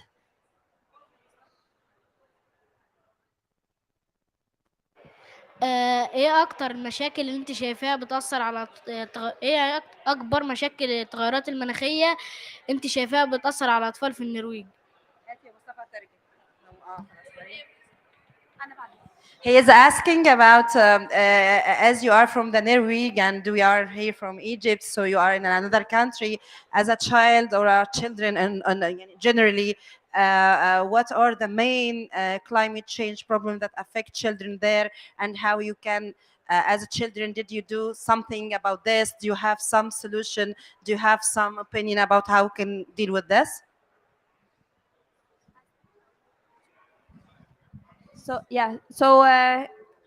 how we are most affected by climate change. I think the children's climate panel showed that we are vulnerable to climate change because everyone is vulnerable to climate change. And for example, we had a big drought in 2018 where our farmers suffered a lot. There were a lot of animals that had to be killed because there weren't enough, like grass or stuff they could eat, and also the crops, like food production, was really hurt. And I think that opened the eyes of many people that we are also vulnerable, and this also affects us, because then it affects our food security and these things. And then Norway is a very long country, so there's quite a big difference of how we are affected in the south and in the north. You're from a bit. I'm from quite south. You're a bit more north, but we see that in the north the change is much bigger. Like the average in the Arctic, I think, has been like 6 to 8 degrees higher than the rest of, or the average of the world. So the heating is much more extreme, and we see melting of glaciers and these things as well. I don't know if you have anything to add. No, like I said earlier, it's not snow now like it used to before, and um, that's how I see that is like we children has been affected. That it's not snow anymore in the north of Norway. But yeah. Actually, there was a big news case recently this week, I think, about because we do a lot of skiing in Norway. That's a lot of people enjoy that, but now it hasn't been snowing, and then there was a big news case that they made artificial snow, which is also really harmful to the environment, and it requires a lot of energy and so on. So they made artificial snow so that we could go skiing, and that's really sad because then you kind of make the problem worse because you do something that harm the environment in order to still go skiing when climate change is happening. Yeah, something else that affects us in the north is that it's really normal to go skiing up or in the mountains, and then it's not safe, but people do it when it's not safe. So many people get killed every year because they're on the mountains while it. Snøras, var det? Avalanche. Thank you for Yes, my thank Norwegian you. friends. So in Tromsø, we hear a lot about people getting killed because of that. Actually, I want to add something. It's a fact. I want to say that according to the United Nations, no group is more vulnerable to environmental harm than children. And every year, 1.5 million children under the age of 5 die as a result of air pollution, water pollution, exposure to toxic substances, and other types of environmental harm, as I said before. Yeah, so we can just there. So we can talk about climate vulnerability and so on, but children are also often the ones who are affected the worst. So back to how it climate change in Norway. I think we say that it gets warmer, wetter, and wilder. We have lots of floods and stuff as well, but then also droughts. Yeah, did that answer the question, or was there another part to the question? What was there another part to the question? No, this was it. Okay, perfect. Yeah. So tell us if you have any more questions. Then I think we had 2 more questions in the front here. So maybe both of you can ask your questions, and then we will answer both together. If we can get the mic from there first and then there. Yeah, thank you. Very interesting to listen to all 3 different point of views. So I also have a question about listening. And when you talk to politicians, do you feel heard, or do you just feel like talking to a wall, for example? Thank you. I oh.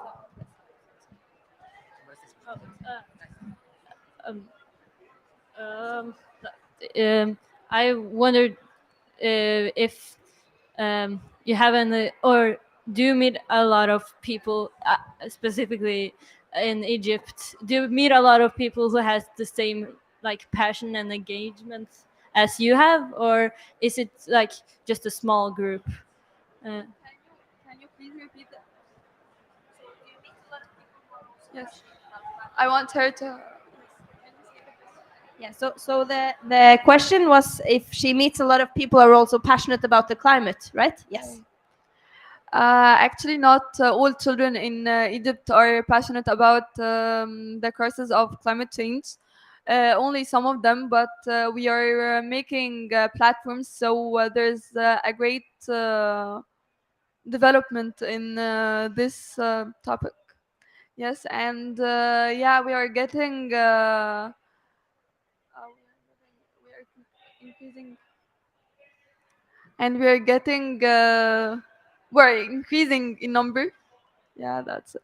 We're increasing in yeah,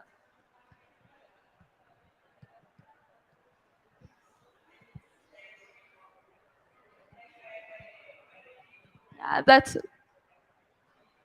So more people are starting to care then, although you don't feel Yeah. like there's that many people now. Yeah. That's Okay. good. And then there was also the question of if you feel heard. Do you have any thoughts about that? Like you said, I often feel like talking to a wall, but that's not just me. I know that many children in Norway also feel that way, and I could just think that many children in the rest of the world also feel that way, because it's like sometimes I feel like they're just having meeting with us so they could tell others that, oh yeah, we talked with children. Yeah, uh, we uh, we talked with some children and we heard about their opinions. But often I feel like they're just kind of tell like they're just speaking, and then we're like asking some questions and then they're speaking again, but they're not answering the questions. They're like trying to hide the answer. So yeah, I often feel like I just speak to a wall. How about you? I think another.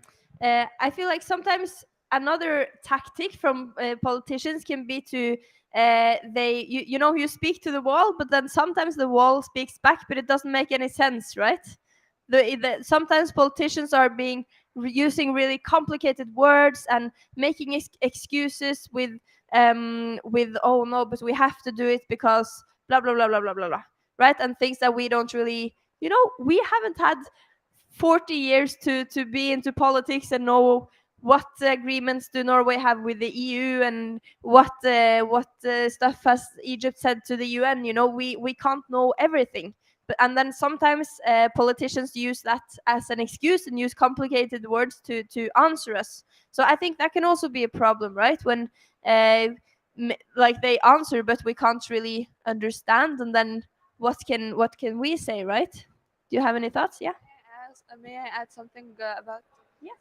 So I just want to add one thing for answering your question, that children do not care because there's not enough awareness in Egypt, so they don't know that there's a crisis.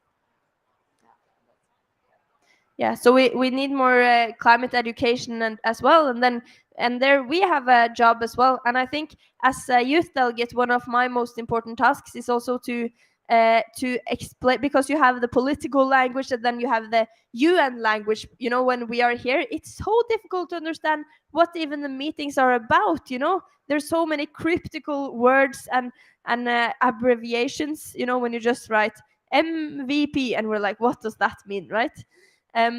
So you have the politicians' language, which is probably different in all countries, and then you have UN language, which is super complicated and bureaucratic and difficult to understand, and then you have the youth and children languages, which is often more visionary, right, or more on an overall how do we want the world to look.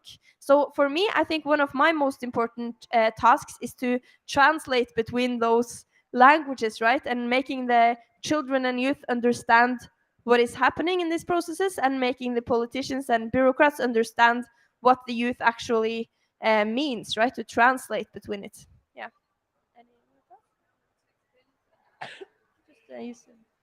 Yes, to explain it to children in a less complicated way.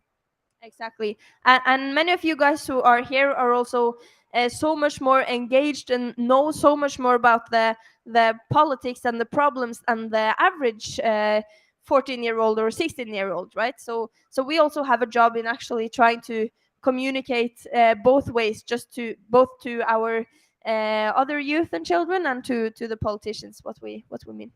But more simple language is something I would appreciate, and I think that's one of the things that would make or could make this COPs and also politics at home more accessible and more easy to engage with for children. So my next question is, because The reason we are here is to talk about youth inclusion, but it's also to talk about our actual opinions, right? We are here because we really care about saving our planet and keeping warming below 1.5 degrees and so on and so on. And also in the children's panel, you found that yes, children are concerned for their own future, but they are even more concerned about the future of children globally or in other places. So I was wondering, you are here also because you have really valuable opinions on what the politicians should do and what we should do differently. So what are your demands for this COP and the people who are here, or what are your expectations for this COP? So I demand for raising awareness among children, and I demand or I ask all leaders all over the world to not just think about economical situations, but think about your people who makes your government society. Yes, in my own perspective, I see that if leaders thought about their people first and they were their priority, we would have had a solution for climate change, and things would haven't deteriorated that much. So I demand for listening to children and act for their participation. I demand for ensuring that children would have the financial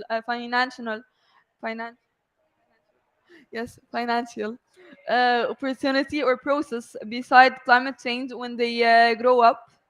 Youth councils should ensure that the next generation will be aware of climate change. We must ensure the future of our children. We want youth for children to be a permanent and not optional anymore. We want to make it a system, and children get involved in the upcoming COPs. I demand attention to agriculture and the cultivation of many green areas instead of factories that pollute the environment, which harm the health of children, youth, and elderly as well. I want to add something else, that building a factory is as important as planting trees. And my expectations, that I expect that there will be development in the way of solutions toward climate change. The agreement demanded a collective effort to restrict global warming by 2 degrees Celsius, and ideally by 1.5 degrees Celsius by 2030, something that would require a 50% reduction in greenhouse gas emissions and reaching net zero emissions by 2050. And most importantly is involving children in the following COPs.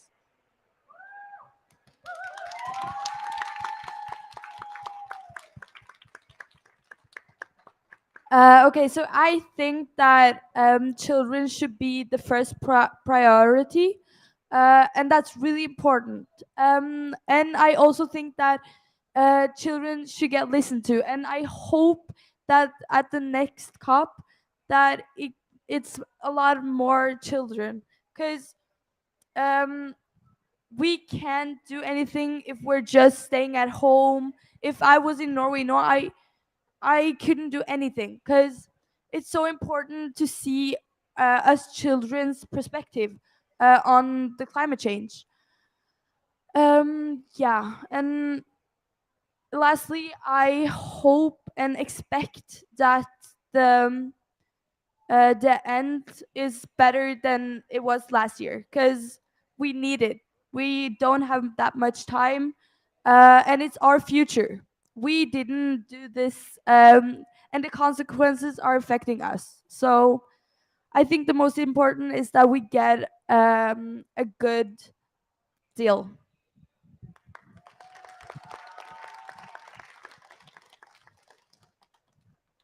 These were really important demands, and I hope that that the politicians listen to this.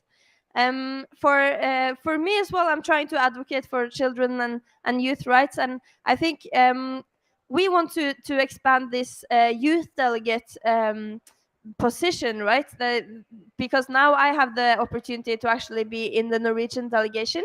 But first of all, we want to have 2 people in the delegation because it can be a bit overwhelming to be alone and represent. For me, I'm representing 500,000 children and youth in Norway, right? It's quite difficult to do that alone, and especially if you don't know about this process and you don't know about the UN language and the politician language and so on. So we want to have 2 youth, because then you can have and to rotate so that you are 2 years and then you have 1 year overlap with each, because then you can actually have a year to learn, right? And our hope is that if you have 2 people, then you don't need to, like, I'm 23, so I'm not super old but also not super young, right?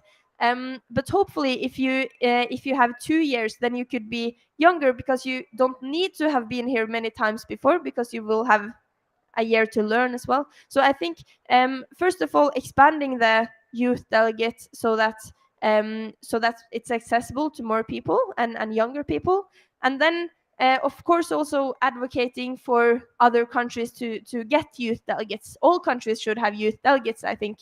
Or I'm saying youth delegate, but it's really children and youth delegate, because I'm representing both. So that's one of the things I think is important and very concrete. It shouldn't be so difficult for countries to do this, right? And then secondly, I think it's important that we, as you said really already, that we increase the number of children who are able to go here at all. So one suggestion could be that countries or the UNFCCC provide child badges, right? Like we need to have these many children here. There's over 600 fossil fuel lobbyists here at COP.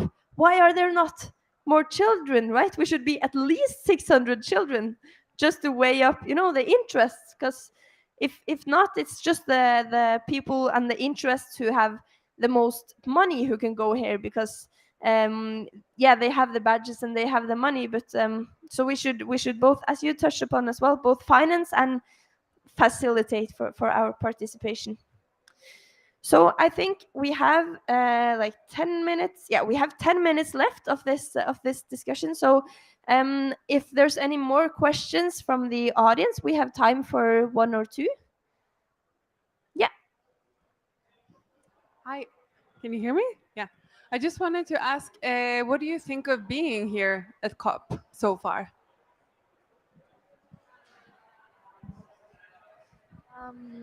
So first, I want to say that I'm really. First, it was my dream since so long, and when I knew that I'm coming to COP, so I got so excited, and it's really my pleasure to be here, and I want to make a difference. And help all children and the youth to take their rights. Yeah, and that's it. I'm really grateful to be here and be like the children's voice to the politicians, but also like leaders for other climate organizations that's here, because it's really important that everyone hear the children's perspective and have the children in first priority all the time. Thank you. Are there any more last questions? Just have some awkward silence in case anyone thinks of something. No, I think we've touched upon a lot of really important issues. And just to remind ourselves, I think one of the main reasons that we are here and that our inclusion is important is because when we are ministers and prime ministers and bureaucrats, and when we sit in the chairs when the decisions are made, it might be too late, if the politicians of today don't make the right decisions, when we get in power, it might be too late. So that's why it's really important that they listen to us, because they are really affecting both our future very directly. If we get 3 degrees warming, it will be much more difficult to live on this earth. But also because they're not only restricting and with the ecological kind of deadlines and tipping points and so on, but they're also restricting our future choices, right? Because if they make the wrong decisions now, then we will have much fewer, much less liberty to make our decisions, right, on how to use this earth and so on. So I think it's really important that they listen to us now, because this will affect us for many decades, and it will also affect the people after us, right? So I was just, before we wrap up this, maybe you can say a few words on what is the most important thing we should remember from this conversation. If there's one thing the audience should remember from this, what should it be? Always have children as the first priority, and always have children in your head when you're talking about climate, but not just climate change, also many other decisions that affects us.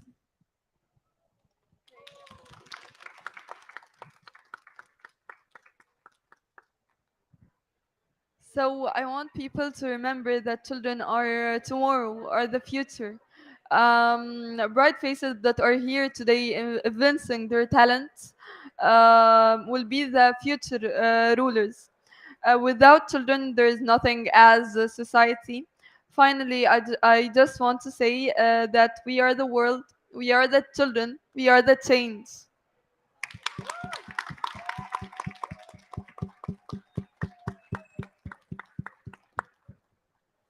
I cannot top that with anything. That was the perfect closing words. Thank you so much for participating in this panel, and thank you so much for all the important work that you do, both here at COP, but also the rest of the year for our future. Thank you. Thank you so much.